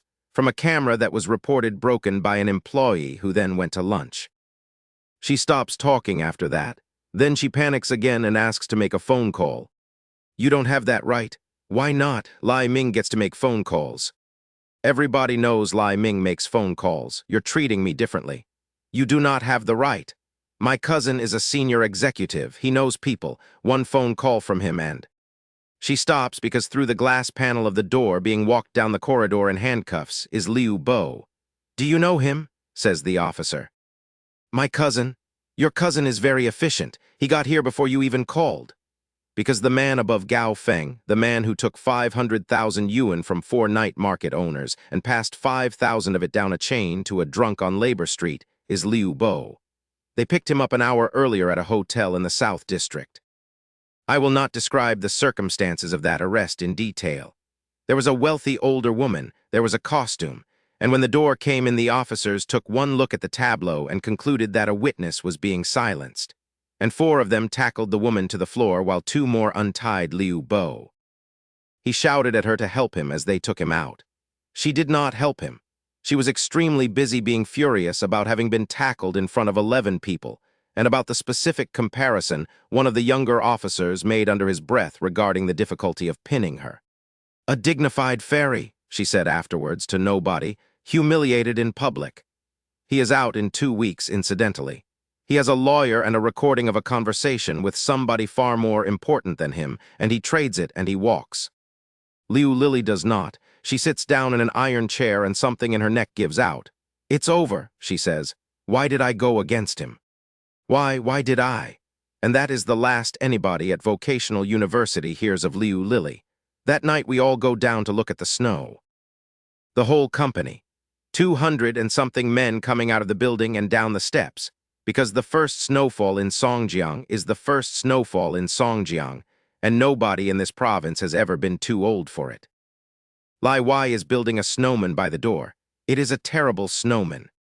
It is genuinely one of the worst snowmen I have ever seen. It has 3 lumps and an expression of pain, and she is standing back from it with her hands on her hips and enormous satisfaction. "Look at this. Look at the nose. Look at the eyes. It's not that different from Brother Jai." She sees me and swallows the rest of it. I keep walking.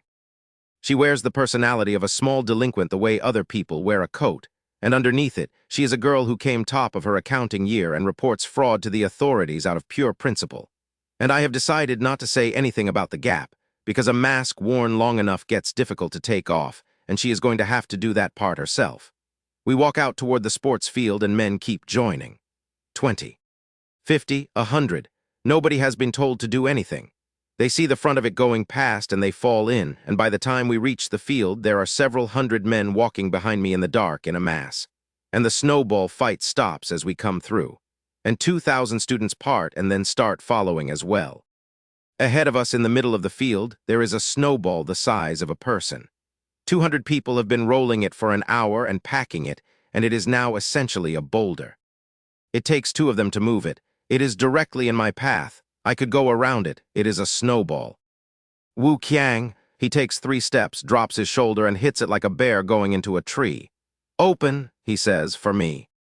It comes apart, not cracks, detonates into a cloud that goes up and mixes with the snow that is already coming down, and I walk through the middle of it and keep going. "Brothers," I say, "support my ambition and we will walk through the snow to the summit together." Somebody behind me makes a noise. And if I was never meant for this, then who dares stop me climbing Kunlun? Then a Hao starts laughing, and Wu Qiang starts laughing. And I start laughing, and several hundred people in a field in the snow lose it completely. I am aware of how that reads. I was 20 and I had made 3.5 million yuan in a month, and it was snowing. Let me have it. 10 minutes later we take over the cafeteria, and I put the entire building on my account. Every student. Free food all night? The noise is unbelievable, and there is one serving counter that stays empty because 2,000 students have collectively decided without discussion to leave it for my men in black, and even the teachers queuing do not say anything about it. Lin Bao brings me a tray. Green beans stewed with green beans, stir-fried pork slices which are chicken breast, egg with persimmon. I look at it for a while. Since the Wu family money went into this cafeteria, the ingredients have improved. The cooking has not. The cooking is a separate crime. Bring me the cafeteria manager. He arrives in 10 minutes, smiling, hand already out. "Ah, President Lai, I've heard so much about." I do not take the hand, I point at the room. "You have the contract on this." "I do, yes."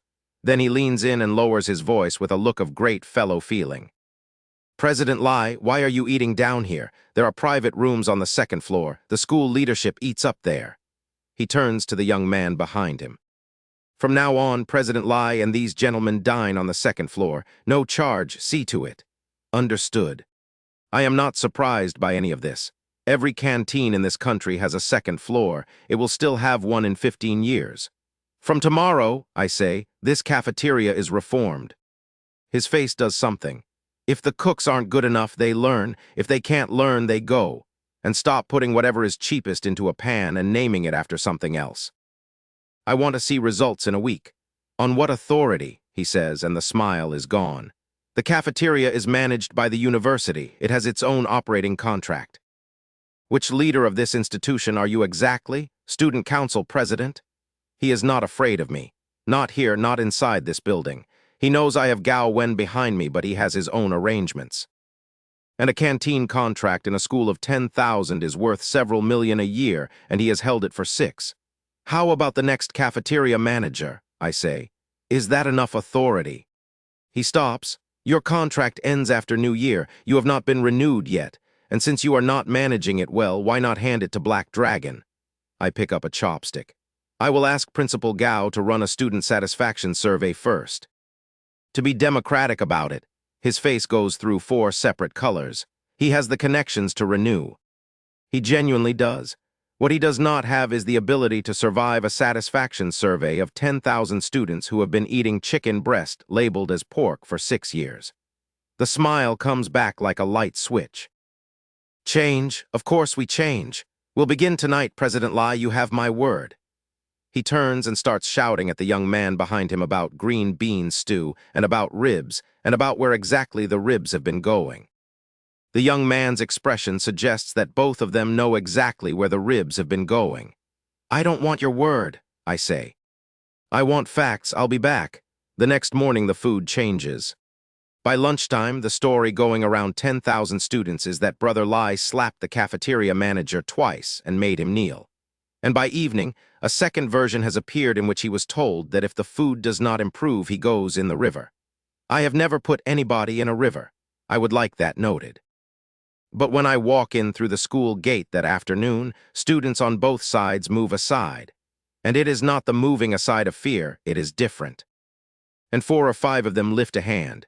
Brother Lai, hello? 4,000 people who have never met me have decided I am on their side because their lunch improved, not the fights. Not the police, not the 7 million, lunch. I think about that a lot, actually.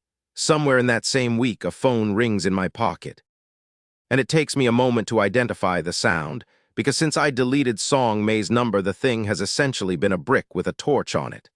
By Meng. I found out what you asked. Go on. Somebody is definitely looking at your business. I can't confirm who. You couldn't find out, I say, or you've decided not to tell me. What is that supposed to mean? Nothing. It's just that Lai Y almost never mentions her father, and she has never once said she wants to go home. There is a very long silence on that line.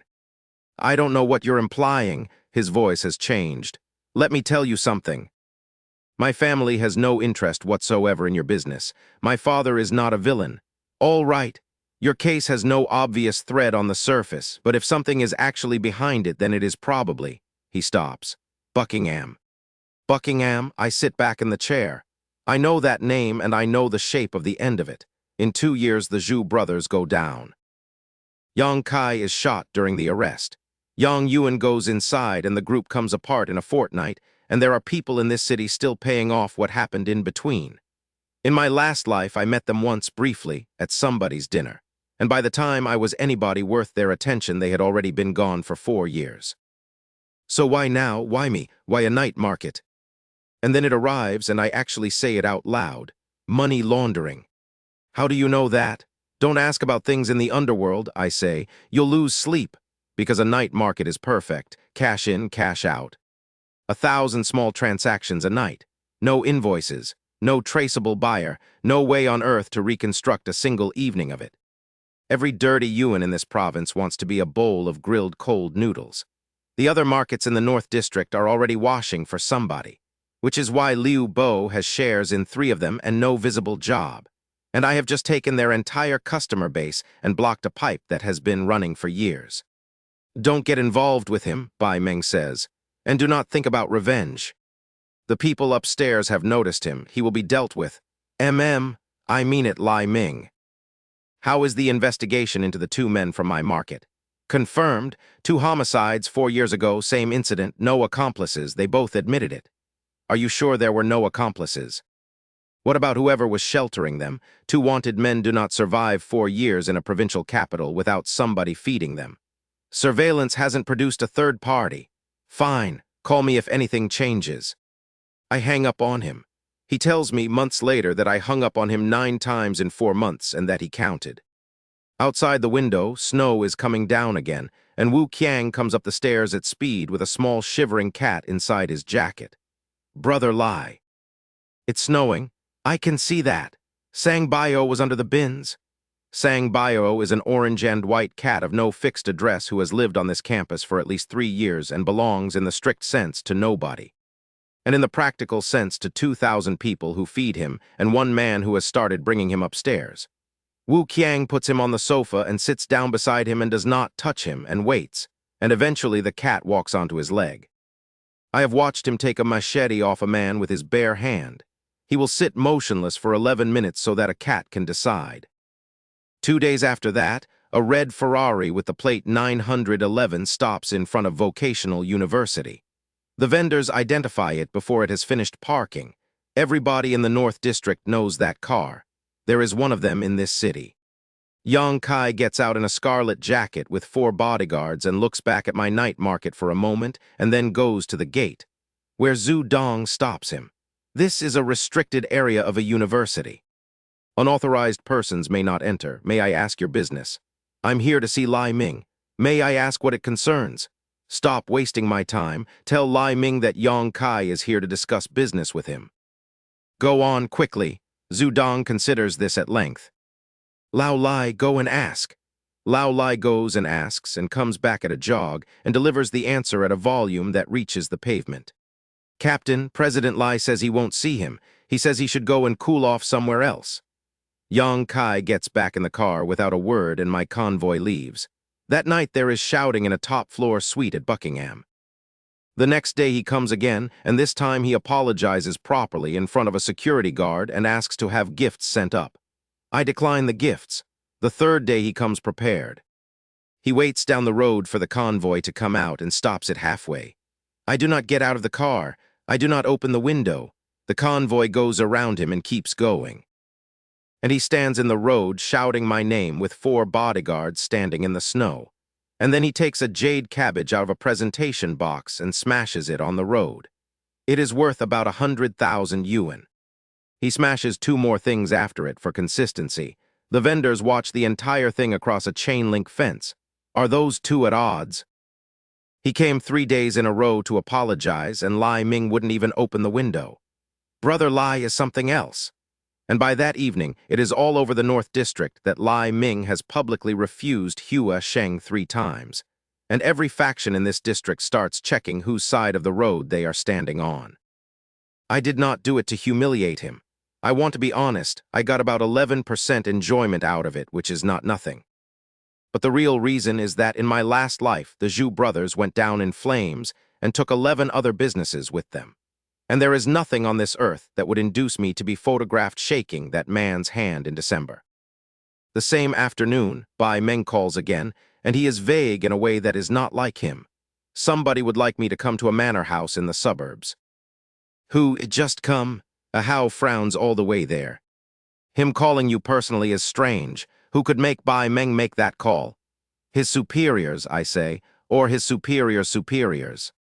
And what do they want with us? Black Dragon is running clean. There's nothing to lean on. Exactly. If a man has nothing on you and he calls you anyway, it comes down to one word. I look out at the snow. Cooperation. A Hao makes a small gesture with one hand, turning it over. Can we? Anything is possible. The manor is behind a wall in the suburbs with a fishing pond at the back and a gravel drive. Bai Meng is waiting at the door and he watches 16 men get out of 4 vehicles and puts a hand over his eyes. You could not have come quietly. You've been extremely quiet yourself, I notice. He looks at my convoy, then at me. Then he gives up. They don't come in, it's safe inside. I nod and a Hao waves the fan and 10 men stop where they are. Chen Hao and Wu Qiang keep walking. Those 2, brothers in arms, I say. There's nothing more to say about it. And I walk into the building without waiting for him, which he tells me afterwards is the exact moment he decided he could not stand me. The room has a hot pot in it. Chongqing style, red as a warning label, going hard with 3 men around it. In the center, a serious-looking man in his late 40s in a plain jacket. On his left, a man in glasses. On his right, a man with a hooked nose and the flattest eyes I have seen on a living person. Police, all 3. You can tell instantly, and none of them are trying to hide it. And I know the one on the right. Wang Feng, head of the Songjiang investigation team. In the next 15 years, he will close more major cases than anyone in this province. And in my last life, he is the man who put me away. And I have spent 18 years with a very clear memory of his face across a table. Come, says the man in the middle pleasantly. It's cold, chonking hot pot. Shall we eat together? Certainly. I walk over and sit down next to Wang Feng and take a pair of chopsticks off the table without being offered them and put meat in the pot. Wang Feng looks at me. You'd really eat out of the same pot as us? I'm a citizen of this country, I say. I have the right to eat with anybody. A Hao sits down on my left and picks up chopsticks and says mildly, you did invite us to eat from the same pot. There are 5 chairs at that table. 2 of us have now taken the 5th and the 4th. Wu Qiang looks around the room. There is a bronze ox in the corner, 1 meter high, 2 meters long on a plinth. It is a decorative object and it weighs somewhere north of 150 kilos. He walks over, gets both hands under it and lifts. Nobody says anything because there is nothing to say. He carries it across the room and sets it down on my right, and it goes into the floorboards about 3 centimeters and then he sits on it. He is now 2 heads taller than everybody else at that table. His arms are long enough to reach the middle of the pot from there. He takes 8 pieces of meat in one movement and puts all of them in his mouth. Not bad, he says. Add more meat. Who can eat on this? Another 8 or 10 pounds at least. The man in glasses has stopped moving entirely. Bring more meat, says Wang Feng. Bai Meng, who is the junior person in the room, goes to the kitchen. No beef for me, I say. Lamb, says a Hao, tender. Get a lot at once, says Wu Qiang, and garlic, meat without garlic is half a meal. Bai Meng comes back with a tray and sets it down and then discovers that there is nowhere for him to sit. You may go, says Wang Feng. He goes, he shuts the door harder than necessary. And then 5 men eat hot pot in complete silence for 11 minutes, and Wu Qiang eats most of it. The man in the glasses goes first, because that is how these things are choreographed. The country is cracking down on money laundering, he says. Our city has recently identified a very large operation. Some of it appears to run through night markets. I wonder whether President Lai has heard anything about this. I have. 3 men stop eating. They expected me to say no or to say no in a longer form. And are you aware, says Wang Feng, that a number of residents in this city have jumped from buildings or gone missing over land compensation in the past 2 years? I am. His eyes come up. A little wind and you already, wait, you say you know. Hua Sheng Group, I say. They run the casinos and they launder the money. Although, to be fair, not every one of those demolition households was theirs. There has been a great deal of compensation paid out in this city, and every fat sheep in it has had somebody counting its wool. Hua Sheng was simply first in the queue. The man in glasses puts his chopsticks down. Were you involved? I look at him. If I were involved, would I be sitting here eating out of your pot? And what is a handful of demolition households worth? A few 100 million between all of them. I do not care about that. I want to be clear that I said that specifically to see what it did to the room, and that what it did to the room was worth it.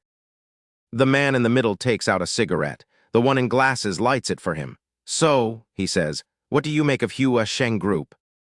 I light my own, lean back, and blow the smoke across the table so that it sits between me and his face. You want me to go after Hua Sheng? I say. Tell me why I should. And tell me what I get.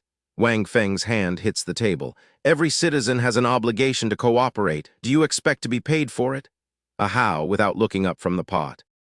The law of this country says that a citizen has the right to protect himself in a dangerous situation. Is that not correct?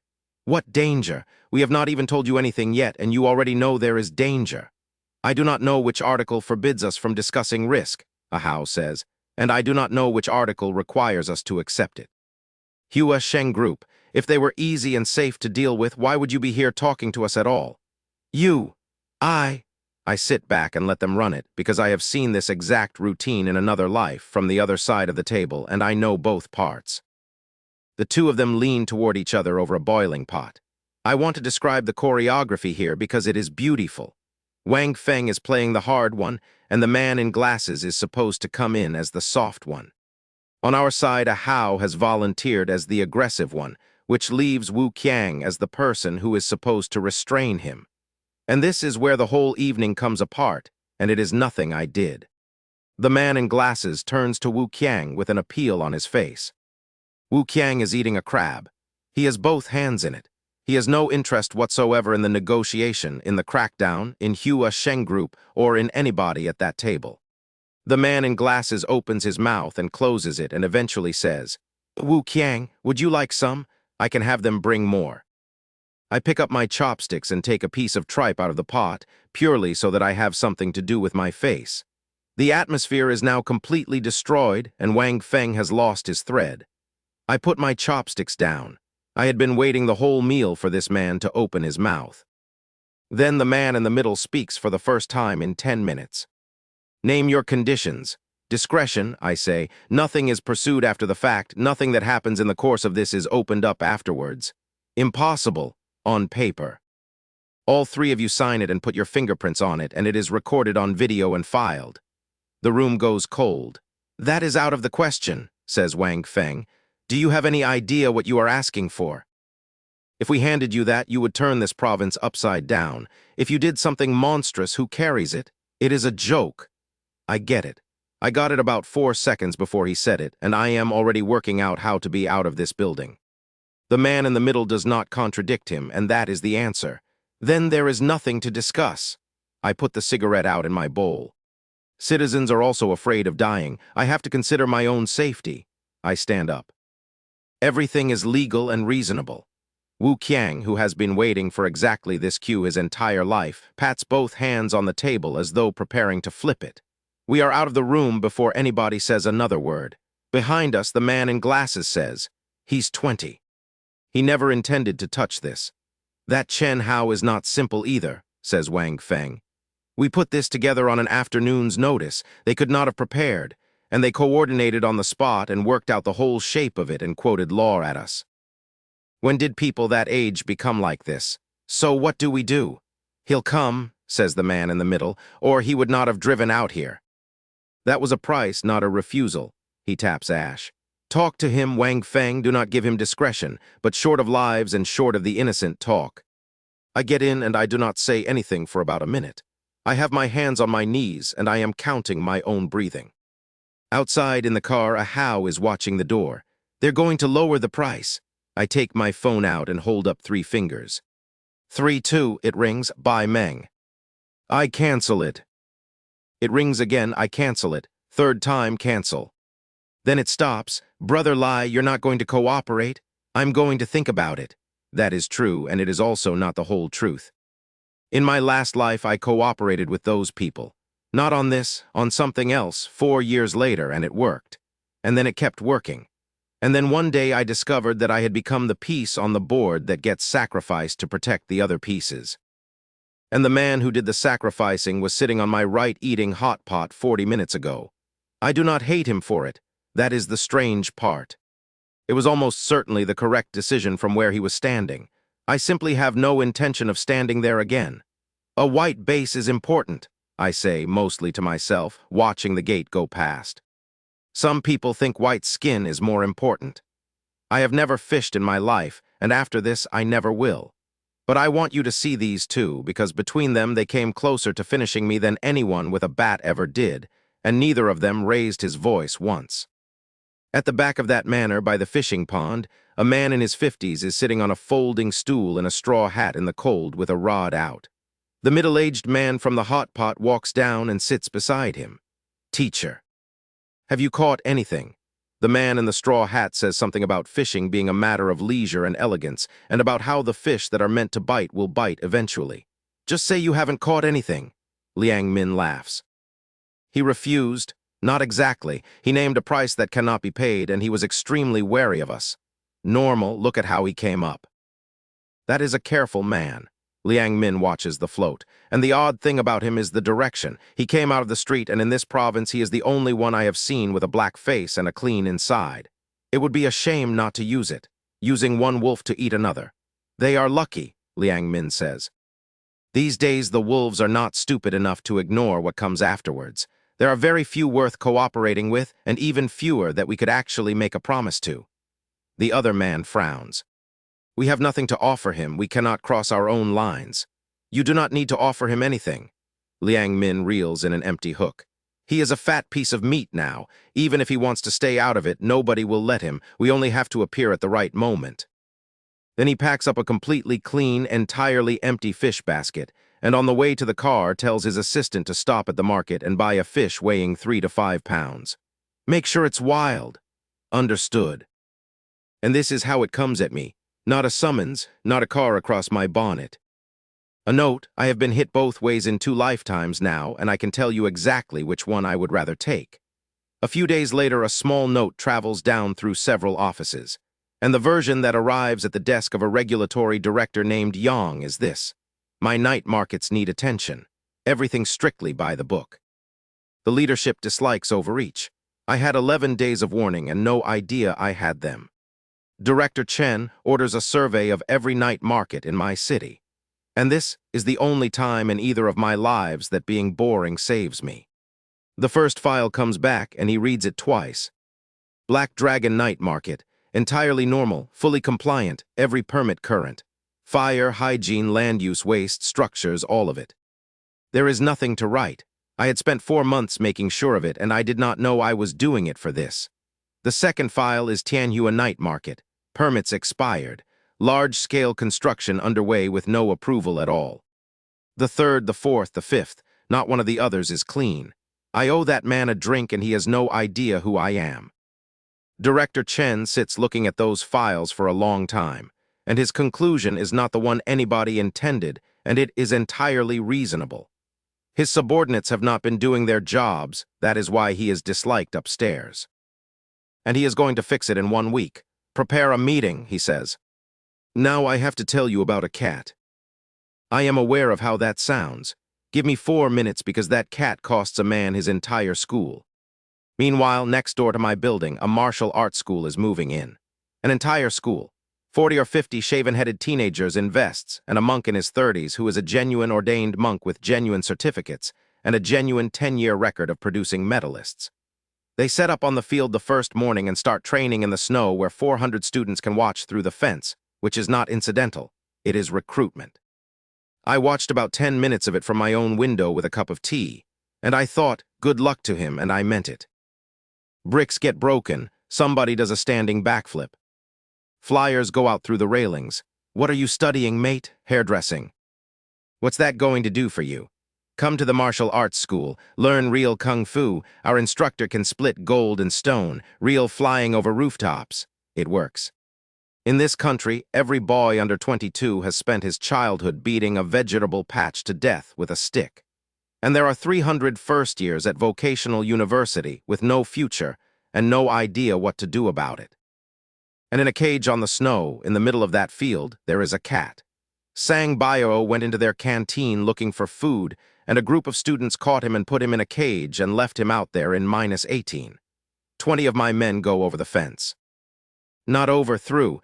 Ma Jai lifts 2 bars out of the fence, hands them to somebody, and walks in. You here to enroll? Says a student called Yiming. Nobody answers him. Hey, this is school property, you can't just walk in. What school property? Says one of mine, entirely reasonably. Your paperwork is not complete. Legally, this land is still registered to the previous institution. Whether we come in is not your concern. I did not know his name that morning. I have not forgotten it since. Yiming is 19, and he is the top student of a branch academy, and he has come to University City with a plan to become famous. And he has just been ignored by a person he has never heard of. Stop right there. They do not stop. They walk to the middle of the field, find the cage, and both sides arrive at the same conclusion at the same moment. Who gave you permission to take Sang Bio? Who gave you permission to walk into a martial arts school? Then, in unison at each other, it seems you don't take us seriously. Brothers, get the equipment. Baseball bats come out of 20 sleeves. 4 martial arts students take a stance, and then look at the bats, and then look at each other. The monk comes out at a jog with the rest of them, and stops, because what he expected was a group of local delinquents who would fold at the sight of 40 trained teenagers, and what he is looking at is 20 men who are visibly hoping for this. I can hear them from my own office with the window shut, and I put my coat on. Behind the fence, 400 students are commentating.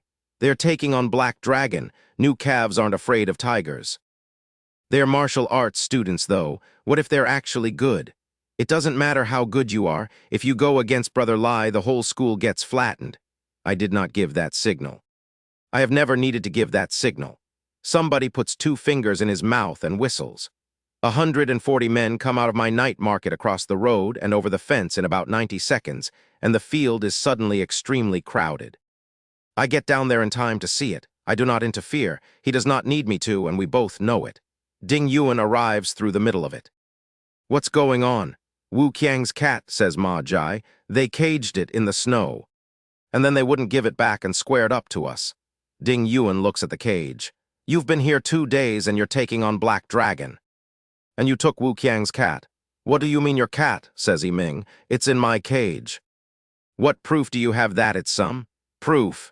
Ding Yuan looks at him with total contempt. Are you even qualified to discuss evidence with me? Then more loudly, get sang bio. Anyone who tries to stop you, handle it by my company rules. Don't hold back. And I will say this for him out loud once. The monk steps in front of his own students. He is not a fool. He can count. And more importantly, he has just noticed that the 400 spectators behind the fence are not looking at the martial arts school with excitement anymore. I trained them to do that. It cost me 400 yuan a camera, and it has saved me more times than anything else I have ever bought. 2 of my men have already got recorders out. I find out later they started filming before I did. And now I want you to watch my brother because he has not said a word all winter and he is about to end this. Then the crowd parts and Wu Qiang comes across the field. He does not run. He walks and everyone gets out of the way, and Ming and his friends see him and stop talking because they are athletes and they know what they are looking at. The cage opens. Sang Bio comes out like a rocket, goes up Wu Qiang's leg and hip in 2 bounds, lands on his shoulder and turns around and glares at Ming with pure malice. Wu Qiang turns to go. You, says the monk. Wu Qiang, is it? He stops. I have watched you, your frame, your bones, your movement. In 20 years I have not seen better raw material. The monk's eyes are shining. Come to the martial arts school. Learn genuine kung fu. I will take you as a personal disciple. Ding Yuan laughs out loud. Are you insane? Wu Qiang is a real university student with a real diploma. What are you offering him, a certificate? And what exactly are you going to teach him? Strength is not everything, says the monk, and he is quoting something, and he genuinely believes it. You need technique. 4 ounces moves 1,000 pounds. Have you ever punched cotton? Have you ever had all your strength and been unable to use it? And I am standing behind him, and I do not say a word because this one is his. And Wu Qiang, who is 20 and who is a person, hesitates. You can see it. It goes across his face. Because every boy in this country wants to know, and because Brother Lai once told him that most of what is sold as martial arts is theater, and because he has never had the chance to find out for himself. Are you sure you know real kung fu? He says. And not just fancy movements. I am an ordained monk of my generation. I have taught for 10 years. My students have taken medals at national level. If you want, I will show you now. Words are cheap. Then hit me, says the monk. Come on, 1 punch. Wu Qiang looks at him the way you look at a man who has asked to be run over. Me, hit you. Yes, I have no interest in fighting you, and even less in joining your school. He turns to walk away. And the monk, who has spent 2 days failing to recruit anybody and who can feel 400 prospective students watching, makes the worst professional decision of his life. He comes off the back foot with a straight punch at Wu Qiang's spine. Wu Qiang does not turn around. He puts one hand back over his own shoulder open, and the punch arrives in his palm and stops. The sound is not loud. It is a dull, flat, extremely final noise, and afterwards the monk described it as hitting a hillside. Then Wu Qiang closes the hand. The monk tries to pull the fist back and cannot. He is a professional athlete with 10 years of teaching behind him, and his arm is simply not coming back, and something is pushing him backwards. And he goes 4 steps, 5, and gets a heel down and stops. He shakes his arm out. There is something wrong with the shoulder. Master, are you all right? Master, 40 students crowd him. And Ding Yuan, with 20 bats pointed at a monk, is furious in a very specific way, because it is one thing to fight Black Dragon, and it is another to attack Wu Qiang from behind. Wu Qiang waves them all off. What do you want? He says. I want to take you as a disciple. What can you teach me? Kung Fu, real Kung Fu, not brawling. Kung Fu, Wu Qiang looks at his own hand. Like what you just did. The monk goes red. I was not prepared, I admit your strength, but strength is not enough. Then prove it. Empty hand or weapon. Whatever you're best at, Wu Qiang says. I don't need anything. The monk goes to the rack and takes a long staff because an inch longer is an inch stronger and because against a man that size you do not go inside. He starts spinning it, and it is genuinely impressive. It whistles, and 400 students behind the fence make an appreciative noise. Wu Qiang holds up a hand. Wait, a what? Regretting it, says Yiming. Wu Qiang ignores him completely and looks at Ding Yuan. Company rules. Company rules, says Ding Yuan, and 2 of my men step forward with a video camera. Given that you have publicly challenged our deputy general manager and head of security, Ding Yuan says to the monk, and that Vice President Zhu Guang has accepted, we are recording this so that nobody denies anything afterwards. The monk stares. You want a waiver. A waiver has no legal force. Just repeat after me.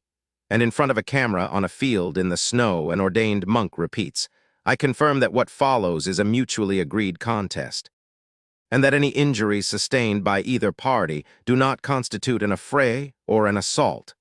The martial arts students look at each other in complete bewilderment. This is not how a fight in a school field has ever worked in the history of this country. And then Ding Yuan leans into Wu Qiang and says, quietly, in a voice that is nevertheless perfectly audible to 40 people with excellent hearing, Brother Wu, that recording only protects you if you don't cripple him. Hold back, there's too many people to hide anything. If you're really angry, we can find somewhere without cameras tonight. There is a silence. I'll show you my skill today, says the monk, or I disgrace the entire school. Then he attacks. It is a full-committed sweeping strike with the staff at hip height, and it has real weight behind it. Wu Qiang catches it. He catches a moving staff out of the air one-handed and pulls, and the monk comes off the ground toward him. He tries to plant his feet, and there is nothing to plant them on. He lets go of the staff, converts it into a whip kick, and shouts something about technique. Wu Qiang kicks first. Not a big kick. He simply gets his own leg up faster and puts it into the kick that is arriving, and there is a sound, and the monk's leg goes back the way it came. The monk's eyes go red, and he does the only thing left, which is a short, straight punch to the head. And it is a good punch, and it stops an inch from Wu Qiang's face. I saw it, and I still do not entirely believe I saw it, because the leg that kicked has not come down. It is in the monk's stomach. There is a pause of about a quarter of a second in which the monk looks down. Then he goes 12 feet backwards and lands in the snow flat, and a wave of powder goes up over the heads of the front row. 400 people make no sound at all. They were expecting a fight, rounds, exchanges. Something to talk about at dinner. What they got was 3 moves and a man in the air. Master, master. The monk waves them off, tries to say he is fine, and instead coughs up something red onto the snow. It is not blood. It is egg with persimmon, which was on the lunch menu. And I want the record to show that a boy at the fence said so out loud, and that not one person listened to him, because people see what they came to see. Look at that, he kicked him so hard he's bringing up blood. Wu Qiang must be a master too. How else does one man take on 30? I knew it. I knew he was trained. Wu Qiang drives the staff into the snow and lets go of it. He has not moved from the spot he started on. His feet are in the same 2 holes. And Sang Bio has not fallen off his shoulder. He looks down at the monk. Brother Lai was right, he says. Most martial arts are for show, all appearance, nothing behind it like you. I did not see his face. I have regretted that for 2 years. The monk, who has just stopped bringing up his lunch, nearly starts again. What was it? He calls after him. 13 kicks, northern school, that was not northern. Wu Qiang does not turn around. Practice, he says. I tell them the truth, and I watch it bounce off every single face in the room. Which is the honest answer, and which nobody believes, then or ever. Because the truth is that Wu Qiang has never learned a single technique. What he has is a body built wrong in a good direction, 4 years of being outnumbered every single time. And reflexes sanded down below the level of thinking. A monk is fast, but a monk trains against one opponent. Wu Qiang has never once in his life fought one person. My convoy comes up the road at that moment, and I have Ma Jai sound the horn. Brother Wu, brother Lie's calling you. He comes. Behind him, the field empties, and every single one of those 400 prospective students goes back through the gate. And by that evening, the story is that Wu Qiang kicked the principal of the martial arts school until he vomited blood. And by the next day, the story is that he did it to 30 of them at once with his hands in his pockets. And that brother Lai is an even greater master than Wu Qiang, which is why Wu Qiang obeys him. And here is the part I do not enjoy telling. The martial arts school enrolls 9 students that term and closes in April. I thought about paying his lease out for a year. I did not do it. I have never worked out whether that was sense or cowardice, and I have had 2 lifetimes to think about it. I did not want that. I wanted my cat back. I got a man's livelihood handed to me as change, and in 2 lifetimes I have not worked out what I was supposed to have done instead. I did not do that. I would like that noted too. All I did was decline to prevent it. Brother Lai, says a Hao in the car, were you thinking about Wu Qiang's practical development? I was thinking that we need a training hall. Exactly. If traditional martial arts are useless, we build our own hall and let him work it out by doing it. He's the company's face. There will be challenges, it's a brand question. And I'll have Lin Bao and Ding Yuan train harder. We can't be winning every challenge by having more people. A Hao. Yes. Nothing, I say. He is very smart, and he has spent 19 years marinating in a specific idea of the world, and every single thing I say gets translated into it on arrival. I have decided to stop fighting the translation and simply keep the outputs legal. We build the hall. It has mats and bags and a fee-paying membership of 40 students, and it is registered as a sports facility, and it is the best thing I ever spend 300,000 yuan on. I hear about the start of it on a phone, in a car, with my mouth full. I have watched the recording 9 or 10 times since, mostly for the exact second Ah Bao understands what he is holding. The trouble starts at my market a week later. Dozens of vendors gathered outside the management office, not quite shouting, because there are 150 men in black watching them. At the front is a man called Ma Dong. Ma Dong sells cold jelly. He was one of the ones who argued about the guaranteed minimum on the night of the contracts, and he was moved to a remote pitch and fined. And he has watched his takings fall for 6 weeks while the man 20 meters away from him prints receipts all evening. Half a month ago, the owner of Tianhua Night Market came to see him with a proposition and 5,000 yuan per vendor he could bring across. It isn't fair, he is shouting. Is Black Dragon fair? Why do they always keep the good pitches? We pay the same percentage and they take the best positions.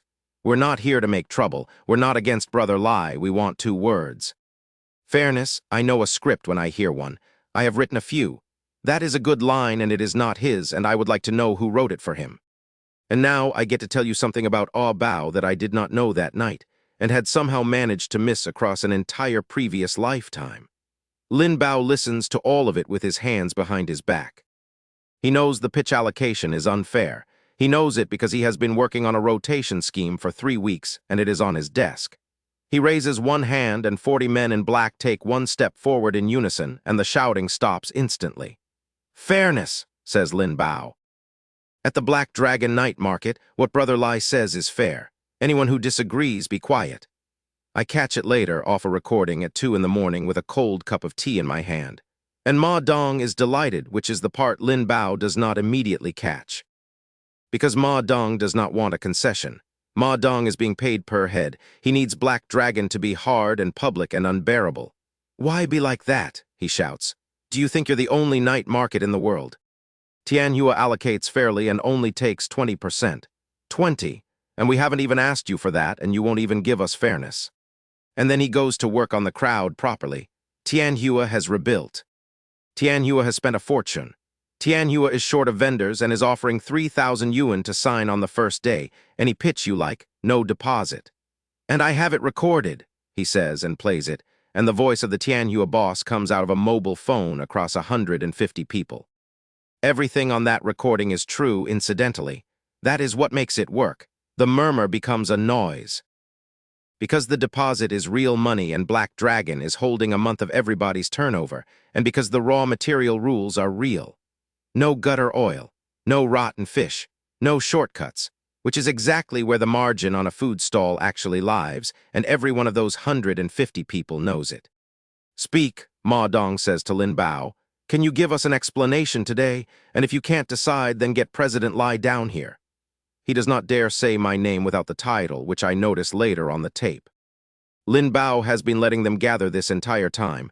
You want an explanation, he says. Fine. Here it is, he points.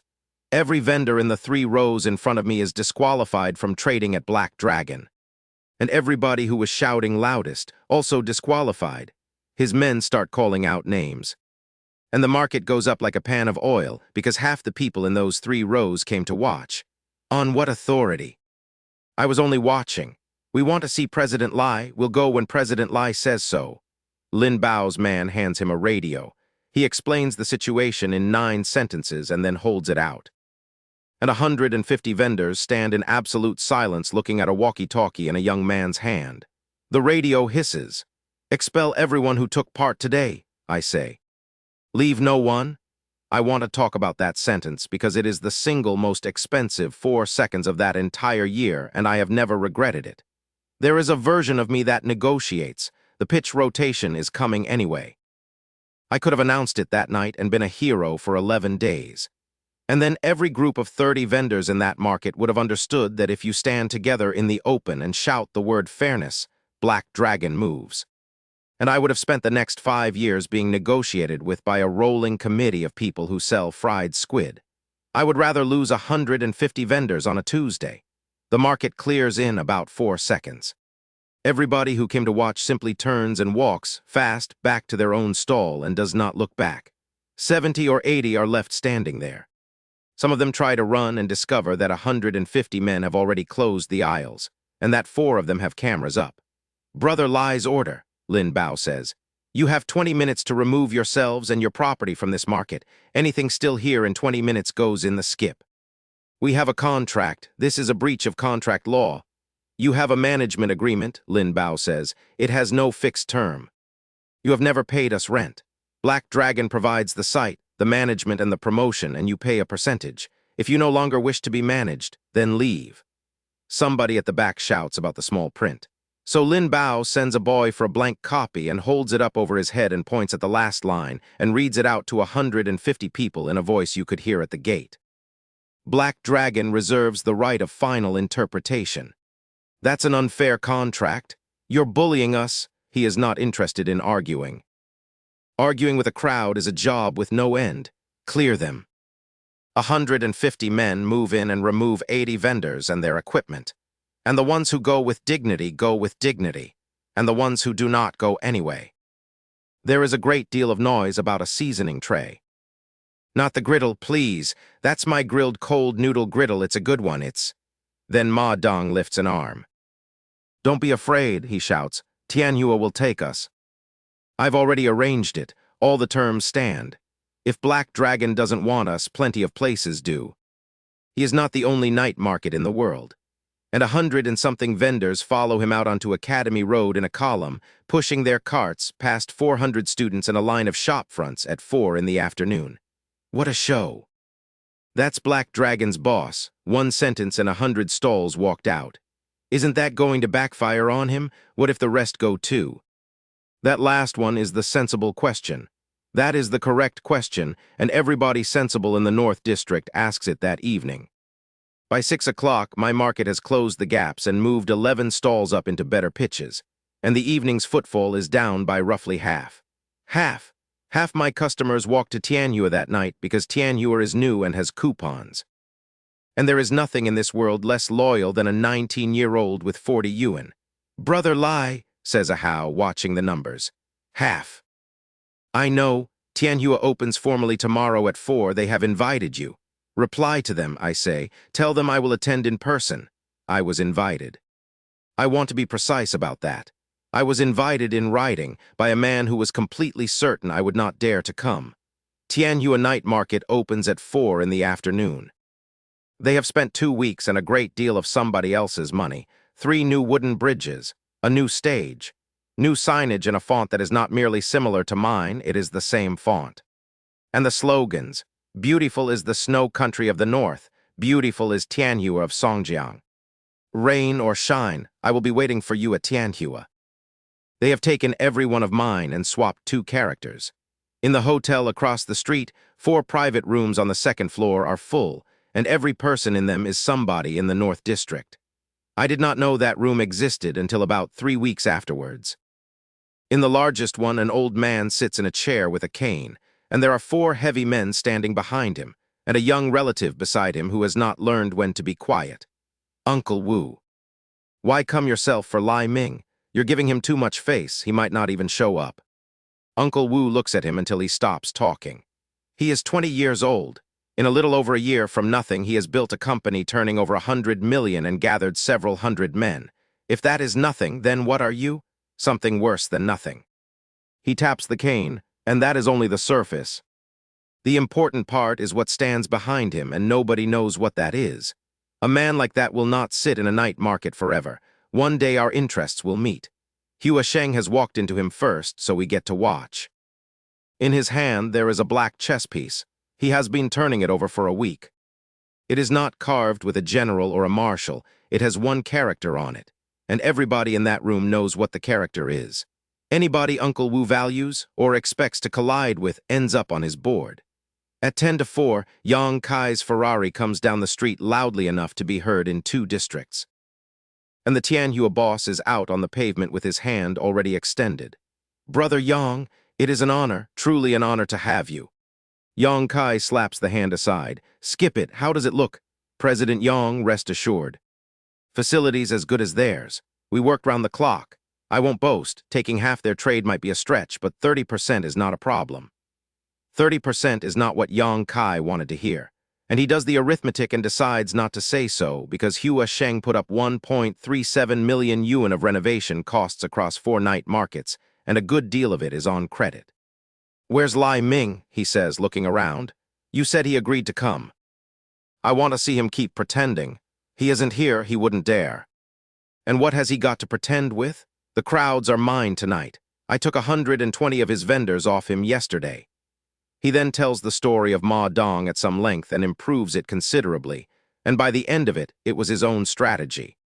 Du Kang arrives uninvited and works the pavement. President Yang, Du Kang, my uncle is the principal of Security Academy. Yang Kai frowns at him. I also have a grudge against Lai Ming. Yang Kai nods and stops looking at him because a man like Lai Ming has no shortage of enemies and they are not a rare commodity. At 10 to 4, upstairs, Uncle Wu throws his chess piece in the wastebasket. Since he is useless, he says, let us go down and show our faces. They all come down.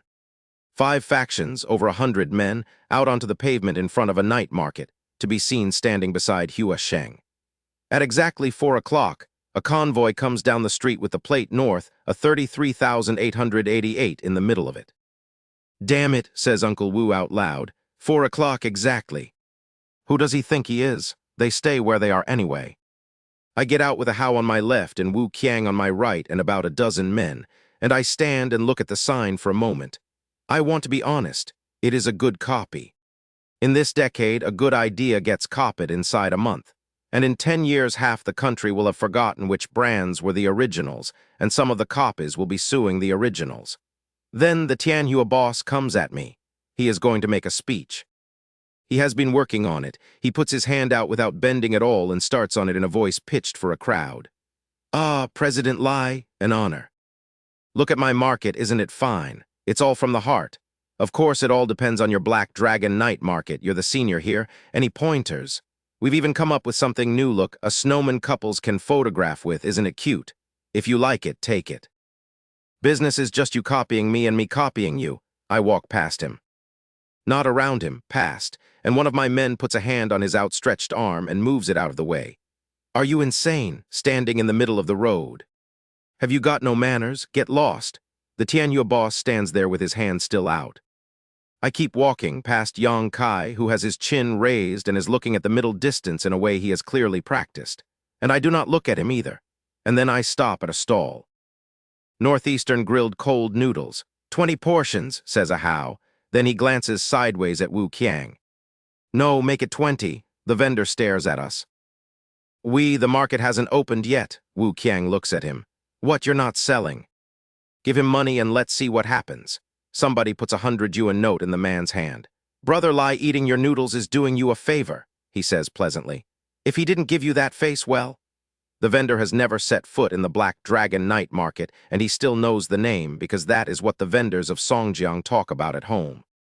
He starts cooking. One without vinegar, Wu Qiang says. Remember, no vinegar. Because I do not like vinegar, and he has never once forgotten it in 11 years. Across the road, in the doorway of the hotel, Uncle Wu is completely lost. He drove all the way here for the opening ceremony, says one of the men beside him, to eat grilled cold noodles. Is he being pretentious? It is definitely pretentious. It is also extremely cheap. The vendors are laughing at me. Half the crowd has decided that I came here to make a point, could not make it in front of Hua Sheng, and bought street food to give myself a way out of the situation. Yang Kai is visibly delighted. Cut the ribbon, he says. The Tianyua boss steps up to the covered plaque with a pair of scissors on a tray, and then stops because a car horn is coming up the street. 2 vehicles with enforcement markings pull in. 4 officers get out and walk to the front of my market. Who is responsible for Tianyua night market? I am Deng Lei. City management. Tianyua night market's operating permits are invalid. You are ordered to cease trading. The scissors are still in his hand. There's been a mistake. I have the paperwork. I can get it, you can check. Your permits have expired. Tianyua night market is not currently qualified to operate. Of course he knew everybody's permits are expired. That is the way it has always been. And the answer has always been a phone call and a dinner. Could I speak with you privately for a moment? The officer looks at him. Please do not obstruct us in the performance of our duties. And a seal goes onto the plaque. Then 7 or 8 more vehicles arrive, and 2 of them are carrying heavy machinery, urban construction management. You are suspected of illegal construction and encroachment on public land. Forced demolition is ordered. Fire safety, immediate rectification. Health and hygiene, evidence collection on site, market supervision. I want to describe what happens over the next 40 minutes as precisely as I can because I did not do it, and because everybody in that street believed for the rest of their lives that I did. 4 separate agencies work through a night market simultaneously. The bridges come down. The 3 brand new wooden bridges built in a fortnight are removed by machine because you may not build a structure over a public right-of-way and call it a bridge. The plaque comes off the wall. The stage is dismantled. The hygiene team goes stall to stall and starts filling in violation forms and confiscating equipment. And the phrase that keeps coming across the crowd is, where did all this waste oil come from? The fire officers find the extension cables lying under duckboards in a market full of gas burners, and one of them says loudly to nobody that if this had gone up there would have been no way out, and that somebody needs to answer for it. The Tianyua boss goes down. He is held up by 2 officers, and he is crying and shouting about his Yuelau bridge and his sign and his hard work, and offering to pay any fine, offering to complete every permit tomorrow, please, just a few days. Nobody is unkind to him. That is the worst part. Everybody is scrupulously polite while the machinery works. And in the middle of it, the enforcement teams walk past one stall, deliberately or otherwise, and do not check it.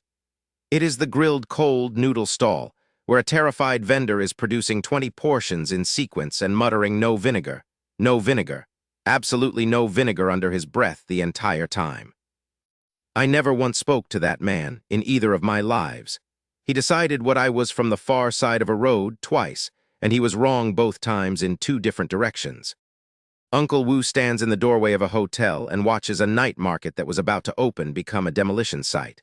Then he looks at me. I am standing in front of a stall, eating grilled cold noodles out of a paper box in a black suit in the snow, while a bridge comes down 40 meters behind me.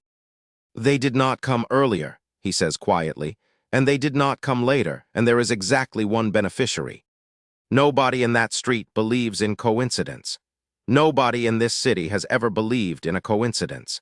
And there is no version of the truth I could tell any of them that would be more convincing than the thing they are looking at. The truth, for the record, is this. A very senior man made a general remark about night markets in a hallway.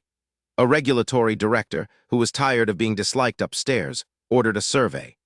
Every night market in the district failed it except one, because I had spent 400,000 yuan and 11 weeks of paperwork on permits that everybody told me were unnecessary. And the enforcement calendar happened to land on the 22nd of December. That is all. That is genuinely all it was. Wu Qiang hands me my portion. Extra egg, no vinegar. I eat it standing up. It is good. Whatever else you say about the Tianhua boss, he sourced a decent grilled cold noodle vendor. Then I turn and walk back toward the car, and the whole group walks with me, 20 paces through the middle of a market being taken apart. We pass Yang Kai and the North District bosses. Every single one of them looks at the ground. Du Kang physically steps behind somebody larger, and the Tianhua boss breaks away from the enforcement officers and comes running. President Lai, Brother Lai. Two of mine catch him and hold him at arm's length. I was wrong. I really know I was wrong. Forgive me this once. I should never have copied your market. Leave me a way out, please. Everything I have is in this. If they take it all, I'm finished. I can't even pay the fine. I do not turn around. I have thought about that a great deal since. I could have said something. He was a shopkeeper who took money from Hua Sheng and copied a font. But there were about 200 people in that street who needed to see exactly one thing, and what they needed to see was a man in a black suit walking out of a collapsing night market holding a box of grilled cold noodles and not turning his head. We get in the cars and go. Behind us he sits down in the snow. Afterwards, Yang Kai kicks him. Useless. You couldn't even keep your paperwork current and you didn't get a word of warning. You deserve this. Then, and you still owe me, 3 days to return what Hua Sheng put in, and you know what happens if you don't. He leaves. The other bosses shake their heads at him and go, because a man who is finished is contagious. Then his own vendors, the ones Ma Dong brought across, hold Ma Dong down in the snow and beat him for 11 minutes and take 10,000 yuan off him, which is exactly what he was paid. You said Tianhua was strong? You said Hua Sheng was behind it. You made me leave a market where I made 20,000 a month. He got away with putting people in the river and nothing happened. If you want to die, don't take us with you. Then they leave him there and go. And there is nowhere for any of them to go because you cannot return to Black Dragon after walking out of it in a column. Ma Dong crawls out of the snow with nothing. He limps over to where the Tianhua boss is sitting in the ruins and helps him up. The ground's cold, you'll catch something. Don't be discouraged, you're a big businessman, you'll come back, I believe in you. The Tianhua boss looks up with something like hope. Really? Really? Then, about that compensation you mentioned, I wouldn't need more than half, not half, a third, 20,000. That's the lowest I can go, you're a big boss. The Tianhua boss chases him across the snow. Upstairs, Uncle Wu says, go and get that chess piece back. Uncle. From the bin, go. The young man goes upstairs and finds a member of the hotel staff has already emptied it, and has to be extremely specific with her, and comes back down with it. Uncle Wu takes it and turns it over twice and puts it in his coat. Heroes come out of the young, he says. Never write a man off before the end. And then to the room, pass it down. Nobody provokes Lai Ming. If anybody disobeys me, I will not be ruthless about it. I will simply do it personally. Every other faction in that district makes the same decision by the end of the week, in 4 separate rooms, in nearly identical words. The Tianhua boss goes mad in public for 11 days. He walks around the district talking to strangers, telling them the Black Dragon night market is an upgraded version of Tianhua, that Black Dragon is Tianhua's parent company, laughing and crying in the same sentence. He is not mad. He is doing it so that the enforcement agencies cannot collect the fines from him, and so that I take pity and forget about him. And he had the presence of mind to send his wife away with a share of the assets before any of it started. It works on both counts.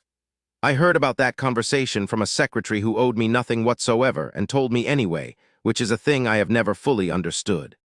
Yi Jikai calls his nephew home. Enforcement came to Black Dragon night market too, he tells him. And they gave them a commendation banner because every permit was current. So there are 2 possibilities, and I do not like either of them. Either he completed every piece of paperwork months in advance in order to be the only clean market in the district on the day of a sweep, which is foresight I find frightening. Or somebody expedited all of it for him overnight. He rubs his eyes. Which is worse? Uncle, go home, go and see your grandfather. Come back when term starts and hope he has forgotten you existed. Du Kang goes. At the door, his uncle says, and Zio Kang, your website. Are all its licenses in order? There is a silence. Nobody's our uncle. Nobody in the industry has all of them. Get them, says Ijikai. Prepare for rain. Otherwise, one day somebody finds the loose thread and pulls it, and you go with it. This one I got from Gao when at a dinner a year afterwards. He was still upset about it. I let him tell me twice. The old principal of the North Campus comes to Gao Wen's office 2 days later. He is 63, kind-faced, 2 years from retirement. And he has spent the last 4 of them letting Gao Wen run everything while keeping the title and the office and the signature. I'm getting old, he says. My grandson keeps at me. I'm thinking of retiring early. I've already submitted it. Approval should come through soon. Gao Wen's face freezes. Because a man does not give up a top position 2 years early. Nobody in the history of this system gives up a top position 2 years early. The title alone is worth more than the salary. The old man is halfway to the door before he says the other thing. I can't work Lai Ming out, he says without turning around. He's a wolf, a wolf. He eats meat, you won't control him. And he goes. Gao Wen sits down and does not move for 20 minutes, and then a message comes in about Tianhua night market, and he understands. The old man thinks Gao Wen did it. He thinks his vice principal picked up a telephone and had 4 agencies flatten a competitor for a student, and he has decided that whatever is coming next, he would rather be a pensioner when it arrives. Gao Wen picks up the phone. Find out for me, he says, who is standing behind Lai Ming. Nobody ever does, and I still did not know his name. The same afternoon in a different office, Liang Min is asking Xiao Wen the same question. So there is somebody else besides Gao Wen going to these lengths for him. I don't know, boss. And the Black Dragon night market. Why was it not cited? I checked. Every permit is current. There was genuinely nothing to write. Liang Min nods slowly and smiles. So the boy understands the rules after all. It seems my plan was correct. And behind him, Xiao Wen, who is the person who repeated a general remark about night markets to a regulatory director 11 days ago, has the single most educational moment of his professional life and says absolutely nothing. Meanwhile, the Black Dragon night market grows a dragon. I have been buying ice for 2 weeks, blocks of it cut from the river, delivered on flatbeds, and a team of 6 sculptors from the ice festival working nights under floodlights. What they produce is 11 meters long. It comes up under the entrance sign with its head turned and its scales cut one at a time, and at night we light it from inside with cold white light so it looks like it is holding its own weather. I do not know how to explain what a dragon does to Chinese people. There is no equivalent. Within 4 days there are tour buses, actual tour buses. Coaches with a guide on a loudhailer, and the guide is shouting a slogan I wrote for a banner. Keep together, don't get lost. This is the biggest, hottest, most incredible night market in Songjiang. As the saying goes, beautiful is the snow country of the north, beautiful is the Black Dragon of Songjiang. If you haven't been to Black Dragon, you've wasted your trip. Then he tells 40 tourists that the dragon was carved from Songjiang river water mixed with ink over 7,740 hours. And I want to state that this figure did not come from me, and that I have no idea where he got it. They photograph the dragon. All of them, then they buy things. And that solves the problem I have been dreading, which is the winter holiday. 300,000 students leave this city in January. In the plan I brought back with me, that is when the market goes quiet. It does not go quiet. The composition changes. Students out, tourists and residents in, footfall down, spend per head up, and daily turnover holds above 300,000, which is when I put everything on the table. 15 million, I tell a how. For the 2 tea brands, I want them in every district and on every busy street in Songjiang inside a month. He stops fanning. Brother Lai, I checked with finance this morning. After the machinery and the salaries, there is about 2,000 yuan in the operating account. I know. 15 million is essentially everything, including the vendor deposits. I know. If it fails, the Black Dragon night market goes with it, and we start again in a room above a supermarket. He puts the fan down flat. Then why? Here is why. Because Songjiang Sleepless City starts next year, and even a first phase costs several hundred million. How long does my night market take to raise several hundred million? 5 years? 8. By then the land is gone and the decade is over. So we raise investment? No. Investment takes your shares, and then your board, and then your company, and I have watched it happen to better men than me. We take a loan. A bank won't lend us hundreds of millions. A bank will lend us 100 million against a business the size we are now. Which is not enough. So we need to be bigger by autumn, and the fastest legal way for a company to become large in this country in this decade is a chain that is simple to operate, simple to manage, and cheap to replicate. I put the two names on the table. Two brands, not one, high-end and mass market. The high-end is called Overlord Tea. The mass market is called Snowy Night Ice City. He looks at both.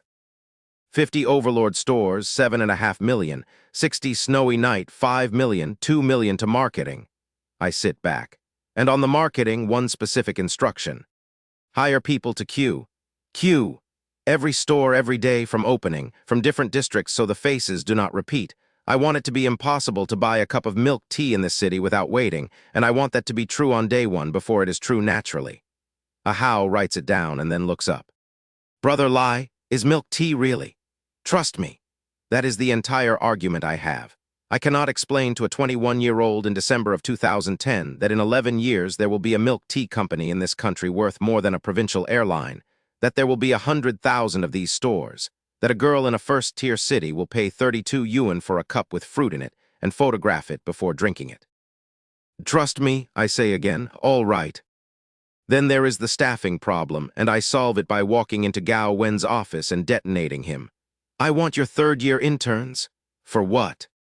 For the tea shops? He stands up so fast the chair goes back. You want vocational university to assign its entire third-year internship cohort to be waiters. University students, selling milk tea, are you joking with me? I light a cigarette and blow the smoke at the ceiling. What panic, Lao Gao, you really do overvalue our diploma. Excuse me. How many companies in this province recognize a Songjiang vocational qualification? Name 3, not the country companies. I let that sit. And I do not want all of them. I do not want mechanical engineering, and I do not want nursing. Those two walk into jobs. I want animation, computing, international trade, business administration, and financial management. He does not answer. I am not being cruel. What is a business administration diploma from a vocational school actually for? Which company is going to hire a 21-year-old from here to administer a business? You graduate 400 of them a year and hand them straight to me. He opens his mouth and closes it. Where do they go now? I say. Unemployed or sales, and sales does not require a diploma, which is why half of them end up reporting to a man who left school at 15. Or the South into a factory alongside people who never studied at all, except that 3 years of college earns them an extra 300 yuan a month in skills allowance. His face is going red. And you think that is better, I say, than selling milk tea? Lao Gao, you are overestimating this institution. He sits down. Then I get up and go around the desk and stand where he has to look up at me. And who said anything about waiters? They are not joining a tea shop. They are joining the Black Dragon Group Management Department. I have given them a title. What title? Management trainee. He blinks. Nobody in Songjiang in December of 2010 has heard that phrase. It is not in use. It arrives in this province about 4 years later. A management trainee, I say, is an intern my company intends to develop into its future management, which means every one of them can become a store manager, a district manager, a regional manager, a department head at headquarters. The milk tea is the starting line. Black Dragon is the actual destination. He is quiet for a while. Base salary, 1,800 plus performance plus food and accommodation. 10 minutes later, I am on the stairs and he is on the phone. Director Wang, prepare the hall. We are hosting a Black Dragon Group Management Trainee Recruitment event. A what event? An advanced corporate management training program. 2 days later, the hall is full and there is no resistance whatsoever. There is a queue. By the end of the week, we have to start selecting because 400 students have signed up for 180 places. And the students who get rejected complain to the academic office. Lai Y gets the 15 million allocation and reacts in the way I expected, which is not with alarm. This is Brother Lai, she tells the finance department standing on a chair. Do you know why 110 stores at once? Because he thinks we are not recruiting fast enough. 110 stores, that is hundreds of people. Hundreds, all of them vocational university graduates. She is shining. Work hard. When the company expands, all of you rise with it. Every one of you can be a big sister. Yes, Sister Lai. Understood, Sister Lai. Then somebody switches on 11 cash counting machines at once, and the sound in that room is like rain on a tin roof. The marketing department spends the 2 million in 9 days. Queues first. Hired queues in shifts from other districts. Then the online push, forums, check-ins, photographs, invented anecdotes. Then the mascots, 2 costumes. A snow girl for Snowy Night Ice City and a black dragon for Overlord Tea, and both brands have stores within 30 meters of each other in my night market because I put them there. On the second day, the mascots have a fight. It is not scripted. It is entirely scripted. 2 students in costumes wrestling in front of a milk tea queue at 7 in the evening. And by the following morning, the top trending topic in Songjiang is that the snow girl brutally beat up the black dragon. Brother Lai, says a How, watching a 9-foot dragon get put in a headlock by a snowman with eyelashes. I do not understand this at all, and it is working. Then he stops. Wait, there it is. They are both ours, yes. Every person in Songjiang is now arguing about which of our 2 brands is better. Yes. He sits down on the edge of the desk and does not say anything for a while. And nobody is arguing about anybody else's. Not yet, I say. But they will try, and when they do, they will not be able to get into the conversation. Because the argument in this city will already be between number 1 and number 2, and if you are neither of those, you are not a brand, you are a shop. 2 weeks before the tea shops open, I go to an auction. Sihai Auction House, North District, a building with a curved glass front and a car park in which nothing costs less than 500,000 yuan. Antiques are fashionable again this year. Gold in chaos, antiques in prosperity, as the saying goes, and Songjiang has decided it is prosperous. At the door, there is a fat young man being refused entry. Why? I'm a consignor. I have an invitation. Sir, a consignor's invitation admits 1 person. Your companions cannot be brought in. Can't you be flexible? It's not as though I'm bringing 2 people without any invitation at all. He has 2 women with him, and he is now negotiating downward in public, and eventually he gritted his teeth and points at one of them. It's not that you're not good enough. Brother Meng's standards are simply too high. Off you go. Brother Meng will take you somewhere better another day. He puts his arm around the other one and is stopped again.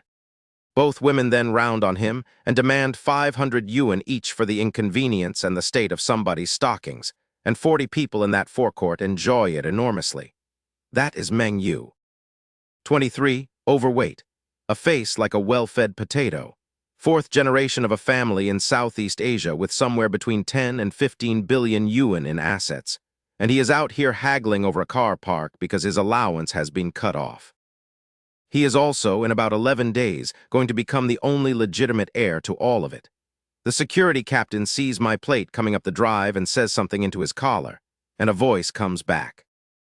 And then 20-odd security staff come out of that building and form 2 lines. Nobody asks me for an invitation. Nobody mentions that I have brought 8 people on a card for one. I walk between them, and behind me, a Hao and Wu Qiang. And the fat young man in the forecourt watches all of it with his mouth slightly open. Then the security captain comes and speaks to him, and he nearly falls over. You know President Lai? I might, possibly, in a sense. We may know each other. Whether you do or not, you are lucky. You may bring 2 people in. The 2 women immediately start walking toward me and are stopped, politely and completely, by 2 of mine. And they plead for a while and get nowhere, because there is nothing on this earth less interested in a stranger than a black dragon employee on duty.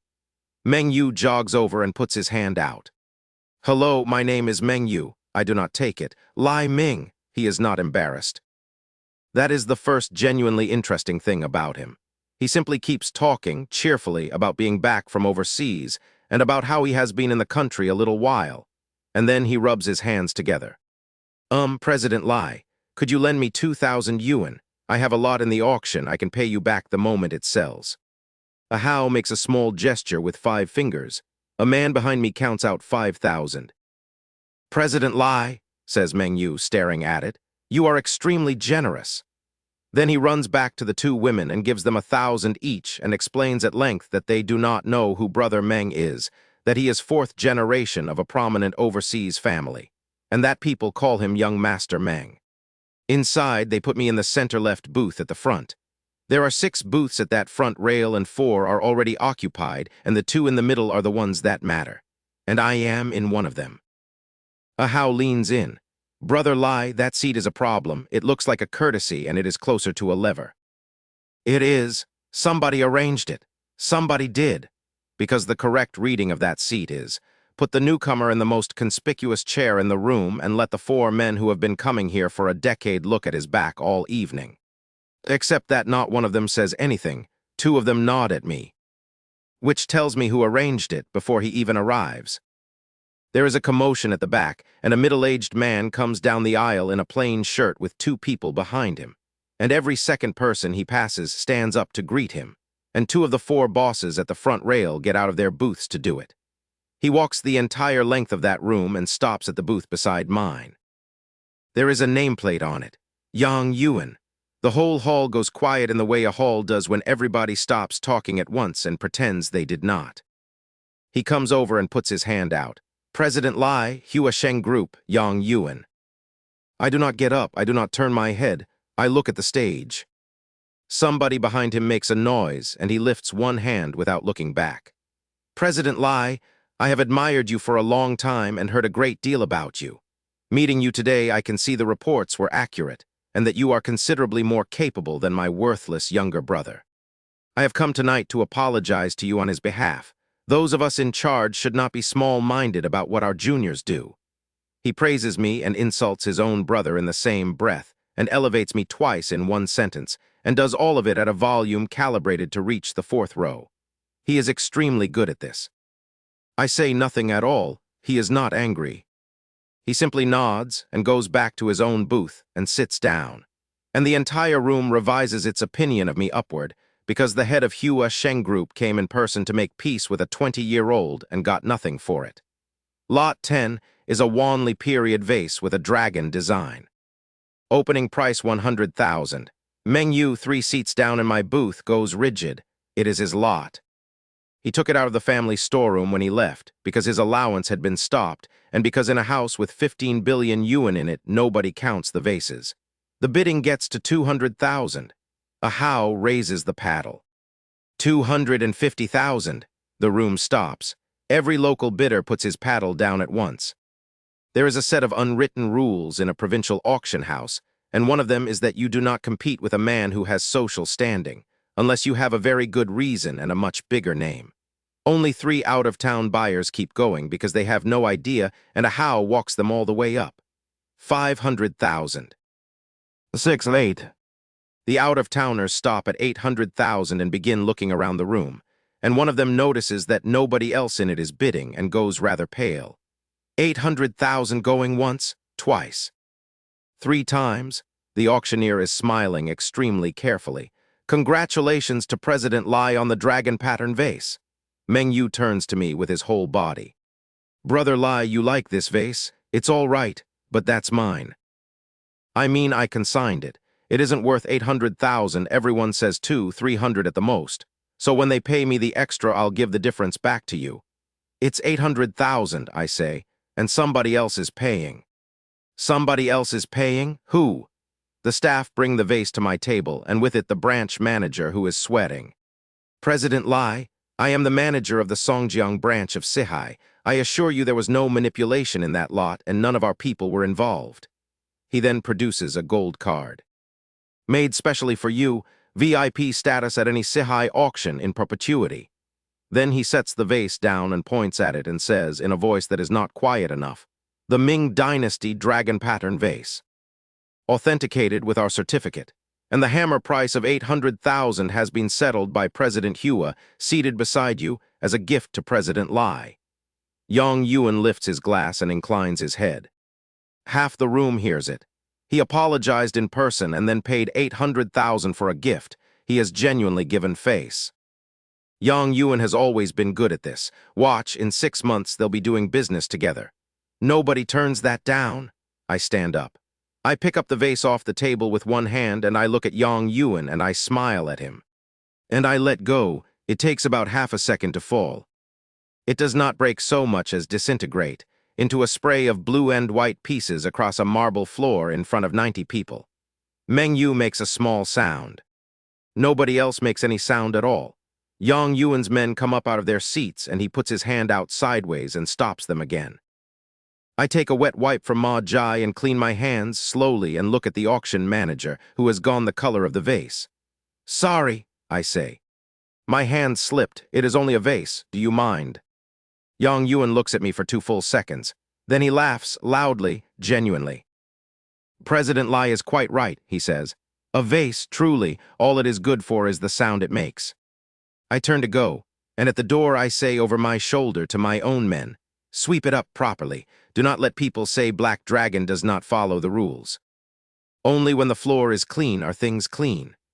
4 of my men crouch down on a marble floor in an auction house and pick up every fragment of an 800,000 yuan vase, including the base, and put all of it in a bag. 90 people watch them do it, and every single one of them thinks it is theater. 20 minutes later, in the car, one of them hands a wrapped object through the window. "Brother Lai, it was in the base." Ahau unwraps it. It is a jade thumb ring, old cloudy with a band of characters cut around the inside. "Brother Lai," his voice has changed, "you had them sweep it up because you were looking for this." "Yes, you knew. I read about it in an old record," I say. "A family heirloom of the Meng family, hidden during the war, and the record said it was inside the base of a dragon pattern vase. I did not expect it to be this one. That is a lie, and it is a good lie, and Ahau writes it into his notebook as a fact. The truth is that in my last life, 4 years from now, the Meng family put out a global reward of 10 million yuan for a lost ring. And it was never found, and afterwards somebody worked out that it had been in the base of a vase auctioned in Songjiang in 2010 for 800,000. And that story went around the antiques trade in this province for years. "Meng family," says Ahau, catching up. "That's Meng Yu's vase. He is a junior member of that family, which is why nobody ever valued the vase enough to look inside the base, and why he was able to walk out of the house with it. Brother Lai, are they wealthy? An old family, mostly abroad. Publicly, something over 10 billion. Nobody knows what the rest is." Ahau nods slowly, and I watch him construct an entire mythology of hidden clans and secret vaults, and I decide not to interfere with it. "And the ring, give it to him," he stops. "Brother Lai. The symbolic value of an heirloom ring is enormous, and there's a reward. Why would we?" "Because we have already taken him in," I say. "You do not covet a thing belonging to a man you have just accepted. Give it to him." He understands it as a strategy to hook a mysterious family, and writes that down too. The actual reason is simpler and colder. If you give a thing away, give it to a person and never to an organization. An organization has 11 ways to avoid repaying a debt, and every one of them is legal. A man has none, and Meng Yu is currently the least important person in a family of 15 billion yuan, and in 11 days he is going to be the only one left. I knew this was coming. I knew the week it would land, and there was not one living person on this earth I could have explained that to. That afternoon, in a house on the other side of the world, an old man is holding a piece of paper. Old Master Meng is 81 and has cancer and has read his own diagnosis without changing expression. He is not changing expression now either, but his hand has closed around the head of his cane, and it is not opening. The paper says, "No biological relationship confirmed." 2 months ago, his eldest son, the designated successor, was in a car accident, not fatal.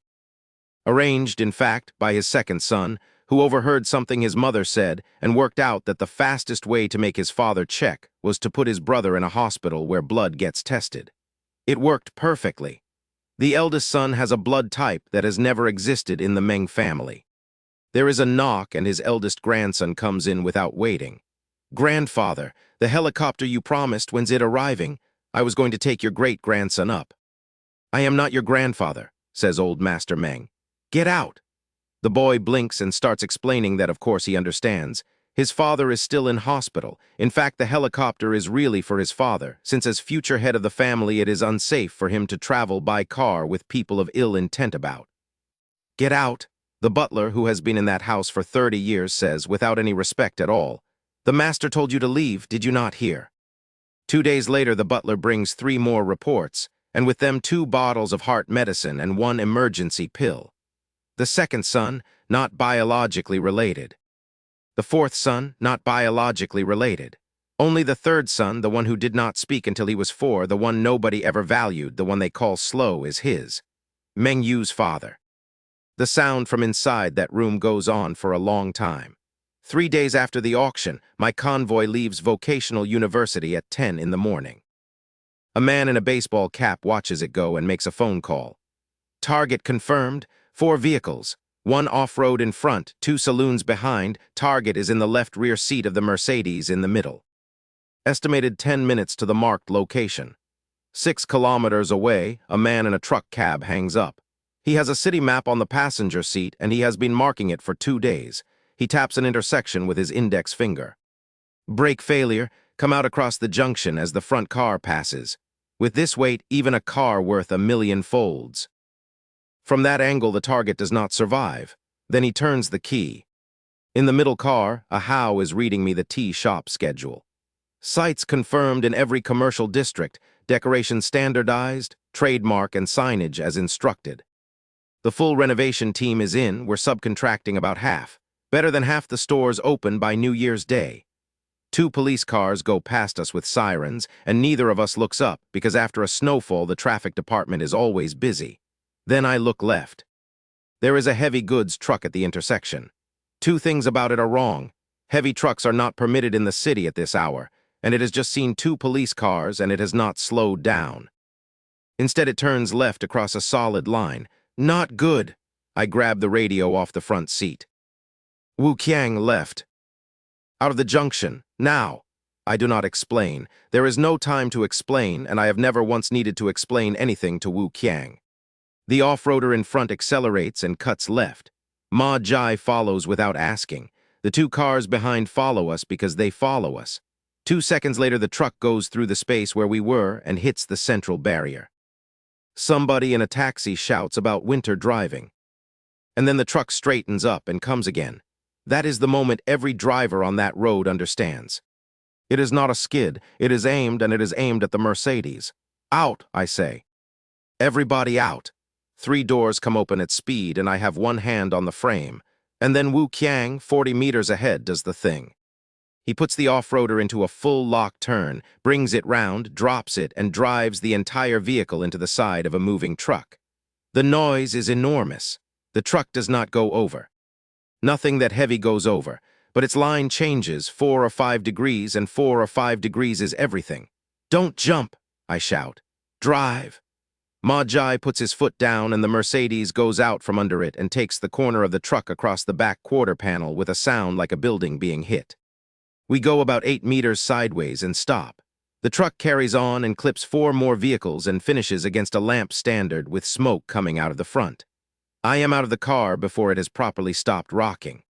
The off-roader is lying on its side 30 meters back with 2 wheels gone and the passenger side folded in like paper. And there is smoke coming off it. And I get there first and start trying to open a door that does not exist anymore with my hands. A How arrives beside me, Ma Jai 4 more.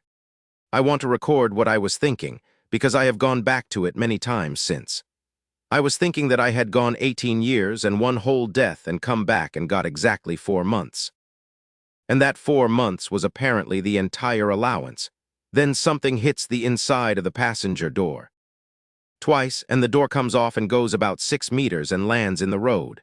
Wu Qiang stands up out of the wreck. His clothes are gone at both shoulders. He is covered in blood, most of it his own and none of it serious, and he is holding a steering wheel that is no longer attached to anything. Brother Jiang.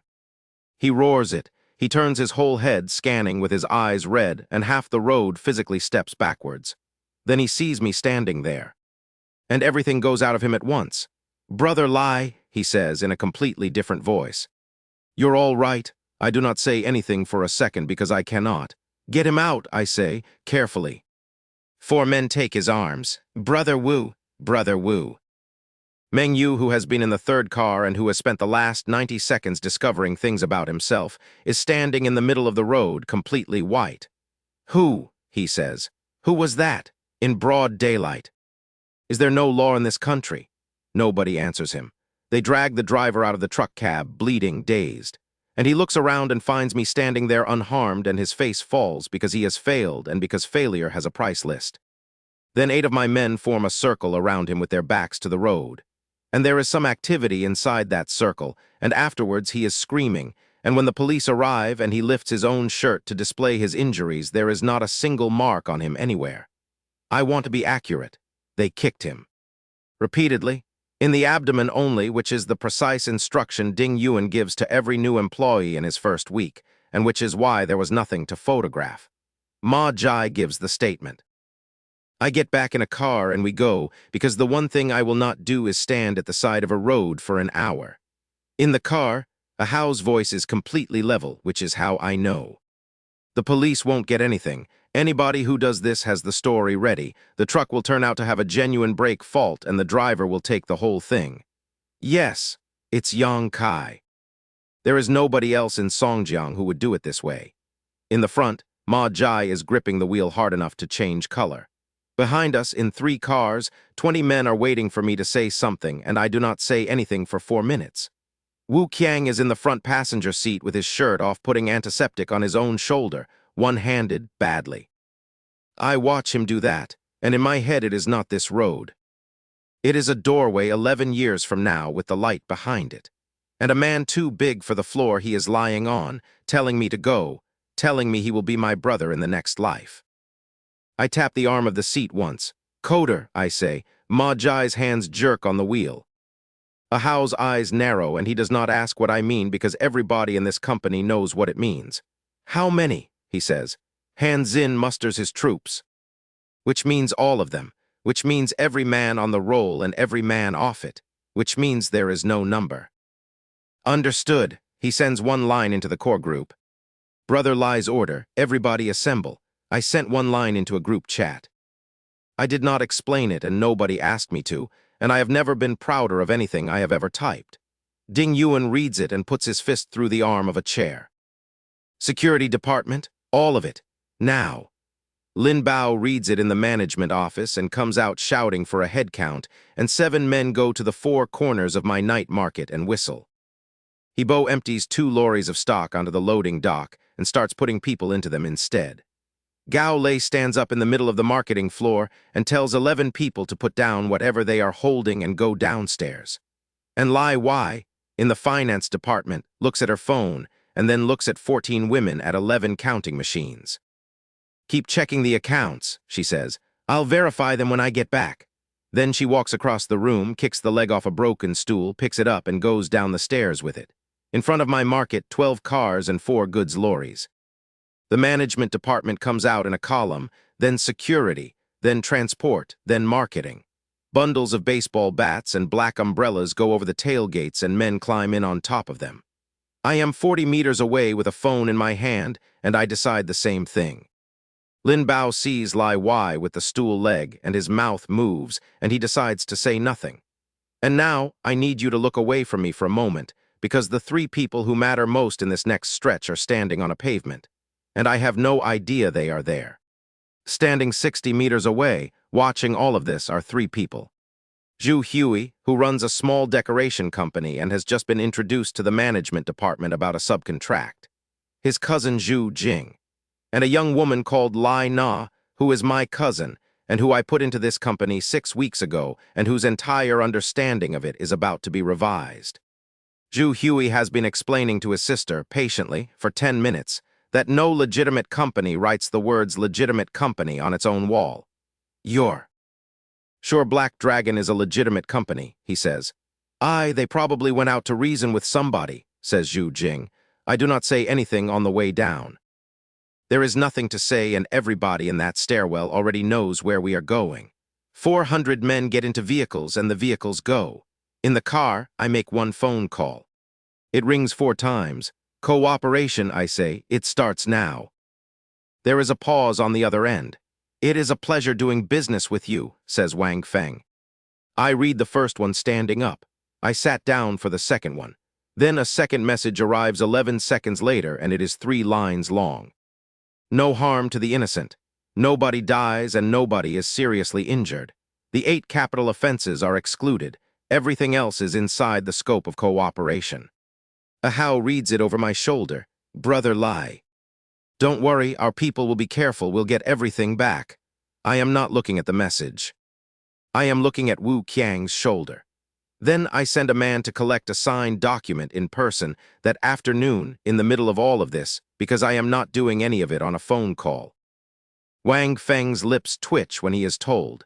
He goes and gets the other two, and the three of them sign a written undertaking and put their thumbprints on it and stand in front of a camera while they do it. He is annoyed and he does it anyway, and he tells me later exactly why. "You were not a suspect turning informant," he said. "You were a citizen and a businessman." I am allowed to cooperate with a citizen properly. There was no reason to be shabby about it. 6 copies leave that building in a bag. 5 are distributed. The 6th goes into an envelope, gets posted the following morning to an address in another province, and is never opened by anybody. Gao Wen calls me 11 times. I do not pick up. He calls a Hao. Nothing. He calls Lin Bao, who is extremely convincing about the signal quality, and then stops answering. Then Gao Wen gets into his own car and drives toward Buckingham at a speed his insurance would not approve of, shouting at his own windscreen the entire way about how Yang Kai could possibly have been stupid enough to do this, and how Lai Ming could possibly be stupid enough to answer it. Du Kang, in his home county, phones the police and reports that a large-scale affray is about to take place at Buckingham. Nothing happens. Nothing happens for a very specific reason, which is that the local station has already had an instruction from the city investigation team not to deploy. Yi Jikai, in his office, takes out a cigar he has been saving for 2 years. I was 40 minutes away with my hand on a car door, and I knew none of this until afterwards. At Buckingham, Yang Kai is standing on a table. "Faster! Why is the vehicle detail so slow?" "You know Lai Ming's convoy. I want ours a full class above his. When my brother meets him today, that boy is going to be completely outclassed. He is bored, and he is angry, and he has been confined to the building for a fortnight supervising a renovation. And he found out this morning that his brother has invited Lai Ming to dinner at Heavenly Club in 3 days. He knows what that means. He is not clever, but he is not stupid. I am not in that building. I am 11 minutes away with my phone face down on my knee, and I have already decided how this evening ends. Downstairs, 40 cars are being gathered, including a Bentley worth 5 million. That call is mine. I make it myself from the back seat, and I keep it to 11 words. Then a phone rings in the front office. And then a man comes down the corridor at a run. Outside Buckingham, 26 cars and 4 goods lorries stop across the entire frontage of a 6-story entertainment complex at 8 in the evening. The vehicles behind cannot get past. Nobody sounds a horn. A woman in the 3rd car winds down her window to shout at the obstruction and gets as far as 2 words before she notices what is getting out of it. And then her tone changes completely, and she says, "You're busy," and winds it back up. I am in the 3rd car, and I do not get out yet.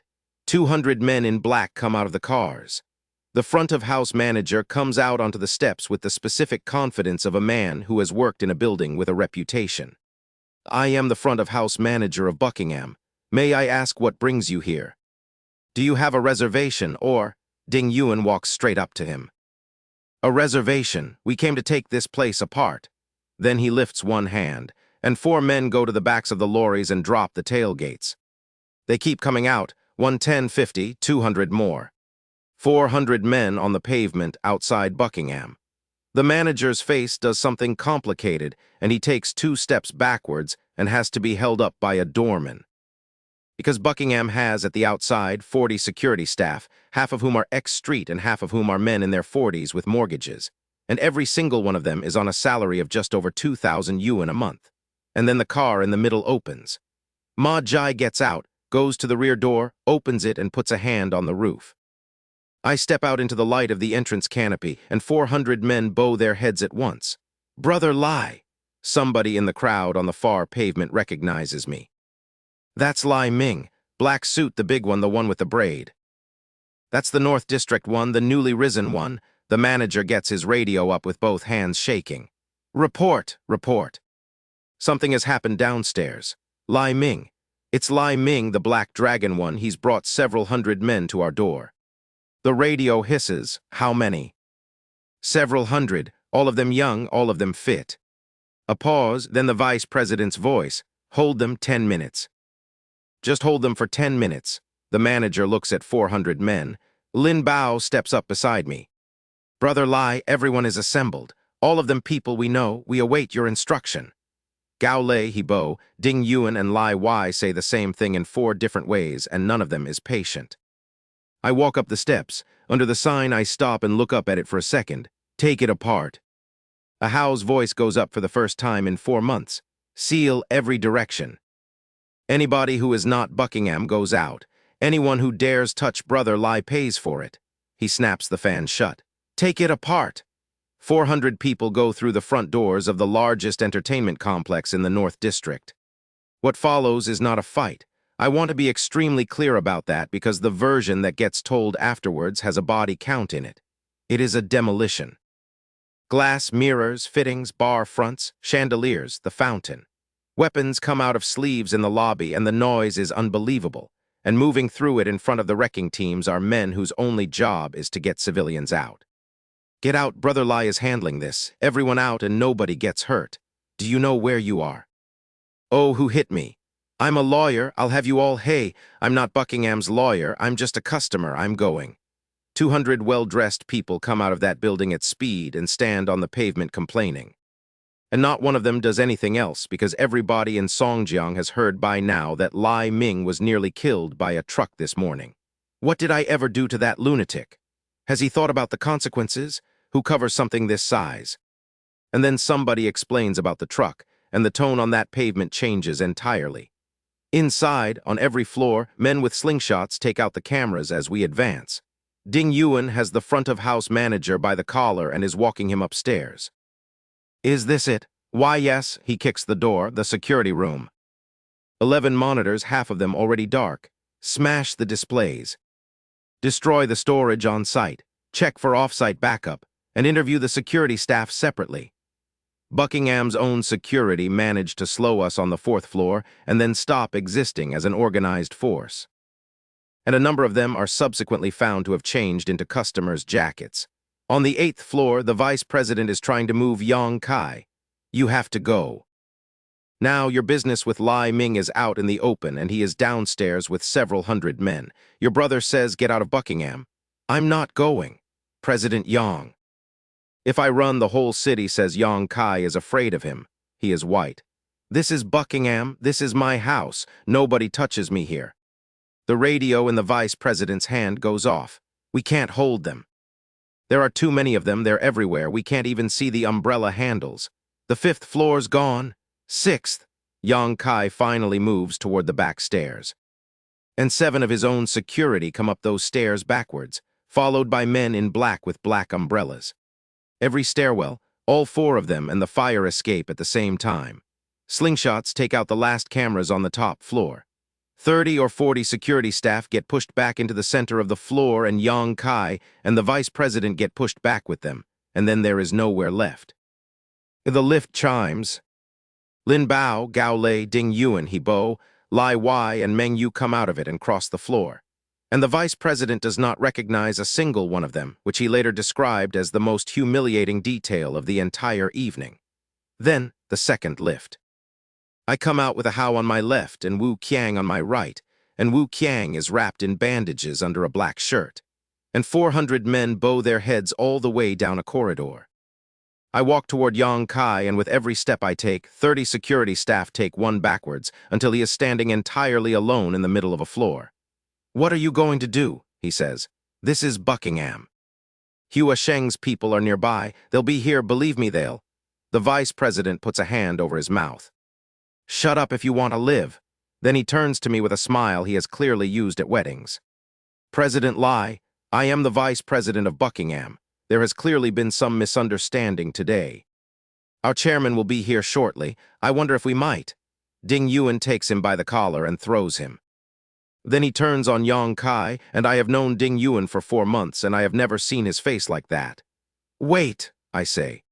His fist stops in the air, and Yang Kai's expression changes to something unbearable, which is relief and then smugness, because he has decided that I have blinked. Lai Ming, call your people off and release me right now, and I might consider forgiving. Remember the rules, I say to Ding Yuan. Be quick about it. They take him into the private room. 10 of us go in, the door shuts. 400 stand outside in silence, and what happens in that room is this. 2 men hold Yang Kai down on a couch. A third places a magazine on his chest, a thick, glossy one, the sort hotels leave in rooms. And Ding Yuan hits the magazine. This one, he says, is for frightening Brother Lai. This one is for Wu Qiang's shoulder. This one is for your arrogance. And these ones. Damn it, these ones are because I should have done it weeks ago. The magazine takes the surface. The force goes through. There is no mark on the outside of a man afterwards, and there is a great deal of him that does not work properly for a fortnight. And every young man in Black Dragon learns that on his first day in the security department. He screams until he cannot. A Hao crosses the room and takes the phone out of Yang Kai's own pocket and slaps him across the face with it. You look unconvinced. Remember this, however arrogant you are, if you offend Brother Lai, whether you live or die stops being your decision. He gestures at the men holding the left arm. Let go. We will even give you the chance to call for help. We will wait. They let go of his hand. And Yang Kai, with tears coming out of his eyes and his mouth not working, takes his own phone and unlocks it. A Hao takes it out of his hand while it is open. There are 2 things on that phone. A number saved with no name, marked only with a red asterisk. And a text message, not deleted, in which Yang Kai abuses somebody called Ah Jin at length for incompetence and for failing to complete a piece of work. A Hao looks at Yang Kai the way you look at a dog that has brought you its own leash. Everyone said you were stupid, he says. It seems they were being generous. He hands the phone to me. Get Zio Hao up here, I say. He calls Ah Jin. I want everything he can get. Chen Jun is 20, and he is number 22 on the roll, and his entire gift is that he can reproduce a voice after hearing it for 2 minutes. He listens to Yang Kai's recorded voicemail greeting 3 times. Then he dials, the line connects, and nobody speaks on the other end. So Chen Jun goes first in Yang Kai's voice, and he goes in angry because that is what the text messages sound like. You piece of garbage, you cannot even arrange one job properly. What exactly are you good for? All these years, all that money keeping you. He goes on for some time. The other end does not speak and does not hang up. Then, when Chen Jun has apparently exhausted himself, are your hands clean? Can the police establish that the Lai Ming crash was not an accident? Can they get to Ah Jin? They can't. Guarantee it. Do you want to hear the whole plan? I do not care what backups you have arranged for yourself. I care that this cannot come back to me. Lai Ming has already brought people to my door tonight. This cannot land on me. I guarantee the Lai Ming crash does not touch you.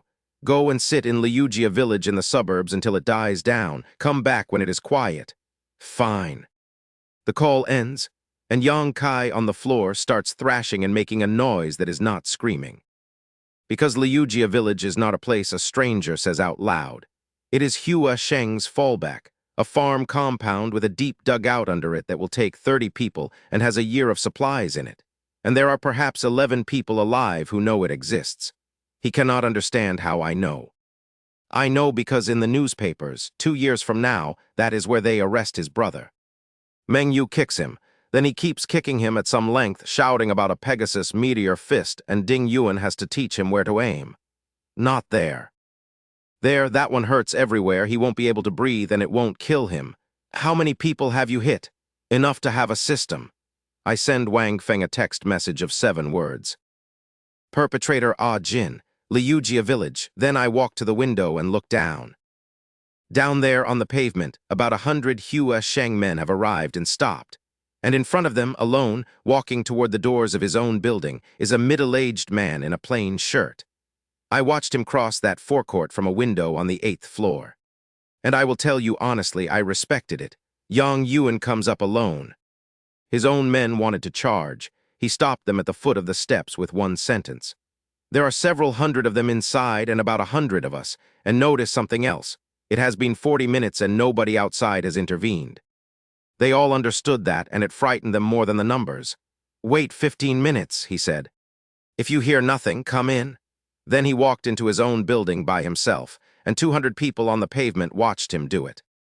And somebody in that crowd said the 4 words that get repeated in this district for years afterwards. Going to the meeting alone. Ma Jai stops him in the lobby. What do you want? Yang Yuan looks at a young man standing in the wreckage of a fountain in a building he owns, asking him what he wants. "I need to see Lai Ming." Ma Jai radios up and then helpfully, "Brother Lai, do you want him detained? And shall we deal with the people blocking the road outside?" Behind him, 40 men with black umbrellas shift their weight and look extremely hopeful, and Yang Yuan feels his own age arrive.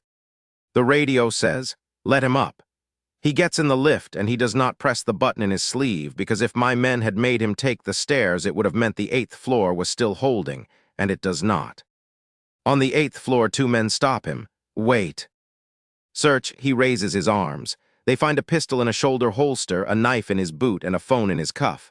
"You're carrying a gun." "What did you come here to do?" "Habit." They put all 3 on the table in front of me. The phone and the knife are nothing. The pistol is not nothing. In this country, in this decade, that object in that building means something specific, and it means it to everybody in the room. I am smoking. A Hao is drinking. Wu Qiang is sitting bandaged with his eyes on the door. In the corner, Meng Yu is still working. "Brother," says Yang Kai from the floor, and something in him lets go at the sight of his brother. "Brother, you brought them up. Lai Ming wrecked our Buckingham. He dared to hit me. I want him dead, brother." Then he stops, because the door has closed behind Yang Yuan and there is nobody else with him. "Brother," he says in a completely different voice, were you taken as well?" "Has Hua Sheng lost?" Meng Yu hits him twice more. "You still dare to speak. You still dare to say you want Brother Lai dead. Die." Pegasus Meteor Fist. And then Yang Kai, with his face already unrecognizable, does the only thing he does in the whole of that year that I respect. He starts shouting at me. "Lai Ming, if you have the guts, come at me." "That's right, I hired Ah Jin. I ran the truck at you. I wanted you dead." He is barely intelligible. By the rules, one man answers for what he does. "This had nothing to do with my brother. My brother told me not to touch you. It was all my decision. So cut me into pieces and let him go. There is no rule that touches a man's family. He is not brave and he is not clever, and he has just confessed to attempted murder in front of 11 witnesses to protect his older brother."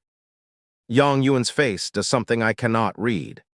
"President Lai," he says, "my brother is still." He stops because he was about to say young, and my brother is 32 and I am 20. I let the silence run. Then I blow smoke at the ceiling and say one word: "Sit."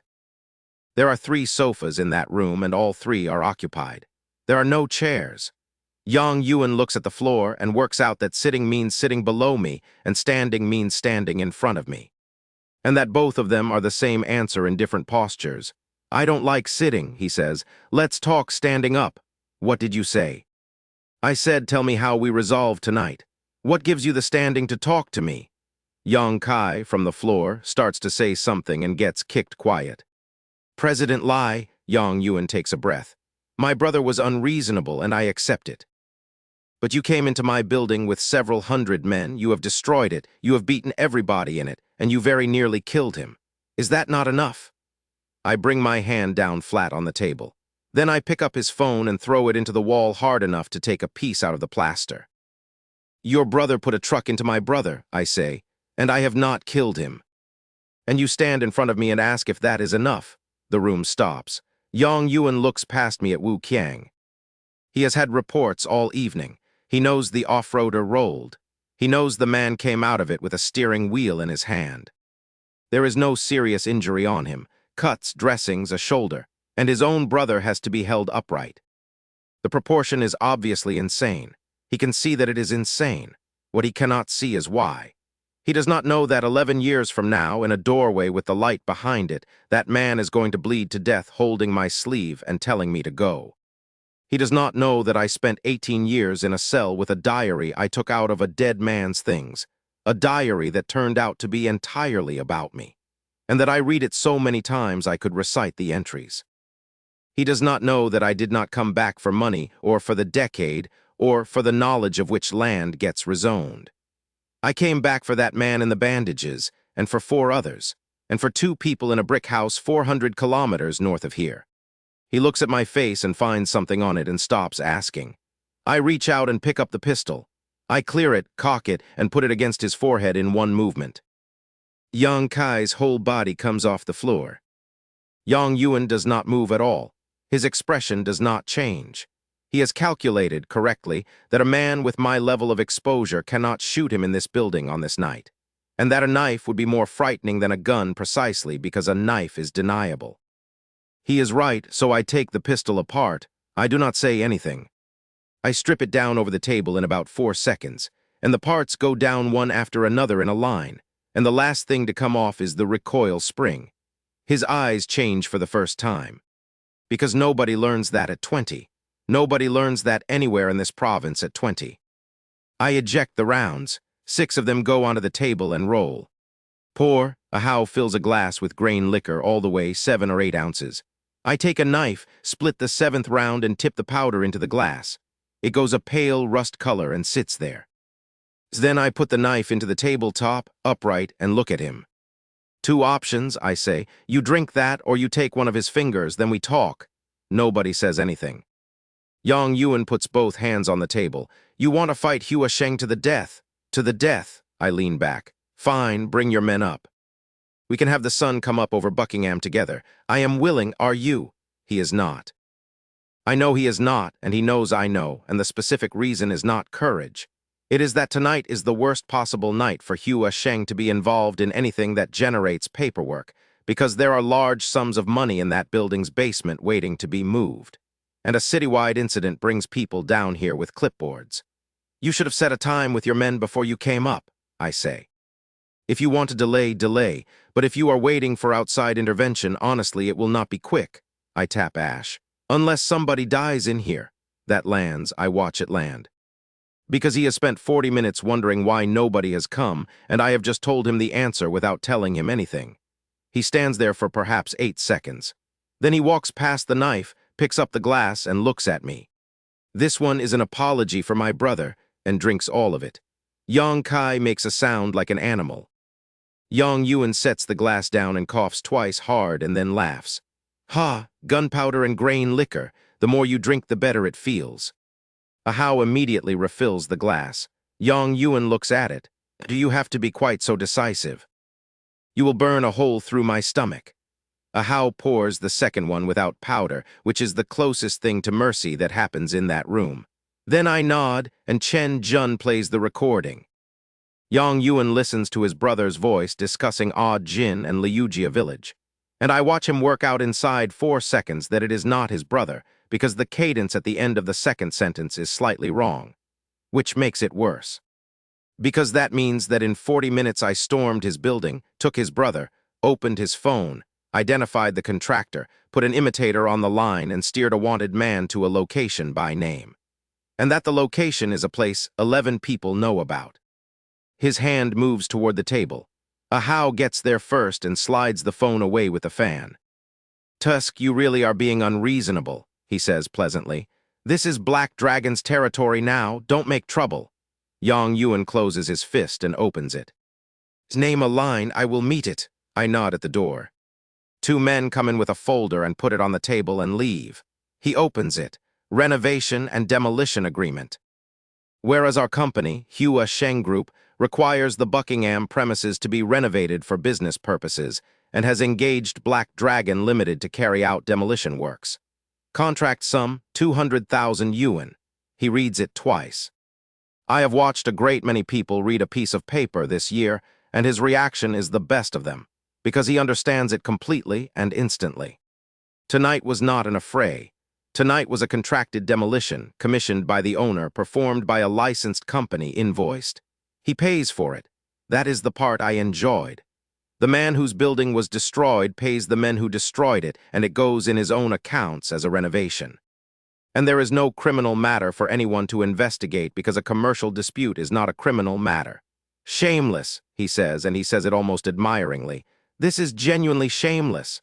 Then, and you are so cautious. We could have settled this privately. Instead, you want it on paper. He does not understand that part at all, and he never will, and it is the entire reason I am not in a cell. He signs. They bring an ink pad, and he puts his thumbprint on it. And he notices that the red stamp pad is Buckingham's own, taken from his own front office, which he later described as the detail that upset him most. Since the demolition was not carried out to completion, I say. We will treat it as a commercial dispute and waive the fee. He looks up. You are waiving. I do not want money from Hua Sheng. He nearly says thank you and stops himself and settles for a nod. And I watch him decide to keep the waiver because it saves his group 200,000 and half a page of dignity. A How signs on behalf of Black Dragon, makes it in duplicate, hands one across. 1 copy each. The agreement is in force. The fee waiver is in the supplementary clause. As of now, the demolition of Buckingham is complete. Then he lifts the radio. All units cease demolition. 400 voices come back through it at once. Received. I stand up and blow smoke at Yang Yuan on my way past, and Wu Qiang and a How fall in on either side, and at the door I stop. Yang Kai is being held upright by 2 men. He gets one eye open, and there is enough hate in it to power a small city. I put out my hand. Lin Bao puts a black leather glove into it. I put the glove on, I do not turn around, and I swing my right arm back and behind me in a flat arc. The sound is enormous. It takes Yang Kai across the face and lifts him clean out of the grip of 2 grown men, and all 3 of them go backwards over a table. I take the glove off and hand it back. That's all for today. Yang Yuan does not say anything for a moment. Then, as I reach the door, Lai Ming, the world is not what it was. Fighting and killing is not the road anymore. Money is the road. Nobody follows a man with no money. Your night market is large, but it is very hard to feed that many brothers on one market. He is not threatening me. He is recruiting me and doing it well, and what he is actually saying is, your only pipe is a night market, and I have a great deal of cash that needs to become clean, and together we solve 2 problems. Loyalty does not last, he says. Only interests last. I keep walking. On the way out, a How points at the pistol parts on the table, and a man picks up a bottle of grain liquor and pours it over the gun and the knife, both thoroughly.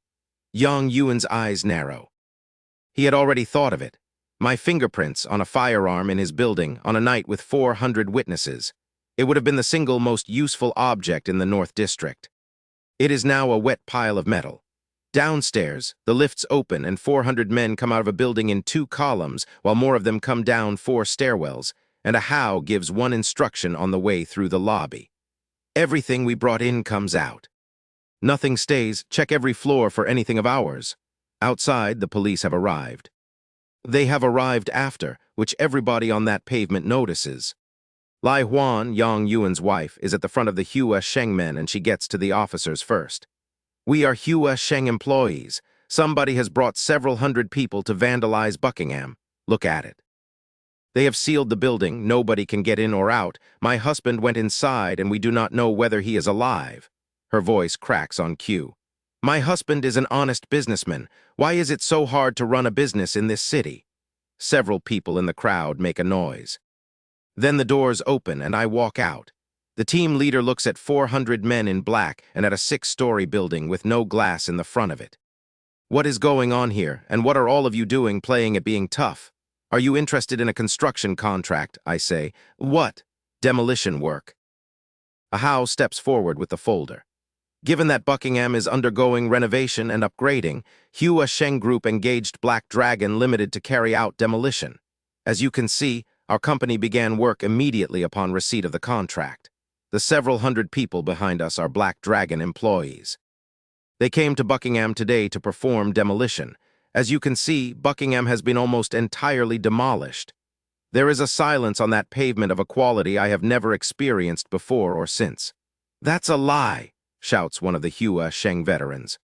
Buckingham was renovated 18 months ago. What upgrade? And who would hire you to do it? You are mocking the police to their faces. Severely punished. They must be severely punished. The team leader holds up a hand. You say you were engaged to demolish. What evidence and who can confirm it? Lin Bao holds up the contract. The officer reads it, the signature.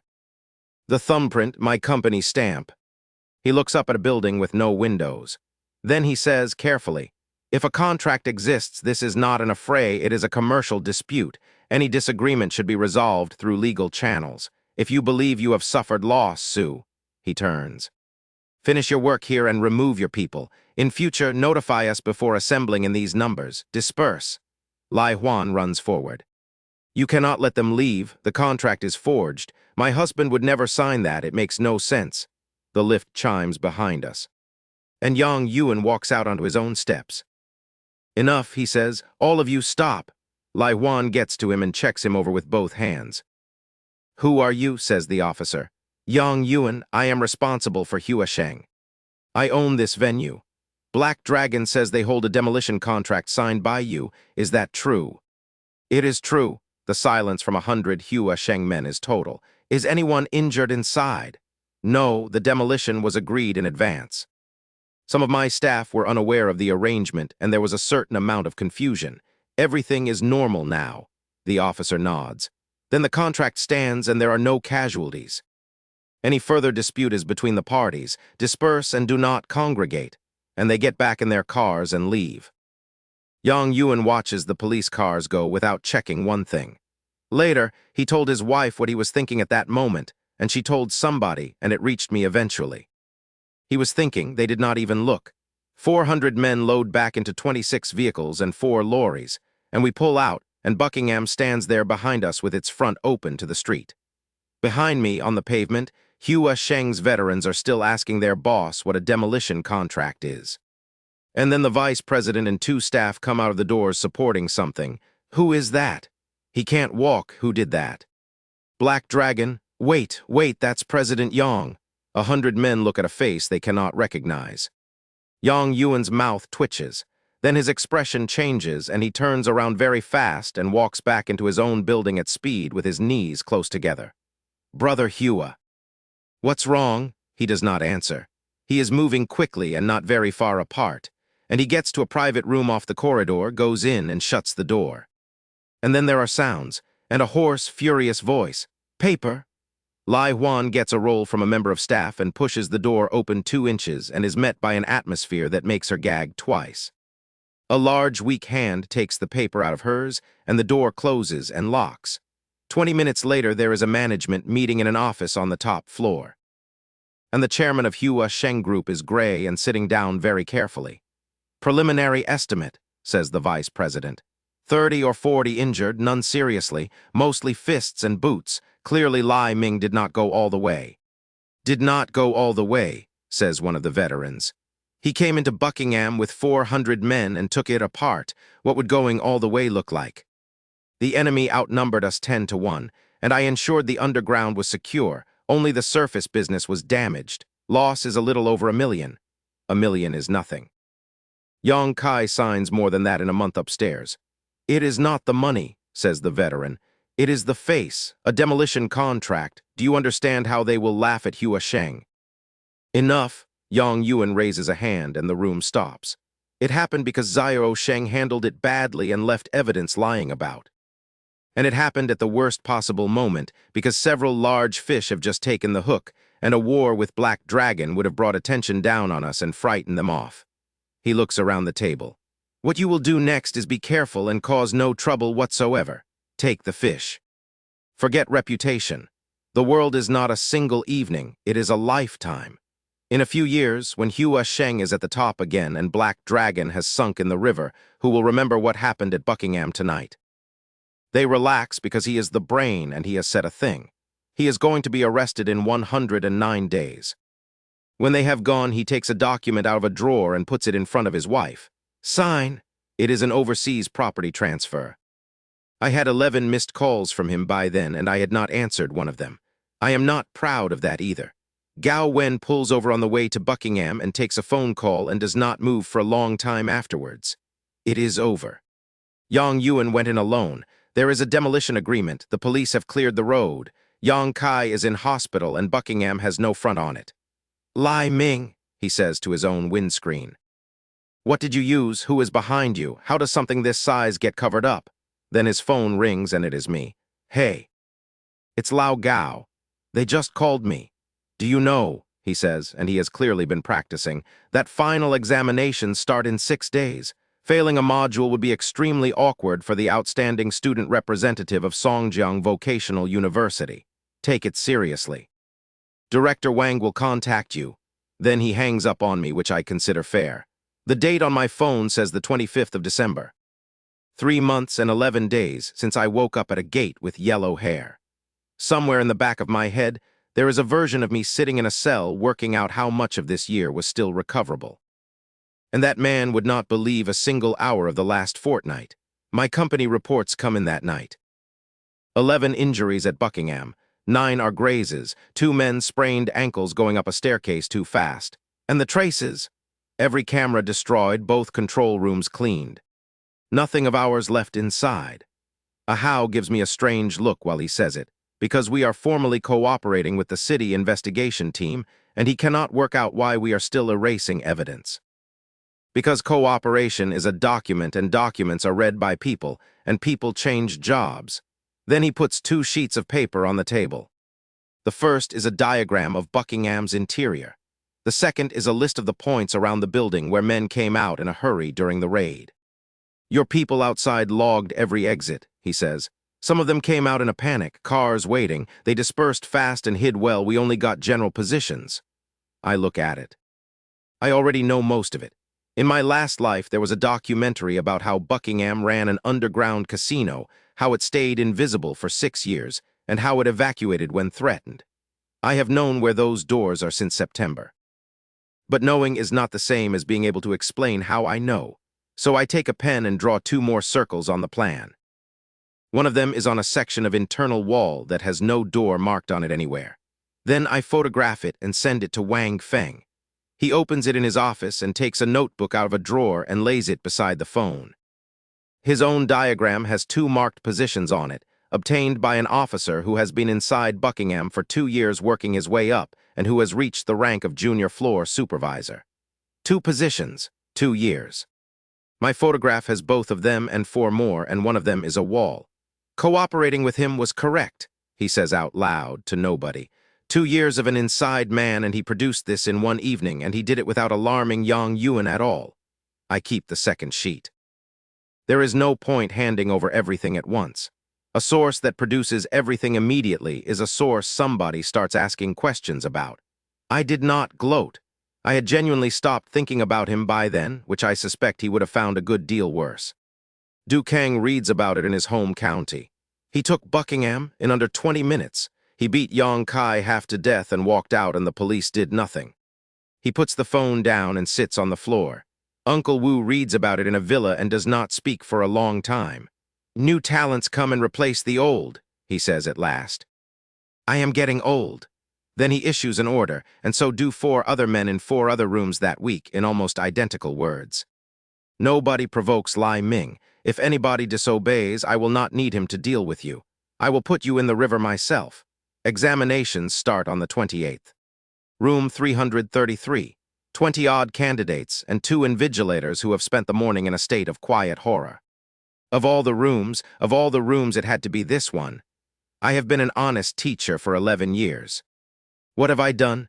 If he copies, do we do something or not? Doing nothing is impossible. Doing something is worse. I sit in the front row and I do not copy anything, and the whole room is so distracted by watching me not copy anything that 3 people run out of time. Director Wang has arranged for a teacher to give me the key points in advance. I decline, not out of principle.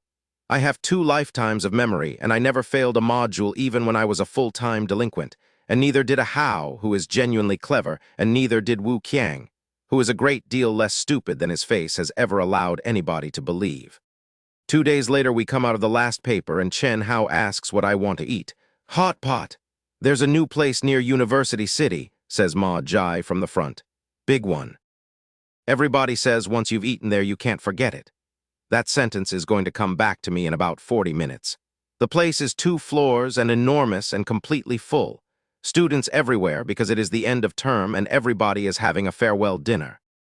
We get the last booth on the 2nd floor by the window, which is not a room, it is a partition about waist high. And in the booth next to us, a young man is bragging. I want to give you the full inventory because it is magnificent. He climbed Everest last month with a hired Sherpa team and over 1 million yuan of equipment. He opened 300 bathhouses in his home county at the age of 16. He grows watermelons in greenhouses in the Northeast in winter. He has opened, and I am quoting, hundreds of coffee shops in a county town. There are 5 people at his table and 4 of them have stopped listening. The 5th is a girl called Liu Xuan, who came 5th in the North District Campus Beauty Contest that I personally funded, and whose scholarship money is the only reason she has been able to maintain her position as an aloof beauty this term. He is losing her, he can feel it. So he plays his real card, which turns out to be true. This hot pot place is my family's. I'm the legal representative. My third uncle just runs it while I'm studying, and this is a tiny fraction of what my family has. That works. Liu Xuan's expression changes and she puts her chin on her hand, which sends him into orbit. Then somebody at his table, out of sheer exhaustion, says, "All right, if you're that impressive, are you more impressive than Lai Ming?" There is a pause. Everybody in University City knows that name by now, and then he hits the table. I'm not bragging. Lai Ming is nothing. I've simply been low-key all these years and couldn't be bothered. Otherwise, that black dragon of his isn't fit to clean my shoes. I could crush him. Ding Yuan brings his fist down on our table hard enough to move the pot. Right, I want to see which little brat is arrogant enough to talk about Brother Lai. Two things happen simultaneously. The 5 people in that booth stand up and look over the partition and see 7 men sitting very upright. And they all, individually, arrive at the correct conclusion in about a second and a half, except the one it matters to. Because he has not heard what Ding Yuan said. He has heard a loud noise from the next table and assumed a complaint about volume. And he has just finished bragging. "What are you shouting about?" he says. "Have you got no manners? Don't you know you shouldn't make a scene in a public place? Believe me, I can have you thrown out. You don't look old. Sit down and eat and stop pretending to be gangsters. There are no gangsters in University City." Ding Yuan laughs. It is not a nice laugh. "Fine, kid, you have guts. You are the first person in this city to mock Brother Lai to his face." He beckons. Come out here." And the entire second floor understands at once. Brother Lai, the braid, the bald giant. Chairs move, people start relocating to the far wall. And then his 4 friends abandon him. The first one is out of the booth and in front of me before anybody else has moved. Brother Lai, this has nothing to do with me. I don't know him, I honestly don't know him. He's an idiot. From today I won't look at him, let alone eat with him. It's one thing to brag, but to drag Brother Lai into it, he brought it on himself. Someone like him doesn't deserve to say Brother Lai's name. I've wanted to pay my respects for months. The chubby one stands there watching 4 people he was buying dinner for take themselves apart in front of a stranger.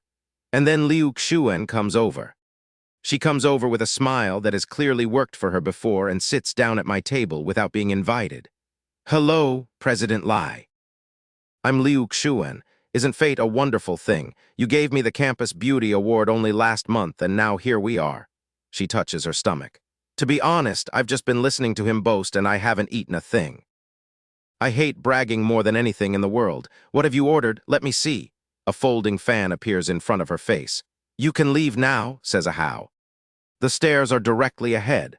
She looks at the fan.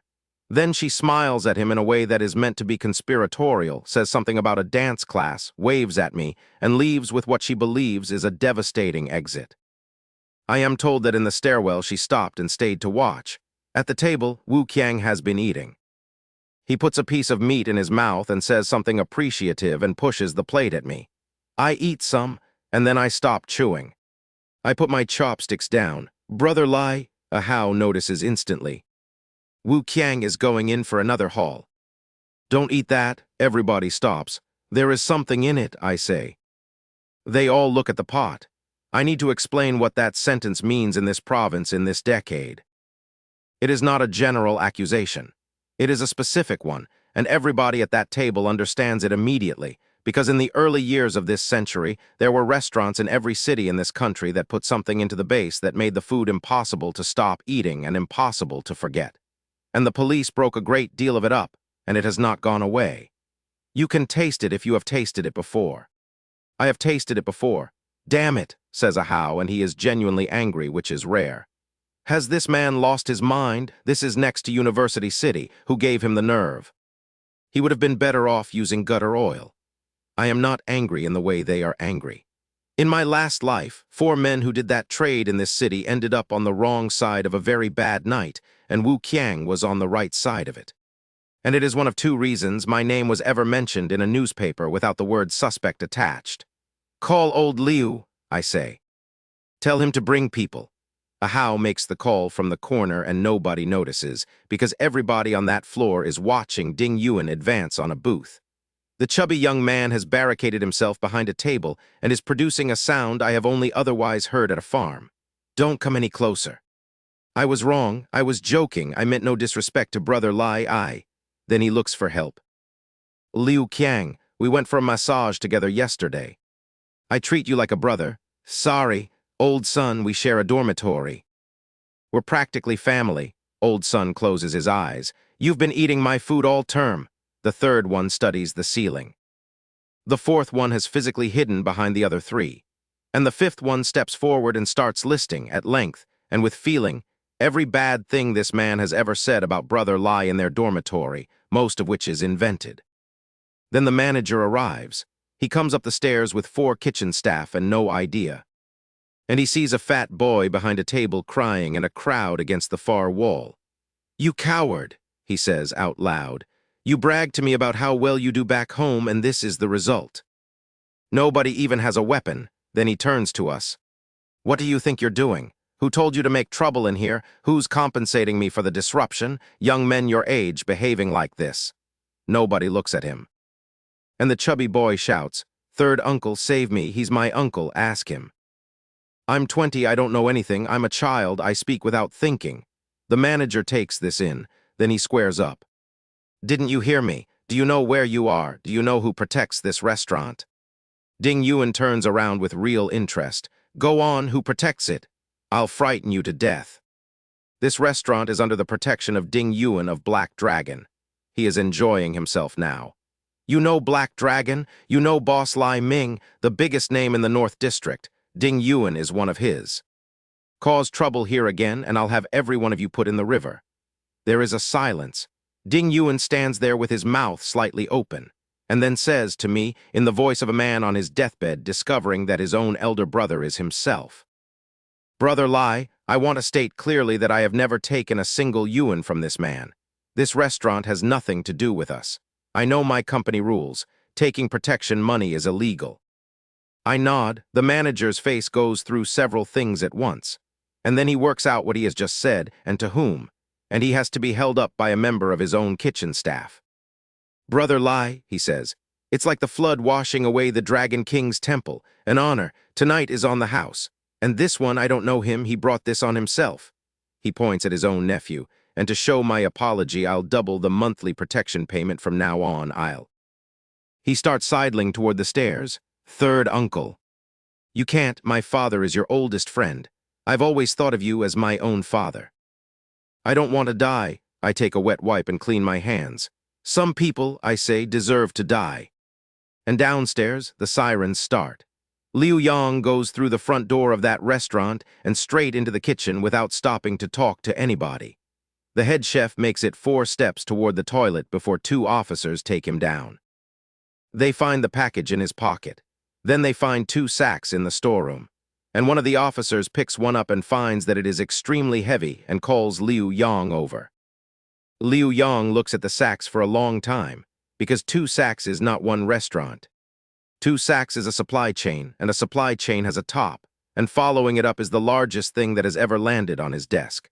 Seal all of it. Take everybody, and you 2 come upstairs with me. Upstairs, 20 people are still watching Ding Yuan stand 2 meters away from a hysterical young man, and Liu Yang arrives into an atmosphere he cannot parse at all. Who am I arresting? I point at the manager. Him, he's yours. Take him. 2 officers put the manager on the floor of his own restaurant. Why? Why are you arresting me? You know perfectly well why. We have your head chef downstairs. His eyes go completely empty. And then, because a drowning man will grab anything, he starts shouting. I'm not the owner. He is. He's the legal representative. Check the license, check it, investigate him. Liu Yang pauses. Take him too. The chubby young man is lifted out of his own booth, still explaining that he was only bragging. If you run, that's flight from the scene. I'm not running. Where would I run? I'm the legal representative of what? He is. For 2,000 yuan a month since he was 19 because his father's oldest friend needed a name on a document that was not his own. They take him down the stairs. The manager makes one final attempt at the top step. Brother Lai. Spare me, it's nothing to do with me. I pay every month. I pay a man called Ergu. He says he's from Brother Shan. I've been paying. Shut up, says Ding Yuan. Liu Yang does not even react. He does not believe for a second that anybody from Black Dragon collects protection money. And he is right. And the reason he is right is that my people know the criminal code better than half his station. We go down through a restaurant that is being emptied, and I say 2 words in the stairwell. Who is Ergu? Never heard of him, says Ding Yuan. I'll find out tonight. I've heard of him, says Ma Jai, vagrant outside University City. Steals chickens, gambles, hits his wife. He came out not long ago. Nobody uses the Black Dragon name, I say. Nobody. Find him. Ding Yuan already has his phone out. I never met him. I want that in the record too, given everything that an entire township now believes about me. They find Ergu that night in a mahjong parlor winning. He is thin, with a cigarette hanging off his lip and 1 foot up on a stool. And he has 2 new followers standing behind him telling him he is amazing. He has been eating chicken legs with every meal for a month. He has been buying soft-pack cigarettes. All of it is funded by 9 restaurants near University City that pay him 800 yuan a month each, because 6 weeks ago he overheard a hot pot manager worrying about being robbed and told him he was from Black Dragon. Chen Jun walks in with 6 men and does not raise his voice. Where is Ergu? Damn it, who calls him Ergu? You call him Brother. Who are you people? Chen Jun pushes past him. Black Dragon handling business, get out of the way. The lookouts go down, and then they see the black suits and they stop caring about their own knees and they run. The door comes off the latch. Ergu out here now. 40 people in that room stop moving. Ergu's 2 followers stand up and start explaining loudly that Brother is from Black Dragon, thousands of members, all in black, largest organization in the North District. And then they look at what has just come through the door and stop halfway through the sentence. You, says Chen Jun, you have been collecting protection money in the name of Black Dragon. Who gave you that? And Ergu, who has been extorting restaurants for 6 weeks and has never once been in an actual room with an actual consequence, shouts. Look, a UFO. I have watched grown men take that news standing up. This is not one of them. Then he goes backwards over his own chair like a monkey. I am told he did not stop apologizing for 2 hours. 2 of my men move and Chen Jun lifts one hand and stops them. I told Chen Jun one thing before he left. Do not touch him. Let the room do it. Then he pulls up a stool and sits down on it in the middle of a mahjong parlor. I am taking Ergu away tonight, he says pleasantly to the room. If he gets out of this building, I will have to come and see all of you instead. He crosses his legs. And Brother Lai asked for him personally, so sort it out among yourselves. The parlor owner is the first to move. I have seen the recording. I have shown the recording to people. I am not going to pretend I have grown as a person about this. What follows is 11 minutes of 40 people chasing one man around a mahjong parlor with stools. Ergu, stop running or I'll give you a discount. You lied to me. Someone like you doesn't deserve to be in Black Dragon. Grab him. If we let him out of here, we all go in the river. If you come quietly today, I'll burn paper money for you on the riverbank next year, same date. He gets a knife out at the end, cornered behind a table, screaming that he will kill anyone who comes near. And 40 people who were playing mahjong 20 minutes ago look back at a young man sitting calmly on a stool and then start throwing furniture. They beat him with stools, tables, and when those run out, mahjong tiles. And one of my men films every second of it, because bringing a man back covered in injuries requires proof that we did not put them there. Then Chen Jun stands up. That's enough, bring him. They carry him out and put him in a van. I don't want to get in. I don't want to die. I don't want to be put in the river. Old Lai, you cripple, I still owe you 800 yuan, help me. Nobody helps him. At the door, Chen Jun turns around. This is his own affair. It has nothing to do with any of you. Remember something. Black Dragon is a legitimate company. We abide by the law and we do not do anything illegal or disorderly. There is a pause. Yes. Yes, of course. In the whole of Songjiang, who doesn't know Brother Lai is a legitimate businessman. And I would like the record to show that I have never once been inside that building. Nobody believes a word of it, and the mahjong parlor closes for a fortnight to be safe. In the van, a Hao looks at the man on the floor and then at Chen Jun. Who told you to open the door? Why have you brought him here? Deal with it. Yes, Brother Chen. They pull him out again while he is still explaining how sorry he is and carry him, feet off the ground, toward the river. It is dark by 4 in the northeast in December, and it is -20. And the East River is frozen from bank to bank. There are 4 people on that riverbank. Zhu Hui, his cousin Zhu Jing, my cousin Lai Na, and a rich boy from the South District called Fan Wai, who has been pursuing Lai Na for 3 weeks with the persistence of weather. They have been ice fishing for 40 minutes and have caught nothing, mostly because Fan Wai turned up with a 7-pound sea fish he bought at market for 600 yuan and attempted to pass off as freshly caught in a freshwater river. Which market? How did you know? I bought a full set of equipment. Your fish, says Zhu Hui, is a sea fish. They are still arguing about it when Zhu Jing, who has decided to end the conversation about romance permanently, plays her card. Aren't you afraid that if you keep bothering Lai Na, you'll upset Lai Ming and end up in the river? Fan Wai laughs. Come on. I've heard the stories. Free love is legal now. What kind of younger brother interferes with his sister's love life? And in the river, please, is there no law in this country? Now, my cousin is standing on that ice. I did not know she was going to be on that ice. If I had known, I would have moved the whole thing 11 kilometers upriver, and my life would have been considerably quieter. And out of the dark, about 40 meters away, they hear a man begging. I don't want to go in the river. I don't want to go in the river. I'll never use Brother Lai's name again. I was only pretending. I wasn't really going to be put in the... I have an 80-year-old mother. I have an infant. I'm still a virgin. Could you talk to Brother Lai? I'll join Black Dragon. I'll do anything. Then a hand goes over his mouth and the voice stops. 4 people stand on the ice in the dark and listen to it fade. So it's true, says Zhu Hui. Everyone who ever offended him and disappeared. You cannot judge a book by its cover, says Zhu Jing. My little brother is too much, says Lai Na. What do I do about this? Genuinely? Fan Wai does not say anything at all for a very long time. Now, before my cousin tells this story at a wedding one day, and she will, let me put the truth next to it. Here is what actually happens 40 meters away. There is a police patrol on that riverbank because I asked for one to be on that riverbank. Chen Jun hands Gu over, along with a memory stick containing 11 minutes of 40 mahjong players beating him, because assault is illegal and Black Dragon does not do illegal things. Then he leans in as they walk him past. Think carefully about what you say and what you don't say. The police car drives off with Gu in it, saying yes to everything and volunteering to be sentenced. And then Chen Jun and 5 men, standing on a frozen river at 5 in the evening with nothing to do the thing that every northeastern male does when presented with a frozen river. They find rocks and start breaking the ice. There is a competition, there is scoring. There is a great deal of shouting about whose hole is bigger.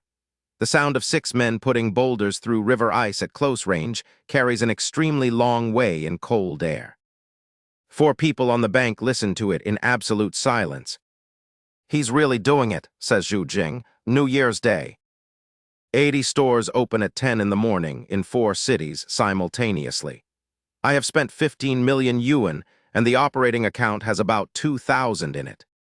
And every single person who knows that number is having a worse week than me. At the flagship on Waterfront Road, a 22-year-old called Zhao Xin gives his staff a briefing. Black Dragon's rule is, avoid meetings where possible and no nonsense in meetings, so today is the day. We are not only competing with the other Overlord Tea stores, we are competing with Snowy Night Ice City. Perform, and you can become a reserve store manager. He points at the black bead on his shoulder. Then he hands out 200 yuan to each of them in cash on the spot because it is a public holiday and Brother Lai said triple pay plus a red envelope, and none of them have ever received a bonus that was not a promise. Remember, you are not waiters. You are Black Dragon management trainees. This is the starting line. Then he pulls up the shutter. And there are 200 people outside. Nobody in Songjiang can buy a cup of milk tea that day without waiting. By 11, the queues are down the street. By 1, there are scalpers, actual scalpers, reselling a 9 yuan cup for 30 and at the flagship for closer to 100. I hired people to queue. I had them ready in a pickup truck. Chen Jun radios in at noon. Do we deploy the queuers? Deploy them where? I say. They cannot get near the counter. Liang Min drinks a cup of it that afternoon because his daughter sent two to her mother with a boy in a black suit. He takes one off the table on his way out and drinks it in the garden. Far too sweet, he says. It hurts my throat. Who is going to buy this? And for this he opened 80 stores? He is young, 2 smooth steps, and he thinks the whole staircase is his. He is genuinely disappointed. He has looked at the numbers and he can see that the milk tea has swallowed my night market's deposits and that if it fails both go together. And that his own plan for a useful young man goes with them. Then Xiao Wen says, "Boss, the sales are not bad. I bought this one from a scalper." 30 yuan. I queued for half an hour first and gave up. Liang Min stops walking. 30 yuan for this. Every store in the city, boss. He looks at his own cup for a while and drinks some more of it and decides it is not as bad as he thought. If you fall behind the times, he says, you will not even understand the logic of what is in front of you. They tell me people in the South are buying things over the internet now. You cannot see it, you cannot touch it, and you pay first. And it is growing. He shakes his head. You cannot look at a new era with old eyes. That same afternoon, on a street outside a university, 3 women stand within 40 meters of each other, and none of them sees the other 2. Song Mei is telling a boy called Liu Yunfeng, who supplies dairy to my company and does not know that I own the brand he supplies, that he should set himself a goal of overtaking Lai Ming within a year. 3 cars pull up outside the flagship store, and 7 women in black business suits get out and line up, and one of them opens a door. "Sister Lai, we've arrived," and Lai Y steps out in a suit with her hair up. And the woman who opened her door for her is an audit manager who signs off 7-figure sums. Song Mei stands on that pavement for a long time. Then she breaks up with Liu Yunfeng on the spot and tells him he is not worthy of her, and her best friend takes him to the cinema that evening. And 20 meters behind all of it, a young woman in frameless glasses with a stack of postgraduate revision under her arm watches Lai Y go into the building and does not go any closer. Zhu Lan spent a term trying to save me from a life of crime and has spent the winter watching that life turn into a milk tea chain. She takes out her phone, and there is a call coming in from a man her family has introduced her to. And she cancels it without thinking about it and goes home to study. That night, the numbers, "Peak single store," says Lin Bao, off a sheet he has rewritten twice. 1,300 cups in a day. Peak takings, the Overlord flagship, 11,535 yuan. Nobody in that room breathes. Total, says Lai Y. Snowy Night Ice City, 240,000. Overlord T, 210,000. 450,000 yuan day 1. Ding Yuan makes a noise. Because they had allowed themselves to hope for 300. 450,000 a day is 13 million a month, 160 million a year. A second business the size of my night market, built in 3 weeks on borrowed money. And it is not even the point.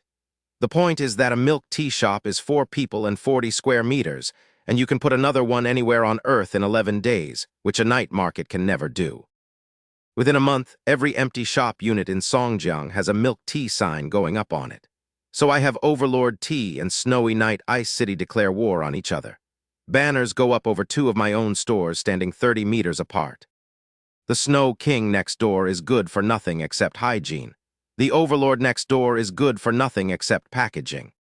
Snow King, you are so cheap, milk tea for 5 yuan. 20 yuan for a cup of tea. Are you robbing people? The mascots fight in the street everywhere. Constantly, the Snow Girl beats the Black Dragon on Waterfront Road on Tuesday, and 400 people photograph it. For about 9 days, every other milk tea brand in this city is delighted. Then they notice that their footfall is falling and ours is climbing. And that when anybody in Songjiang says the words milk tea, they say 2 names, and that there is no space in that sentence for a third. Cheap and clean is the Snow King. Expensive and good is the Overlord. Everything else is a shop. A girl in a shopping mall covers up the cup in her hand when she walks past 3 girls holding ours, and decides to walk further next time. And in a very ordinary office, a man called Lin Bao appears on a television program with a nameplate in front of him that reads President, Bay Province Milk Tea Association, and talks with great concern about hygiene standards in the beverage industry. Ahau registered that association in October, and the Bay Province Night Market Association, the same week, for 600 yuan each. An association belongs to whoever registers it first, and nobody can ever register it again. Dukang sells his website for 4.5 million yuan and puts every yuan of it into a milk tea chain called Yunlu and buys up 40 struggling brands and reflags all of them in 9 days. He is genuinely good at it. That is the thing I want to say about Dukang because it would be easy to leave out. He built a 40-store brand from nothing in under a fortnight, and he did it faster than I could have.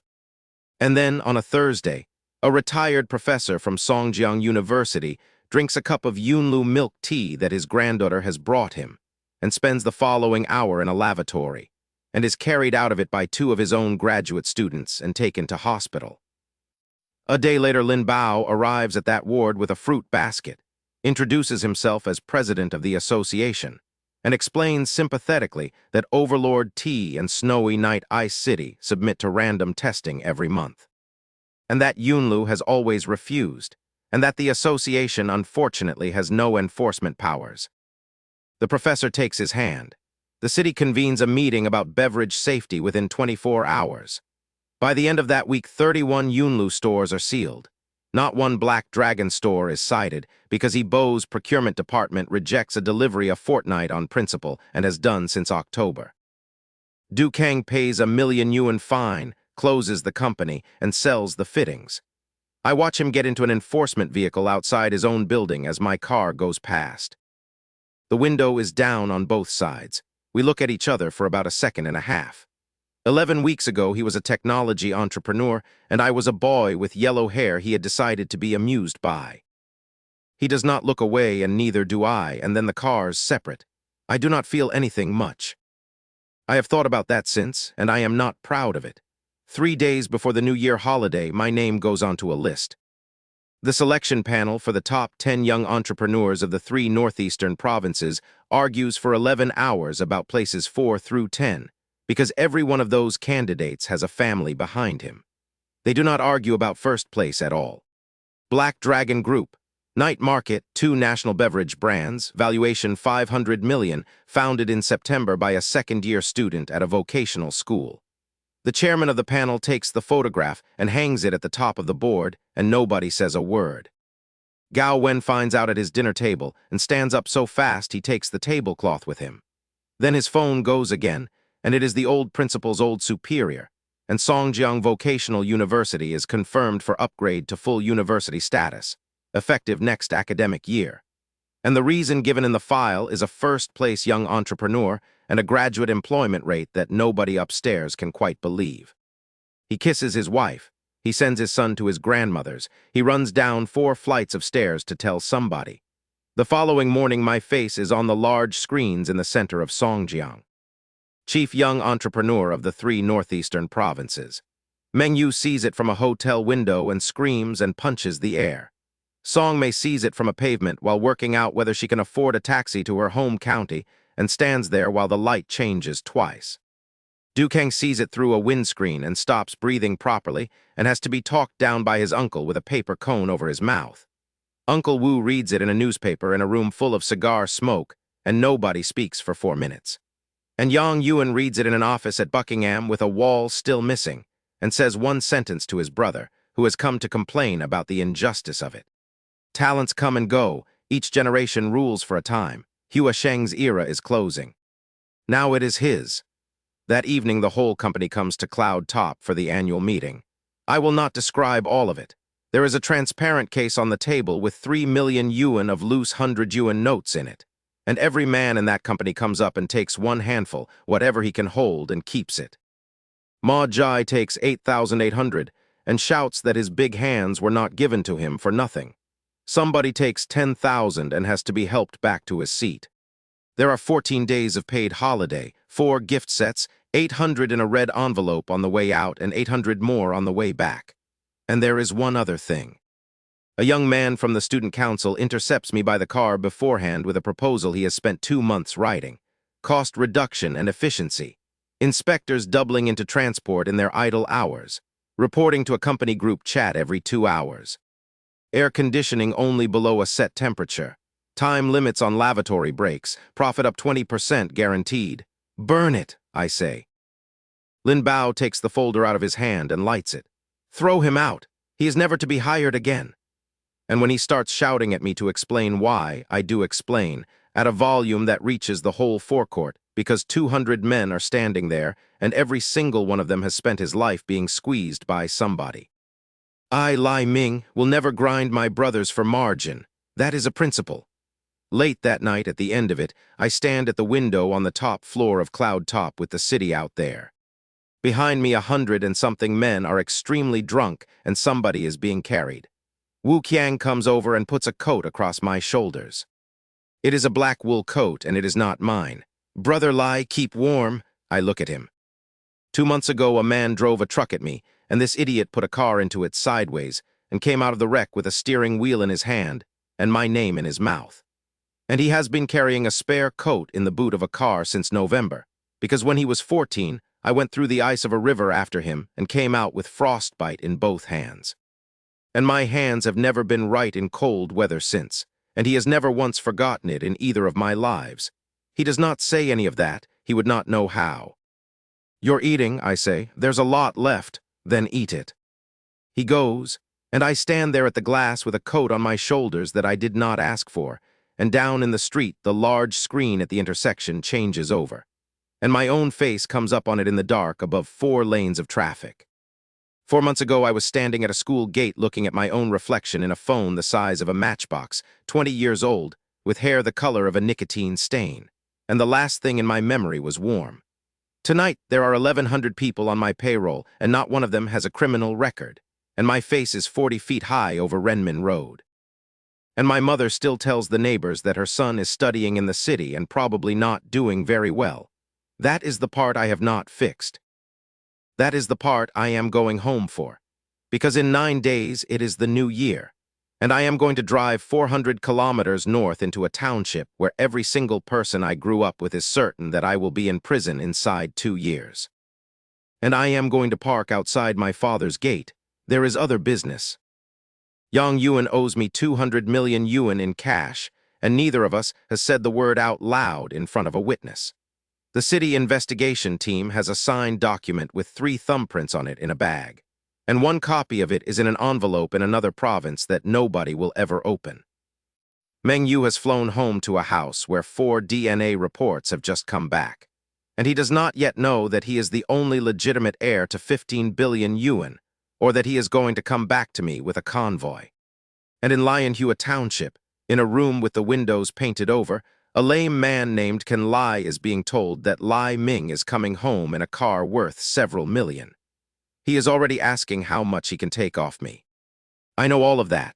I can feel the shape of it out there in the dark like weather coming in. But I put on the coat and I go back to the table because there is a man in the corner with size 49 feet trying to get the last crab out of a bowl with his fingers. And because for the first time in 2 lifetimes, every single person I would go into a river for is in the same room, breathing at the same time. I got given a second life, and I spent 4 months of it buying a night market, a fleet of cars, and a fight with a man who tried to have me killed. And the only part I would go back and do again is the coat.